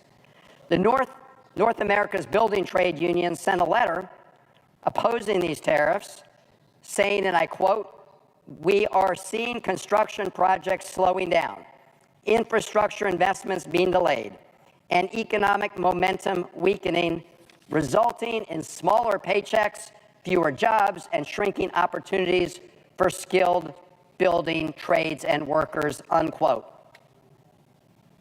A researcher at Cornell University says a new car could cost up to $20,000 more because of all the back and forth across borders and all the additional tariffs that apply each time a border is crossed. U.S.-made cars are estimated to increase by at least $3,000, or up to $3,000. So buying a house, buying a car, these are all things that families save towards. So what this comes down to is a tax on the American dream. And these increased costs may not mean a lot to the billionaires in the president's cabinet. After all, we had Secretary of Commerce say recently with respect to Social Security benefits that, hey, if Americans didn't get their Social Security benefits one week, nobody would notice except the fraudsters. That's the kind of attitude we have from this administration when it comes to increasing prices that we will all experience as a result of these tariffs. They think people won't notice, but they will. Finally, Mr. President, I do want to talk to the other part of this issue. And I'm not going to belabor the point because others have spoken to it eloquently, especially the chief sponsor of this effort, Senator Kaine, which is that President Trump is he's abusing the International Economic Emergency Powers Act to apply these tariffs to Canada. That's a law aimed at protecting our national security. It's a law that we have used against adversaries like Iran, Sudan, North Korea, Russia. But here, President Trump is using it to target our longtime friend, our longtime ally, Canada. He's declared a phony emergency on our northern border to target our friends there. Now, he claims that these punitive tariffs will somehow address the fentanyl crisis. And of course, we should be addressing the fentanyl crisis in the United States of America, and this Congress is done a lot and needs to do a lot more. But in the fight against fentanyl, Canadian people are, number one, they're our allies, and number two, they're not the ones that are causing the problem. 0.2% of fentanyl trafficked in the United States comes across the U.S.-Canadian border, and Canada is right now putting together a $1.3 billion plan to strengthen that border security and stop it altogether. So this is a fake emergency declared by the president, putting on these massive tariffs, and I'll close with why. And we're going to find out more about this in the next couple days. I heard the chairman of the Finance Committee speaking a little bit earlier about how the proceeds from collecting tariffs might be counted and used to offset tax cuts, which are going to be aimed at the very, very wealthy in this country. Tax relief for the wealthy, paid for in part by a national sales tax on all the other Americans in the country. Paid for, as we've heard, by going after Medicaid. So whether it's a national sales tax or other efforts aimed at the American people that will hurt the American people and hit them in the pocketbooks, that's all done in service to pay for tax cuts for the very wealthy, people like Elon Musk. So I want to say thank you to the senator from Virginia, Senator Kaine, for blowing the whistle on this phony action taken at our friend Canada, all as a pretext to increase tariffs, which amount to a huge sales tax on the American people in service of a tax cut for the very wealthy. I thank my colleagues. Mr. President, I recognize the senator from Connecticut. I'm honored to follow my colleague from Maryland who has described so well the reasons that we should oppose these tariffs, and thank my colleague from Virginia, Senator Kaine, who has demonstrated once again the leadership that makes him such a great member of this body. I want to begin, and I hope the presiding officer will forgive me, with a four-letter word. It's a word that I said to my children they should never use. Dumb. Dumb. D-U-M-B. These tariffs are dumb. They are also cruel, and they are stupid. They are imposed in the name of perhaps building manufacturing in this country, which they won't do, or in the name of raising revenue to cut taxes for the wealthy, which is adding insult to injury, or simply for vengeance. So much of what this administration does is for the purpose of vengeance and vanity. Careless, cruel, reckless. That's what these tariffs are, particularly as directed to Canada.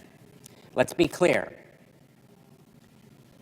The tariffs proposed by President Trump are a tax. They are a tax. There's no tariff ever imposed in the history of the United States of America that has ever lowered prices. These tariffs will raise prices, and they threaten not only higher costs for everything from gas to groceries to rental housing, but they also deeply threaten a recession. I've been reading a book called Freedom from Fear, written by a great historian, a professor at Yale named David Kennedy.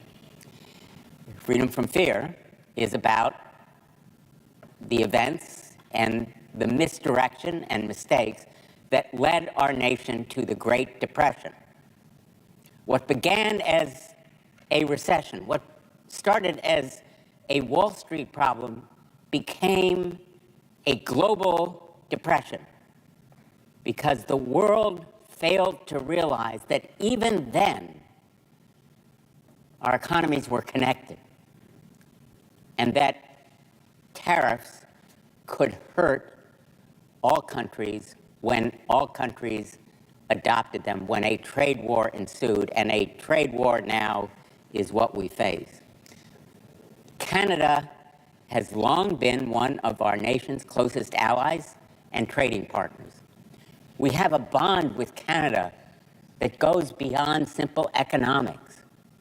Although, frankly, our relationship with Canada supports millions of jobs, protects the competitiveness of American businesses, and ensures our long-term economic prosperity. Our countries have countless trade and investment agreements, cross-border projects, such as communications, highways, bridges, pipelines, that have resulted in integrated networks and transportation systems. We have a long-standing defense and security partnership, providing us with greater security than we could have alone. And we share a border. But the border is a symbol of a bond that our peoples have in common. A friendship that goes deep, a heritage and a culture that we respect. These bonds will be betrayed by a reckless trade policy the administration is pursuing and threatens to derail that valuable, in fact, precious partnership. These tariffs are going to hurt all Americans. We have, with Canada, one of the most comprehensive and important trading relationships. I go into the numbers. In 2024, Canada was the United States' second largest trading partner with $761.2 billion in total trade, largest single U.S. export markets for goods. Every day, nearly 500,000 people and billions of dollars in goods and services cross that border. But I want to focus on Connecticut for the moment, because Connecticut demonstrates what will happen to America as a whole, and I represent the people of Connecticut, and this regimen of tariffs will be catastrophic for Connecticut. Friends in Connecticut, listen to what these haphazard tariffs will do.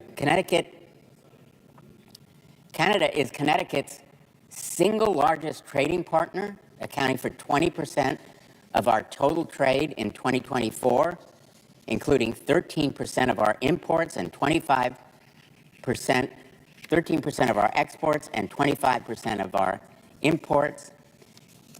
Consumers in Connecticut already face some of the highest electricity prices in the nation, with an average cost of 28.16 cents per kilowatt hour compared to the national average of 16.26 cents per kilowatt hour. Connecticut and New York as a whole get a significant share of our electricity from cheaper Eastern Canadian hydropower. The 10% tariffs proposed on energy resources from Canada will directly impact and drastically increase those electricity costs. ISO New England has estimated that this tax would add $66 million in annual consumer costs. I hope President Trump will listen to the people of Connecticut and New England when it comes to electricity costs. Do not impose these tariffs. And the harm to Connecticut is far from limited to just energy prices. Some of the largest state industries, including aerospace, defense, advanced manufacturing, medical devices, all rely on trade with Canada to remain profitable. These industries source key production imports from Canada, including aerospace parts, critical minerals and metals, basic chemicals and petroleum and coal products, and in return we export billions of dollars of goods to Canada. We're talking about hundreds of thousands of people across Connecticut, jobs, employment, all stand to see their livelihoods threatened if this tax is allowed. And it will ripple across Connecticut. It will reverberate through the country, to the presiding officer state, to Virginia, New York, Maryland, colleagues on both sides of the aisle. The cost of living in Connecticut will rise drastically. We already have one of the highest costs of living in the country. Taxing these goods will put an undue financial strain on individuals and families across Connecticut, but most important, on people who can least afford a higher tax. Our middle income and lower income members of the workforce, working people in Connecticut who have to buy stuff depending on their paychecks, for groceries, for gasoline. A tax on those products will hit them in the pocketbook, it will hit their families, it will hit them at the kitchen table, when they go to the drugstore to buy pharmaceuticals, when they have down payments on homes, on furnishings, across the board. So I am not here to make a speech. I'm really here to make a plea. Mr. President, please reconsider. These tariffs are fundamentally misguided. They are dumb. They are cruel, reckless, and careless. They play fast and loose with America's credibility around the world. And I urge my colleagues to vote yes on Senate Joint Resolution 37 and join us in trying to save the American economy and our credibility around the world. Thank you, Mr. President. I yield the floor. President, I recognize the Democrat leader. Thank you, and thank my friend from Connecticut for his excellent words. Much of what he said could be applied to New York. I want to thank Senator Kaine for his seeing around the curve, seeing how important this was months ago, and persisting and persisting and persisting and getting us to this place. Now, Mr. President, President Trump just announced his new tariff package a few hours ago, and it's even worse than we thought.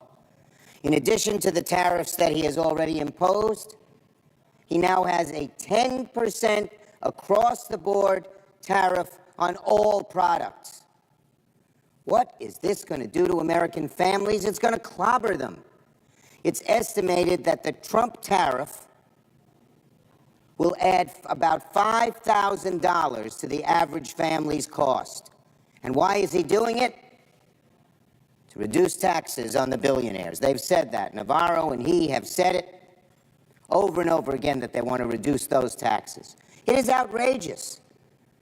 It is outrageous. The average family sitting at the kitchen table on Friday night is saying to themselves, whoa, boy, we better cut back on our purchases.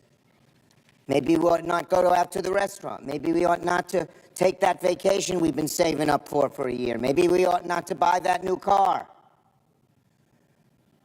Consumer confidence is lower than it's been in many, many years. The average business, because of the chaotic nature, Trump says one thing one day and another thing the next day, are holding back. Businesses, small and large, need certainty. But there's no certainty here with the chaos that Donald Trump has created. And listen to this. When told that it would raise the costs on the American family, Trump himself said he couldn't care less if prices go up. What kind of bubble is he living in? These billionaires who are running the country, Trump, Musk, Lutnick, they're in such a bubble they don't know how the average family is hurting. Yeah, they're billionaires. God bless them. They made a lot of money. But don't think that average people are in the same boat. The costs of groceries, the costs of prescription drugs, the cost of gasoline, the cost of buying a car, the cost of buying a house, the cost of furniture, the cost of clothing, everything people buy is going to go up. Donald Trump said he'd reduce prices on day one when he got elected. He's doing just the opposite with these tariffs. He's raising prices through the roof and strangling American families. My colleague in Connecticut alluded to Smoot-Hawley. The new Smoot-Hawley is Trump-Musk. These taxes could create a global trade war. Our allies, previous allies, are allying together how they're going to get back at Trump and what he's done to the country. This is not Liberation Day, as Trump called it. This has made a few weeks earlier, in effect, tax day. Huge taxes through tariffs on American families. It's a gut punch. It's a gut punch for the average American. And so, right now, I know Donald Trump is pressuring Senate Republicans to vote this resolution down. He's treating this like a loyalty test. But my plea to my Senate Republican colleagues, stand with the American people. You know how bad this is. A few of you have already said you can't vote for this. Please, don't be intimidated by Donald Trump, who said he couldn't care less if prices go up on your constituents, my Republican colleagues. Don't listen to him. This is a disaster for working families, a disaster for the nation's economy, a disaster for our alliances and relationships around the world, all doing so much to hurt America for one darn reason: cutting taxes for the billionaires. This is a government by the billionaires. Everything they do, whether it's this budget they came out with today or this tariff bill, is in obeisance to the very few wealthy people who seem to control the Republican Party and want another tax cut. I urge everybody to vote against these horrible, horrible tariffs. Tariffs on Canada have very little to do with fentanyl, we know that.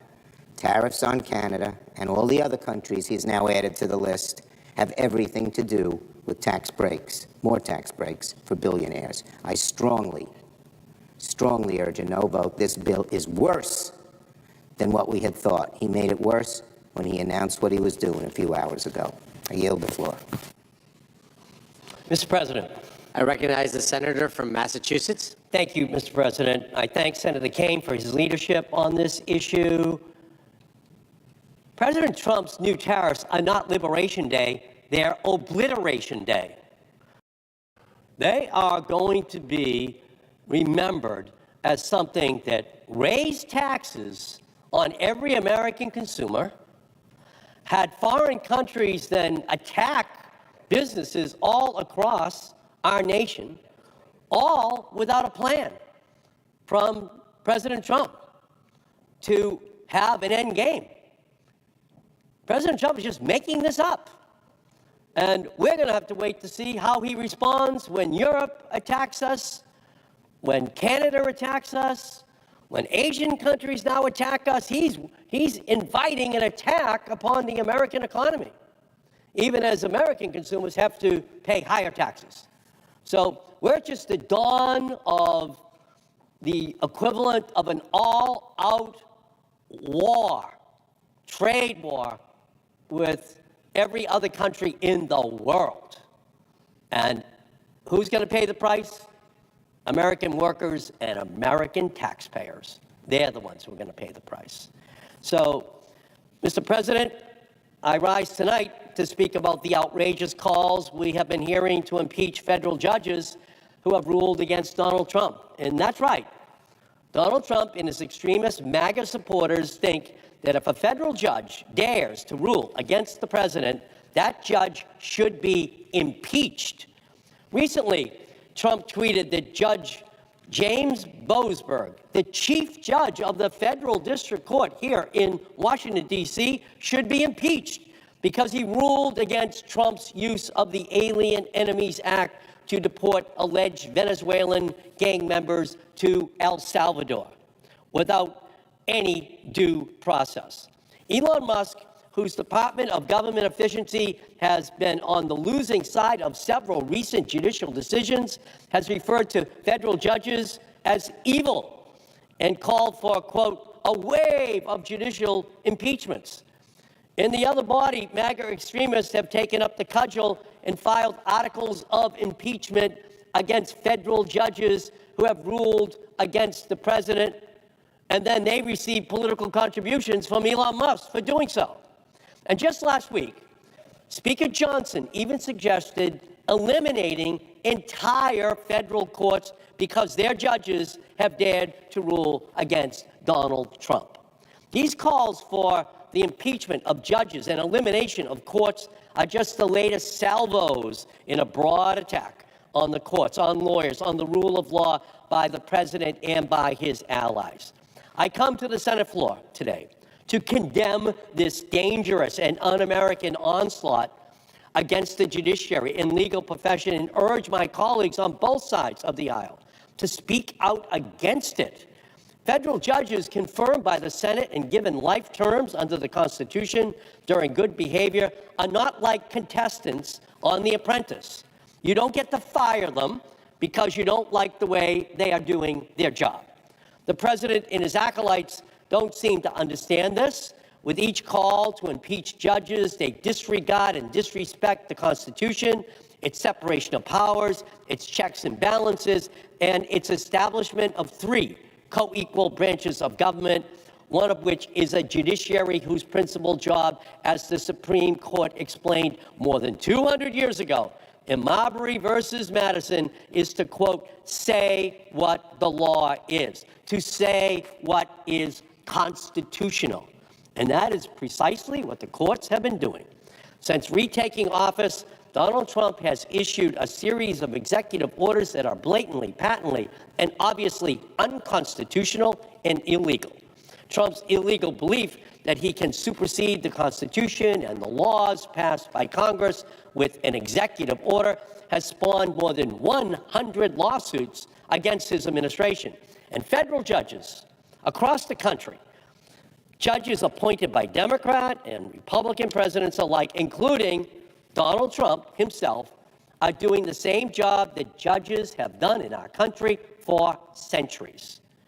They are interpreting statutes, making legal determinations, and upholding the Constitution of the United States. They are moving swiftly to hear cases and, for now, preventing some of the most egregiously unlawful Trump policies from taking effect.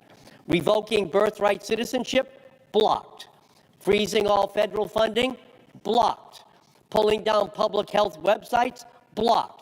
Capping funding for critical health research at the National Institutes of Health? Blocked. Denying gender-affirming health care to transgender youth? Blocked. Allowing Musk to unbridled access to Social Security data? Blocked. Clawing back funds appropriated by Congress and obligated to my National Climate Bank? Blocked by a federal district court judge. And the list goes on and on and on and on. Blocked, blocked, blocked, blocked. In these cases, like any others, if the losing party disagrees with the judge's decision on what the law is, they can appeal it. What they shouldn't do is to call for the extraordinary step of impeaching the presiding judge. That is a remedy the Constitution reserves for only grave ethical or criminal misconduct. And that's why John Roberts, the Chief Justice of the United States, was compelled to issue a rare public statement after President Trump called for the impeachment of Judge Boasberg.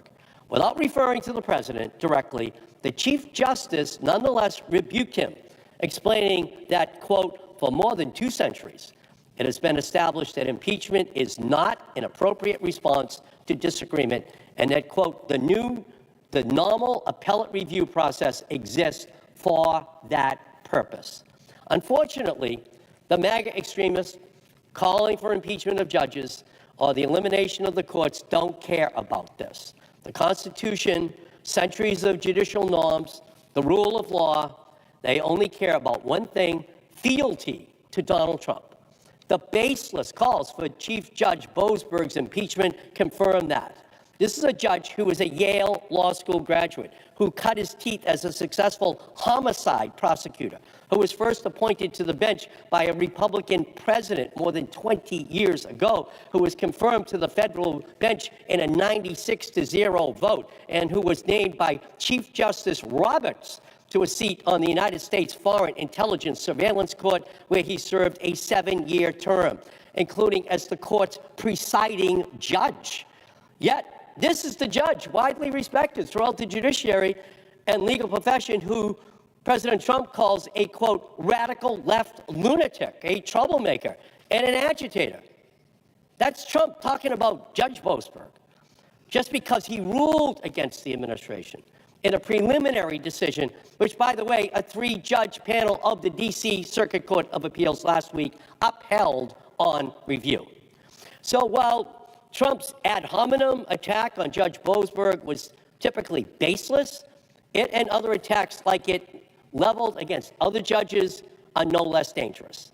They have given rise to increased threats against judges, a, quote, significant uptick, as Chief Justice Roberts put in his report on the federal judiciary at the end of last year. Indeed, according to the Chief Justice, U.S. Marshals Service data showed a tripling of hostile threats and communications directed at judges over the preceding decade.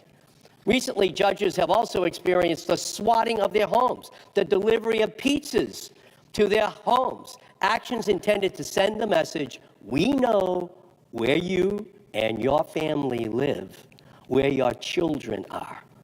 So reach the result which we want. Be afraid. Be very afraid. This is wrong. Very wrong.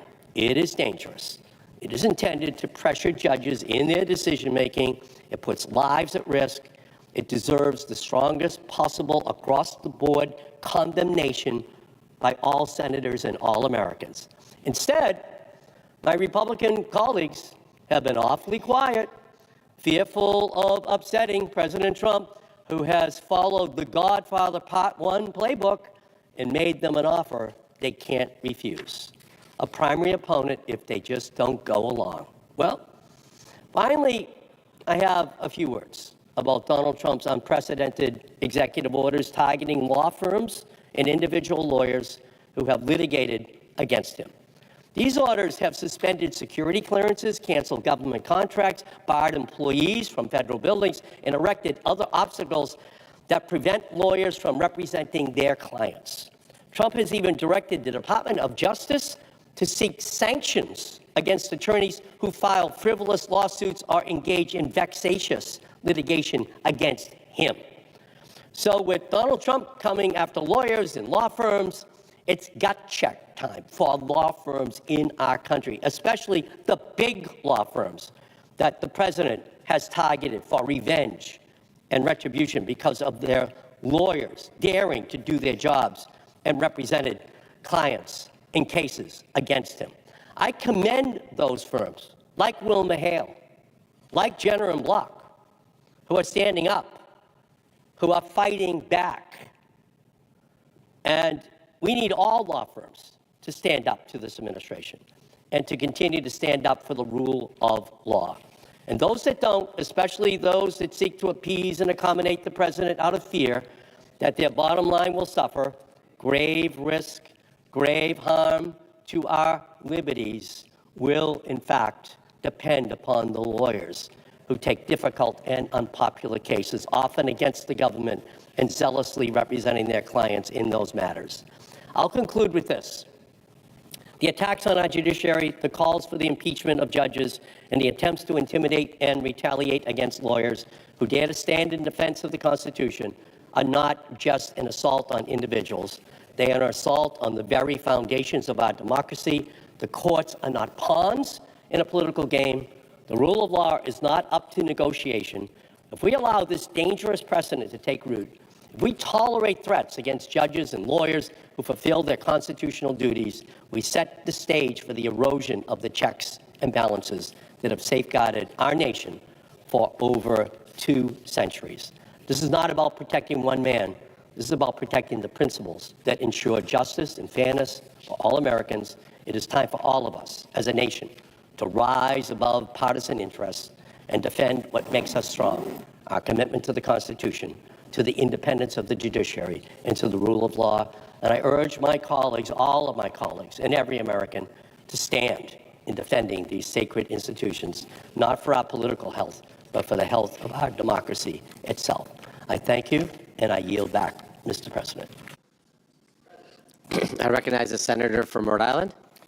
Mr. President, I'm here in support of Senator Kane's effort to get this body to take a public view on President Trump's mad declaration that we have a border emergency with Canada happening right now. I can tell you that if I go home to Rhode Island and ask people what the emergency is in their lives, I wouldn't get one person who said, oh, we've got a real emergency with Canada.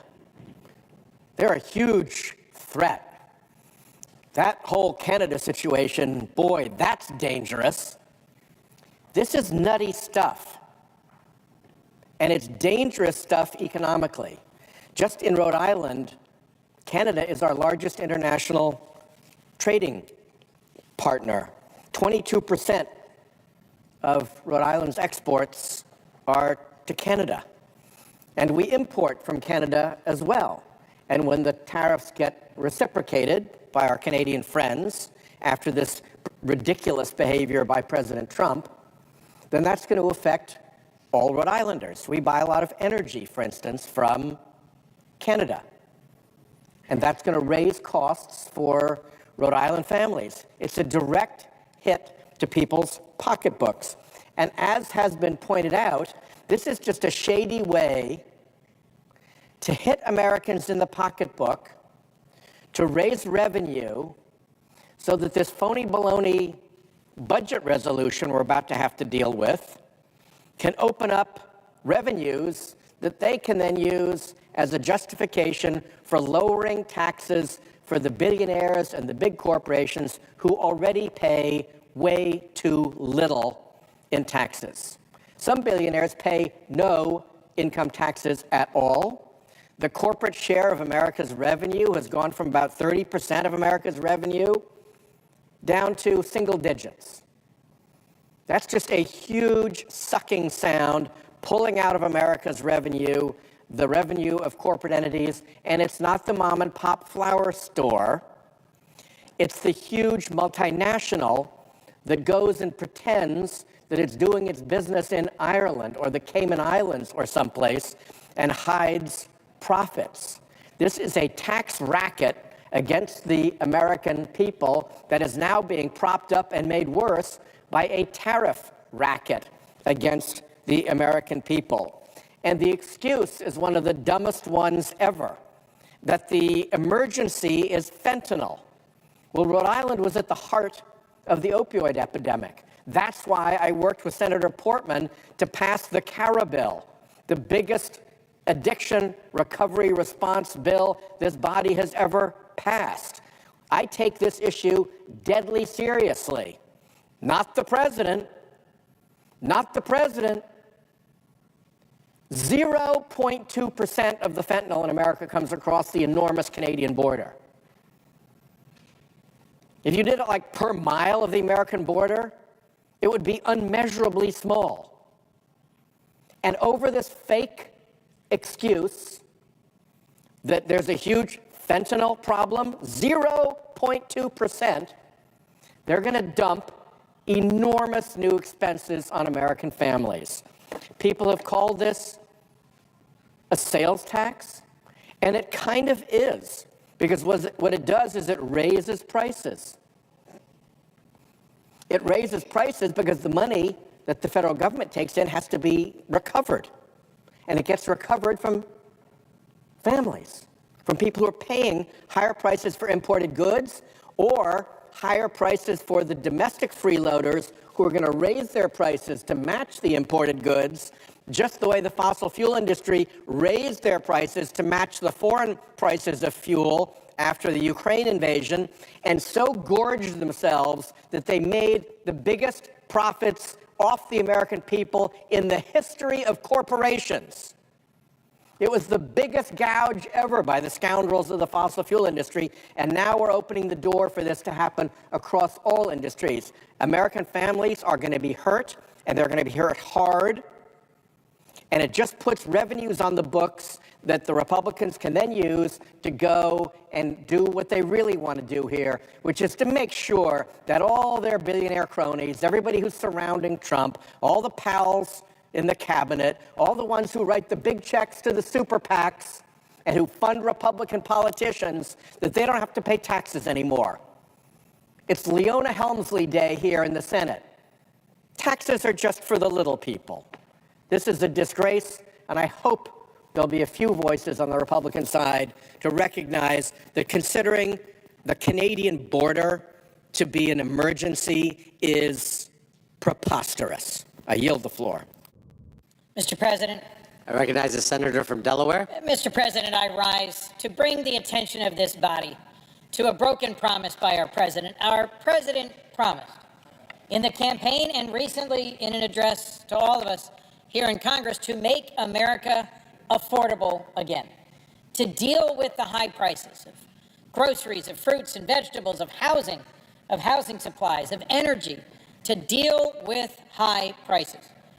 Millions of Americans who voted for President Trump said they did so out of frustration about high prices. Well, today, President Trump has announced he is going to impose tariffs on virtually every trading partner we have. And I rise in support of a piece of legislation we're about to vote on here in the Senate that gives us a chance to do something. So to my colleagues, if you've heard as I have, from your constituents calling with concern and alarm about how much prices have not gone down but have gone up, I recommend you think about one country, one of our most trusted and loyal allies, some of the nicest people on the planet. Who doesn't like Canadians? Canadians have served alongside us in virtually every war we've ever fought. They are a NATO ally and partner. And for my small but mighty state of Delaware, our major export destination and the nation from which we import the most. And yet, because of an emergency at our border, which I think is wholly unjustified by the data of how little fentanyl actually comes into our country across the northern border, President Trump is moving ahead with slapping tariffs on Canada. Tonight you have a chance, I say to my colleagues, to vote to undo the declaration of an emergency on our northern border. You can vote to undo the harm to businesses, to small families, to retirement accounts. Don't look at your 401k. If you want to know tomorrow the consequences of indiscriminately slapping tariffs on every one of our major trading partners. This is not Liberation Day, but Tax Day, a new national sales tax that will harm the imports we buy from virtually every country, and because of the countervailing tariffs, harm our exports. A tariff is a tax. And tonight we will take a vote, and I hope some of my colleagues on the other side of the aisle will join with Senator Kaine and many of us in recognizing it is ludicrous to use the special emergency powers that Congress gave to the president, assuming he would only do so in a case of war or active open hostility, not in the case of one of our trusted and loyal partners and allies, the great and kind people of Canada. In recent meetings with Canadian leaders, they've said, don't make us do it. Don't make us impose tariffs on you. But tonight, the Trump administration has imposed tariffs on dozens and dozens of our trading partners. To my friends and colleagues, let's vote to undo this phony crisis and vote to undo the tariffs on U.S.-Canada trade. Thank you.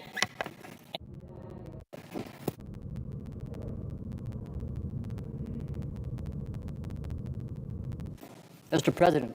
I recognize the senator from Idaho. Thank you, Mr. President. I rise today to speak in opposition to the resolution. Senator Kaine and his fellow co-sponsors want a strong trade relationship with Canada. So do I.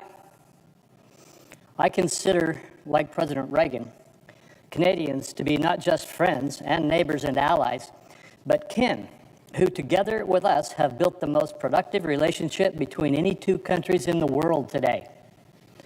By the way, I would note that the tariffs that President Trump announced today did not get applied to Canada.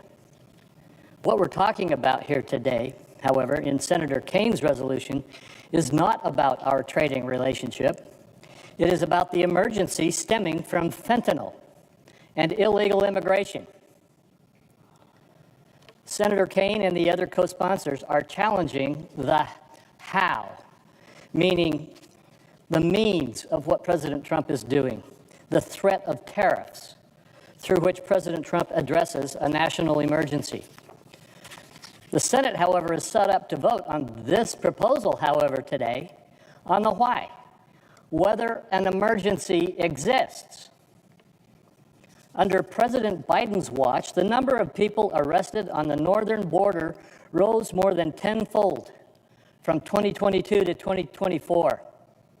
Indeed, publications like The Economist and the New York Times, documented here, showed extensively how the northern border has become increasingly insecure over the last year, with a massive spike in the number of migrant crossings. Just look at the spike on the chart. This is the New York Times reporting. And what do they say? Illegal migrant crossings skyrocketed 50-fold under the Biden-Harris administration at the northern border. That includes New York. Indeed, we have a crisis at the northern border. It is a fentanyl crisis and a migration crisis. In considering these figures, I want to emphasize, I don't blame Canada. I blame President Biden. President Biden repeatedly refused to prioritize border security. Indeed, when President Biden's nominee for the Commissioner of Customs and Border Protection came through the Finance Committee, I asked him if he would at least admit that there was a border emergency, including on the southern border as well as the northern border. He, like President Biden himself, refused to take it seriously, with dire consequences for our communities in America.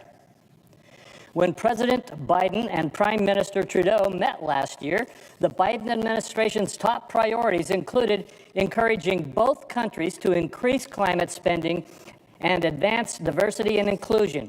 But when it came to common priorities that Americans actually wanted to see progress on, like combating illegal immigration, President Biden's view was that we should both, Canada and the United States, should both expand pathways to allow more migrants into the country and to promote Canada accepting 15,000 migrants. President Trump is right to change this trajectory, precisely because Canadians also are victims of illegal immigration and fentanyl. We must both prioritize these threats to our citizens. To sum it up, when my colleagues and I meet constituents who suffered at the hands of criminal elements which crossed illegally into the United States or from smuggled fentanyl, we do not consider them to be any more or less a victim depending on which border their harm illegally crossed. We say the most important thing is that this crisis must stop. Under President Trump, it is stopping. Accordingly, I encourage my colleagues to vote no on the resolution. Mr. President. I recognize the senator from Virginia. Mr. President, I rise for some concluding comments. I believe the vote will follow. I want to acknowledge my colleague from Idaho, his comments about the northern border. This is a bill that is fundamentally about tariffs. I acknowledge what my colleague said, that there are issues at the northern border, and I have colleagues who have shared that, and there's mechanisms for working out those issues. And I would ask my colleagues, if you're concerned about any issue on the northern border, Do you think we will more likely to be able to deal with it if we work hand in hand with Canada, or do you think the path to success is punitive actions against Canada? I would argue plainly that the right way to deal with any issue at the border with Canada is to work with Canada, not wage a trade war against them. This vote, though, is fundamentally about tariffs. The president's imposition of tariffs against Canada that will be a costly tax increase on American families. If the president has concerns about trade issues with Canada, guess what? This president negotiated a signature trade deal, the USMCA, that got 89 bipartisan votes in this chamber, and he has a negotiating process to find a resolution to any issue he cares about. The imposition of tariffs does nothing more than put a tax on American families. What I'd like to do, I did speak earlier today, but what I'd like to do is just read quickly from many stakeholders who have weighed in support of Senate Joint Resolution 37. The U.S. Chamber of Commerce, quote, tariffs are taxes paid by Americans, and they will quickly increase prices at a time when many are struggling with the cost of living. That's why it's appropriate for Congress to exercise its authority under EPA and pass Senate Joint Resolution 37. North American building trades, quote, the United States and Canada share far more than a border. We share a deep, enduring economic and workforce partnership that has strengthened both nations. That partnership is enshrined in the USMCA, a comprehensive trade agreement that President Trump himself negotiated. We shouldn't circumvent this agreement. Sheet metal workers. Tariff penalties aimed at Canada for non-trade objectives have already caused harsh and unnecessary economic pain for U.S. workers and harm to our nation's construction and related metal fabricating businesses. National Retail Federation. U.S. retailers depend on Canada for a wide range of consumer goods. These operations are all now being significantly disrupted because of the tariffs applied to Canada. U.S. Conference of Mayors, these actions are raising prices for consumers, disrupting key industries such as construction and manufacturing. They also risk increasing already high housing costs, as lumber, steel, aluminum, other critical building materials will make housing more expensive. The AFL-CIO, imposing large across-the-board tariffs on Canada aimed at non-trade objectives will only cause unnecessary economic pain for workers and businesses. The International Association of Machinists, these new tariffs on Canada, one of our closest allies, are unjust and will have a lasting negative impact on American and Canadian workers. The National Taxpayers Union, Canada is an important supplier of goods that strengthen U.S. security, including crude oil, natural gas, steel, aluminum. Tariffs that restrict our access to these supplies and increase their cost will weaken our industrial base. The Taxpayer Protection Alliance, TPA, enthusiastically supports the effort to overturn President Trump's February 1 national emergency declaration. This use of the IEPA is fraught with issues. The ensuing trade war will inevitably raise costs for consumers. United Steelworkers, these new tariffs are misdirected, unsubstantiated by facts, and harmful to the very workers we represent. And finally, Advancing American Freedom, the think tank formed by former Vice President Mike Pence. Tariffs are a tax on American families and business. The first Trump administration cut an excellent deal with Canada with the USMCA. The president should not abandon this agreement. We have a chance to stand strong for our businesses and consumers, our foresters and farmers, our national defense industry and shipbuilders against cost increases that will hurt people's pocketbooks, hurt American competitiveness, and hurt our national security. I urge my colleagues, vote yes on Senate Joint Resolution 37.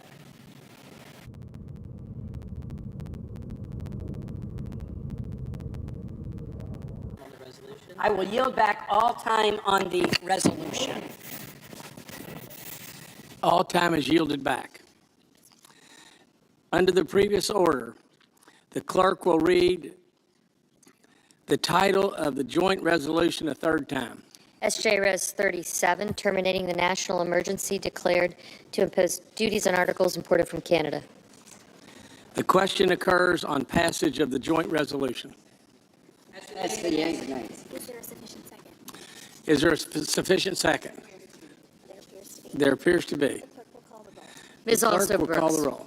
Ms. Baldwin, Mr. Banks, Mr. Barrasso, Mr. Bennett, Mrs. Blackburn, Mr. Blumenthal, Ms. Blunt Rochester, Mr. Booker, Mr. Bozeman, Mrs. Britt, Mr. Budd, Ms. Cantwell, Mrs. Capito, Mr. Cassidy, Ms. Collins, Mr. Coons, Mr. Cornyn. Thank you.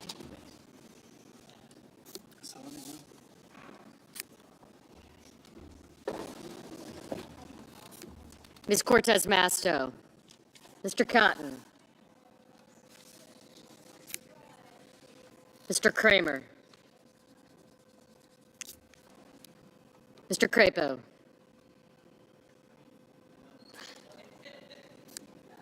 Mr. Cruz, Mr. Curtis, Mr. Daines, Ms. Duckworth, Mr. Durbin, Ms. Ernst, Mr. Fetterman, Mrs. Fisher,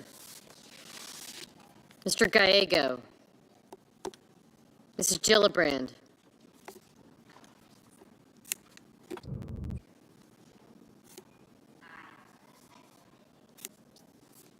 Mr. Graham, Mr. Grassley, Mr. Haggerty,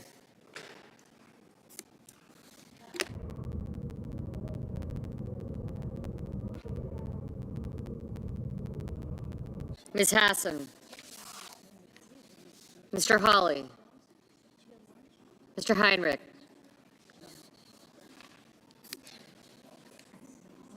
Ms. Hirono,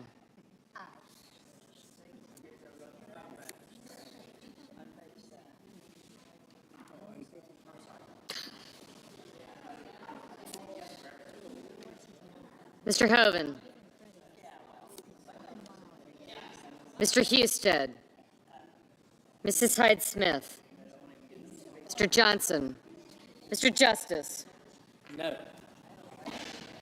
Mr. Kane, Mr. Kelly, Mr. Kennedy, Mr. Kim, Mr. King, Ms. Klobuchar, Mr. Langford, Mr. Lee, Mr. Lujan, Ms. Lummis, Mr. Markey, Mr. Marshall, Mr. McConnell, Mr. McCormick, Mr. Merkley, Mrs. Moody, Mr. Moran, Mr. Marino, Mr. Mullen, Ms. Murkowski, Mr. Murphy, Mrs. Murray, Mr. Ossoff, Mr. Padilla, Mr. Paul, Mr. Peters, Mr. Reed, Mr. Ricketts, Mr. Risch, Ms. Rosen, Mr. Rounds, Mr. Sanders, Mr. Schatz, Mr. Schiff, Mr. Schmidt, Mr. Schumer,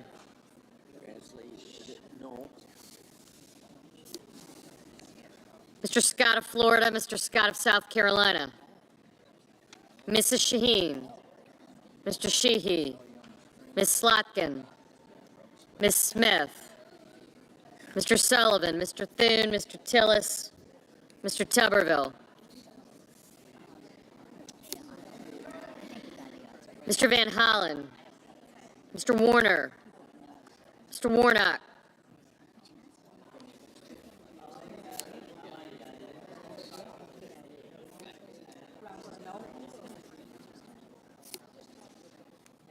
Ms. Warren, Mr. Welch, Mr. Whitehouse, Mr. Wicker, Mr. Wyden,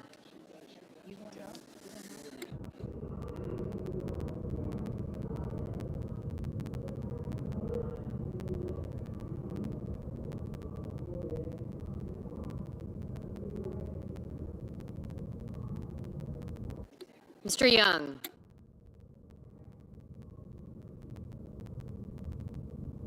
Senators voting in the affirmative: Collins, Coons, Kane, Kelly, King, Klobuchar, Murray, and Ossoff. Senators voting in the negative: Barrasso, Blackburn, Capito, Cornyn, Kramer, Crapo, Curtis, Daines, Graham, Grassley, Justice, Marino, Mullen, Rounds, Sheehy, Sullivan, Thune, Tillis, and Tuberville.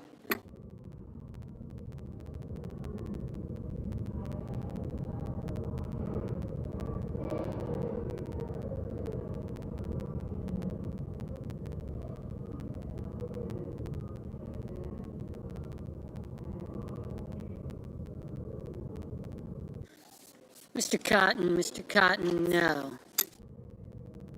Mr. Padilla, aye.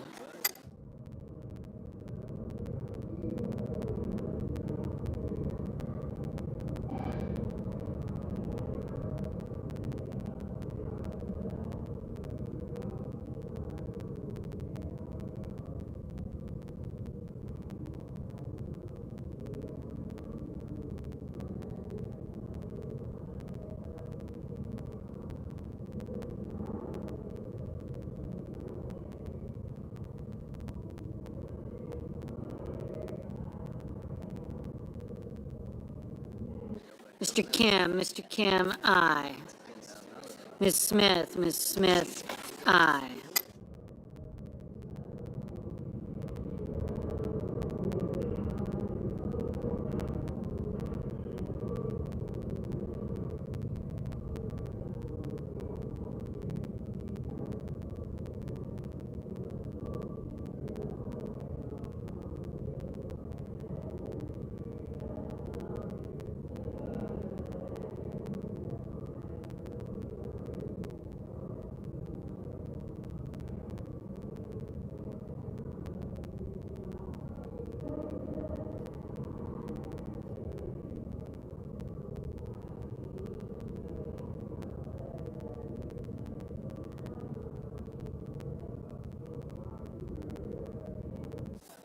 Mr.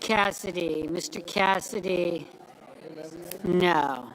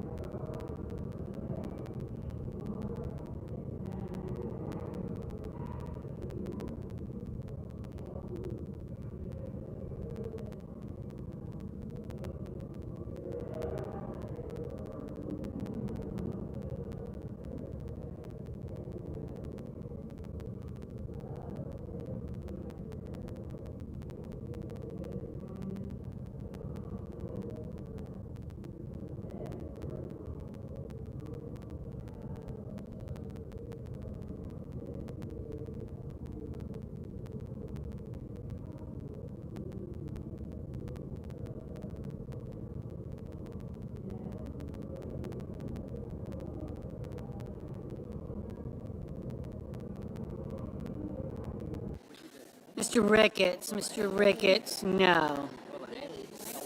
Ms. Blunt Rochester, aye.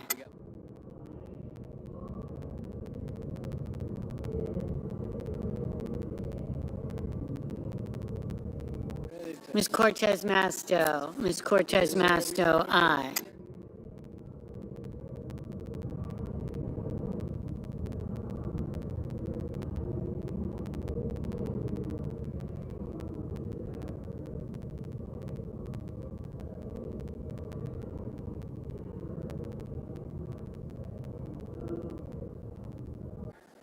Mr. Wicker, no.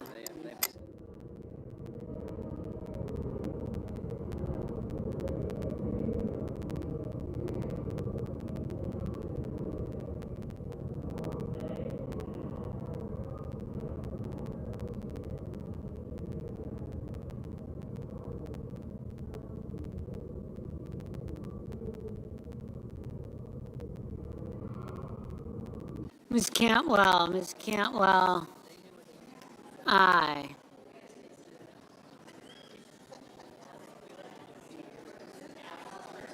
Mrs. Shaheen, aye. Mr. Reed, aye.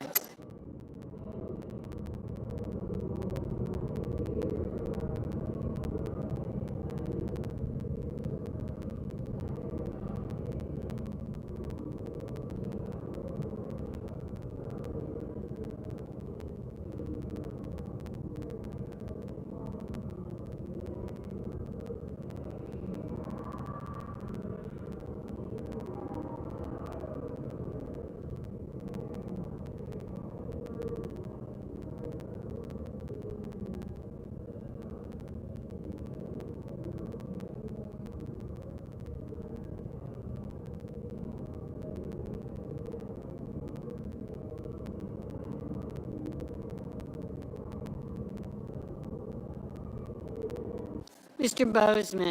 Bozeman, no.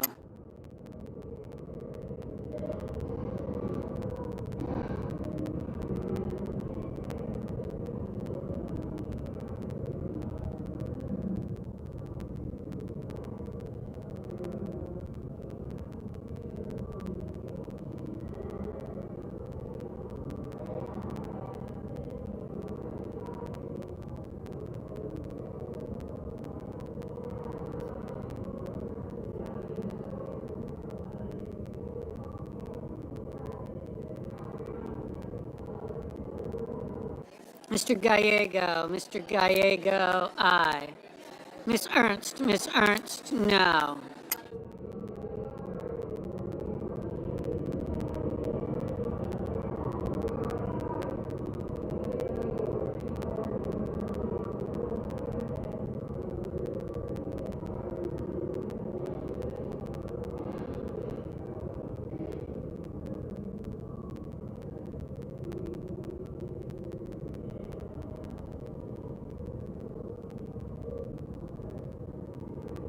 Mr.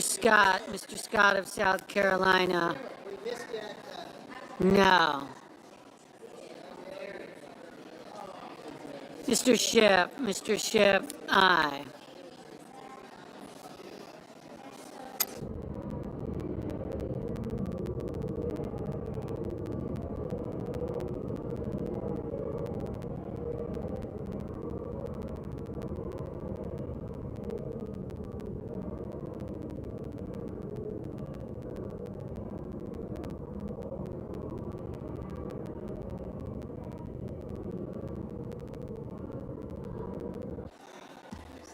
Mrs. Brett, no. Mr. Young, no.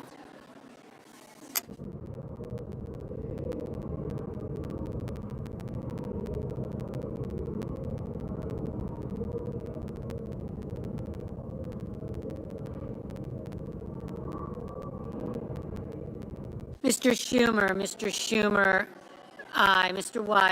Mr. Wyden, aye.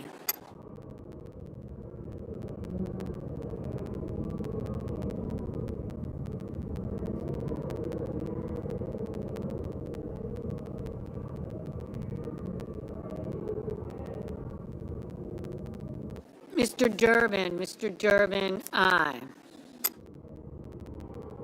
Miss Rosen, aye.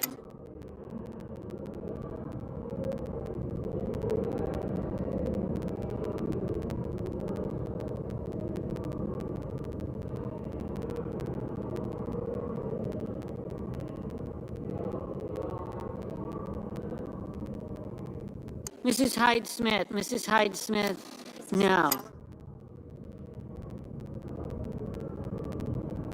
Mr. Langford, no.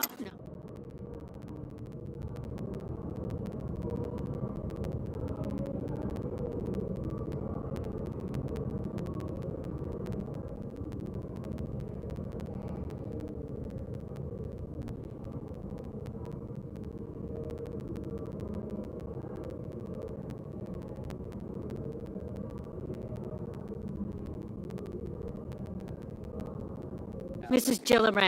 Gillibrand, aye.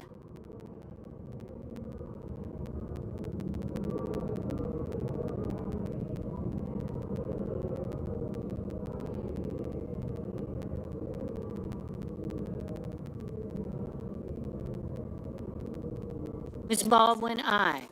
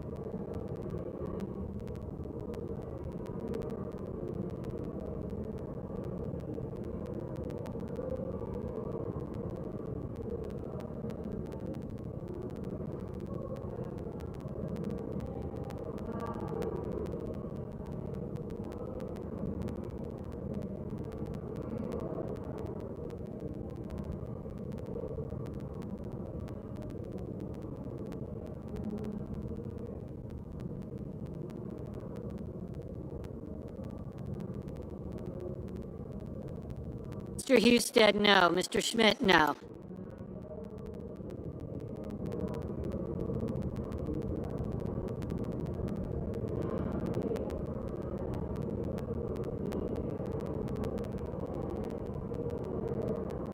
Ms. McCormick, no.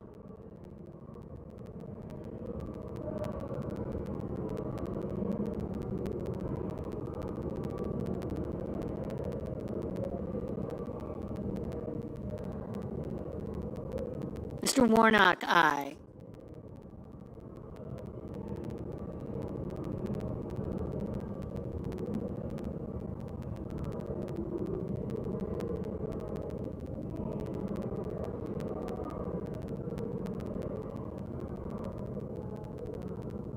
Mr. Kennedy, no. Ms. Duckworth, aye.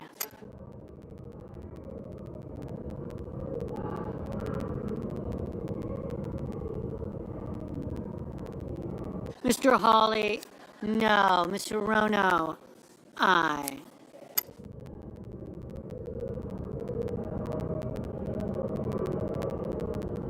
Mrs. Fisher, no.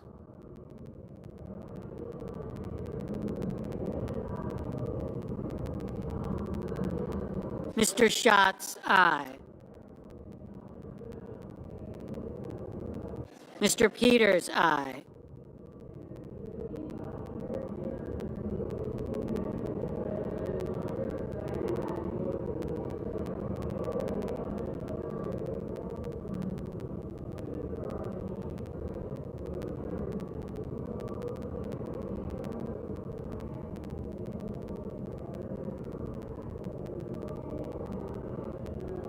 Mr. Lujan, aye.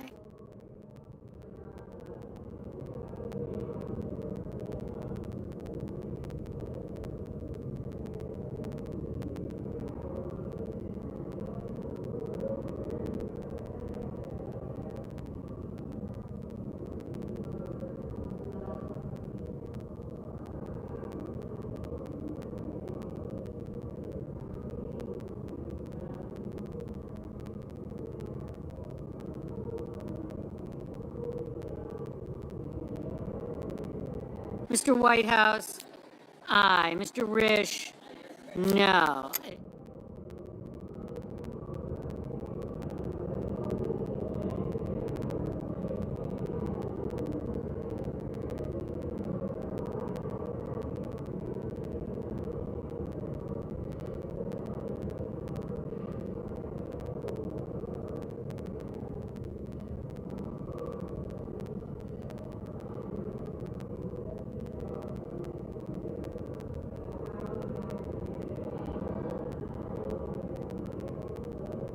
Mr.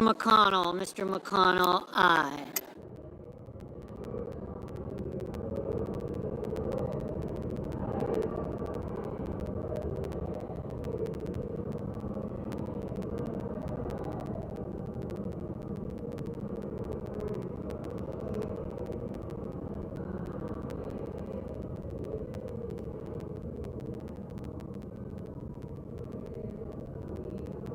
Ms. Lummis, no. Mr. Blumenthal, aye.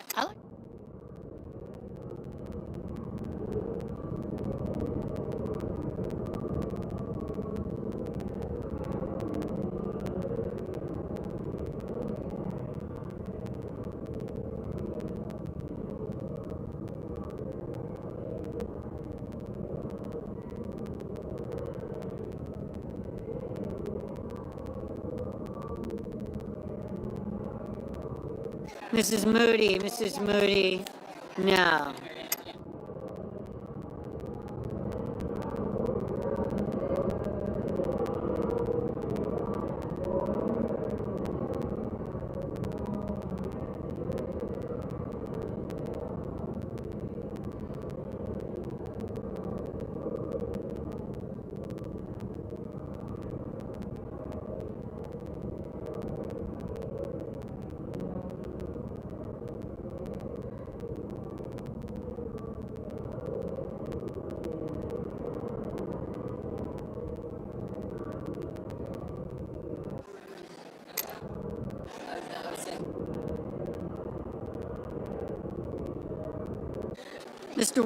Mr. Welch, aye.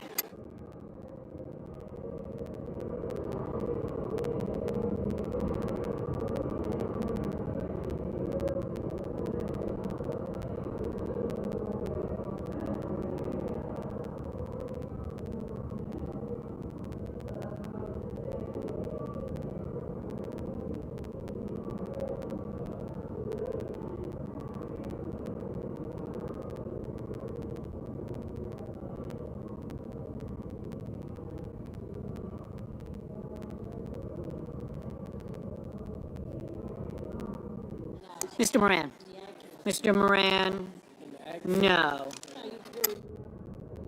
Mr. Budd, no. All from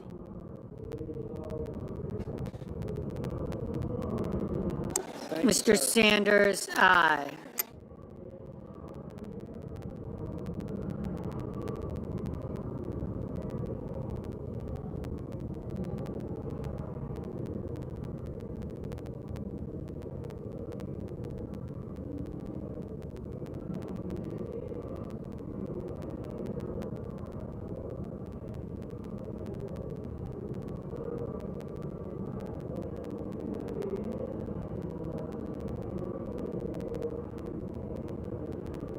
Mr.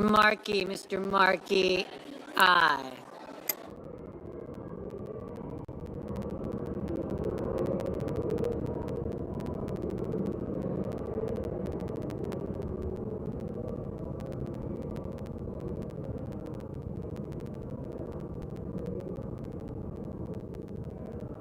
Mr. Johnson, no. Mr. Scott of Florida, no. Mr. Lee, no.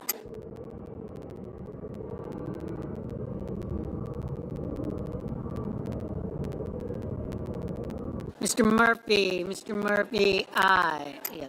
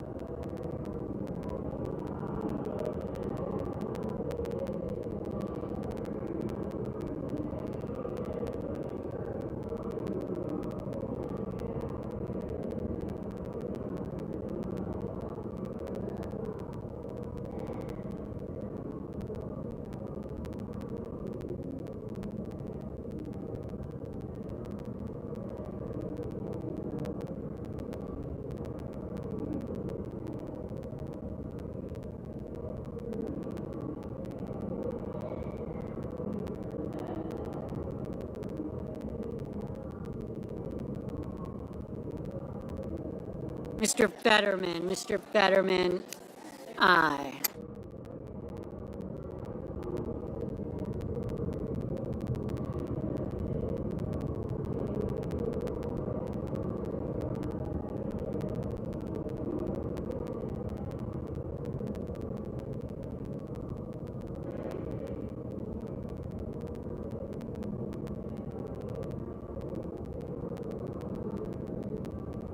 Mr. Hickenlooper, aye. Oh,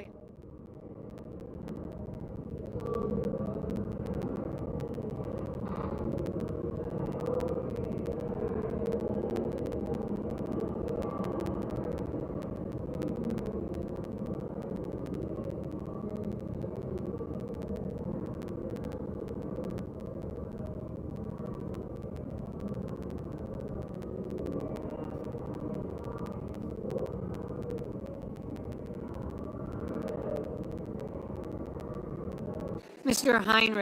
Heinrich, aye. Mr. Hoven, no.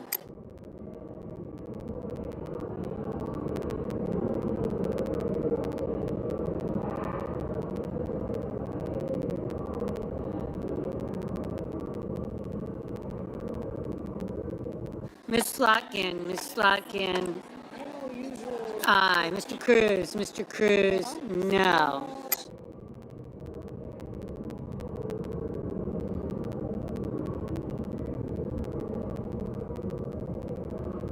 Mr. Booker, aye. Ms. Murkowski, aye.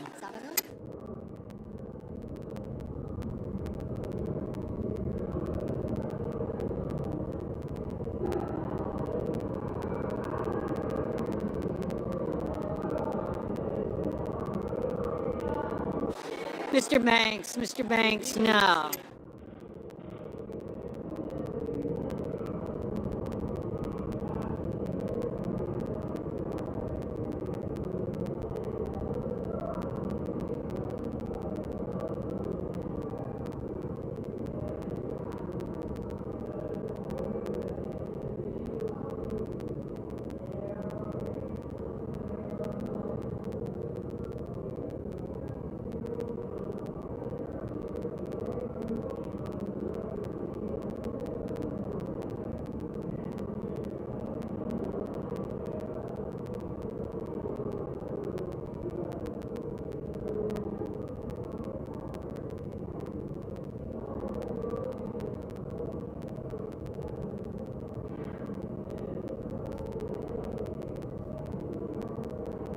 Mr. Van Hollen, aye. Mr. Haggerty, no.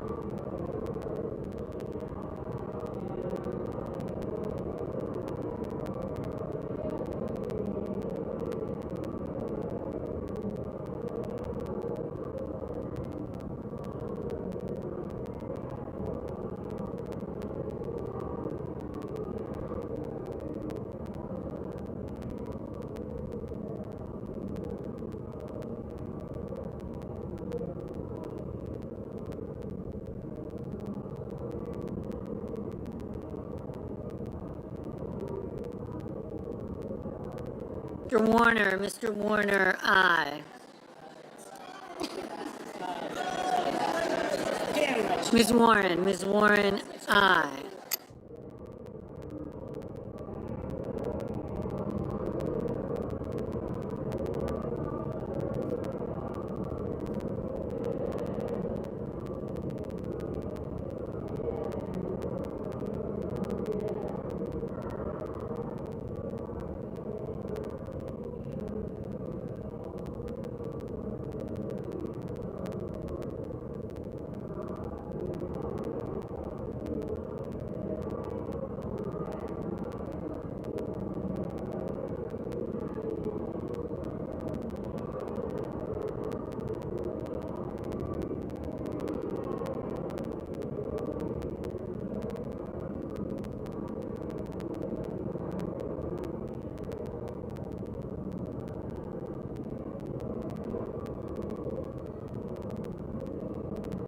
Mr. Bennett, aye.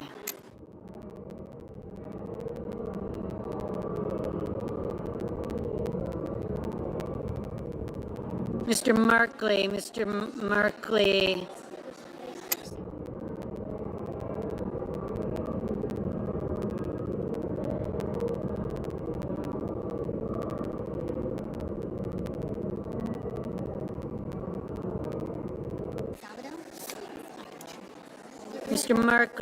aye. Ms. Also Brooks, aye.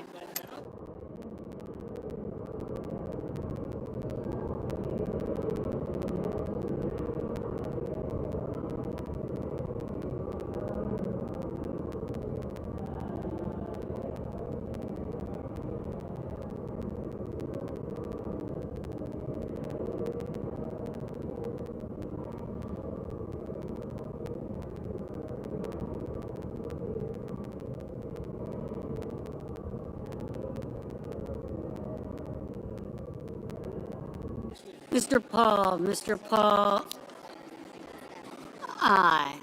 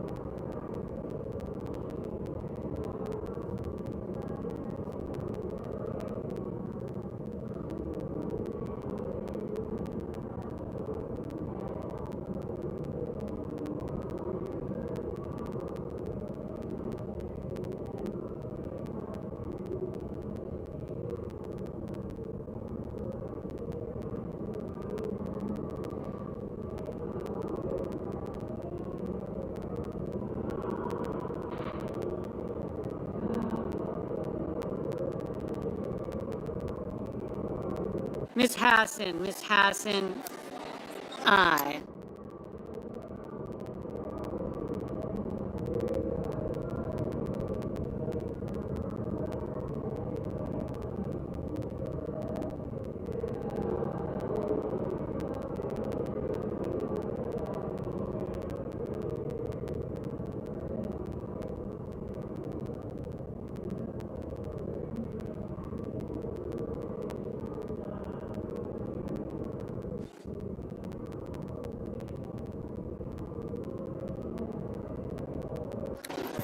Okay.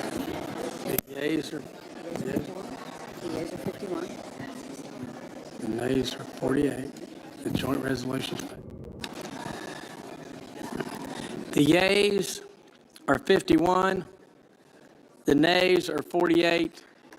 The joint resolution's passed. Mr. President. Majority Leader. I ask unanimous consent that with respect to SJ Res 37, the motion to reconsider be considered made and laid upon the table. Without objection. Mr. President, I ask unanimous consent that when the Senate completes its business today, it stand adjourned until 10 a.m. on Thursday, April 3rd, that following the prayer and pledge, the morning hour be deemed expired, the journal of proceedings be approved to date, the time for the two leaders be reserved for their use later in the day, morning business be closed, and notwithstanding Rule 22, the Senate resume consideration of SJ Res 24, that all time be expired on the joint resolution at 11 a.m., and the Senate vote on passage of the joint resolution. Further, following disposition of the joint resolution, the Senate proceed to executive session, resume calendar number 46, and the Senate execute the order of April 2nd in relation to the Sauer nomination. And following disposition of the Sauer nomination, the Senate vote on the motion to invoke cloture on calendar number 53. Amendment ayes. Further, notwithstanding Rule 22, it be in order for Senator Sanders to make two motions, discharge SJ Res 33 and SJ Res 26, and the Senate vote on the motions to discharge in the order listed if made at 2:30 p.m. Further, following disposition of the motion to discharge SJ Res 26, if cloture is invoked on the Oz nomination, the Senate vote on confirmation of the nomination, and following confirmation, the Senate execute the order of April 2nd in relation to the Dillon nomination. Finally, if any nominations are confirmed during Thursday's session, the motion to reconsider be considered made and laid upon the table, and the President be immediately notified of the Senate's action. Without objection, so ordered. Mr. President, if there's no further business to come before the Senate, I ask that it stand adjourned under the previous order following the roll call vote on the motion to proceed to SJ Res 24. Without objection. I understand the Senate has received HJ Res 24 from the House. The leader is correct. The leader is correct. I move to proceed to HJ Res 24. The clerk will report. Motion to proceed to HJ Res 24, joint resolution providing for congressional disapproval under Chapter 8 of Title 5, United States Code, and so forth. Nays. Is there a sufficient second? There is. There is. The clerk will call the roll. Ms. Alsobrooks. Ms. Baldwin.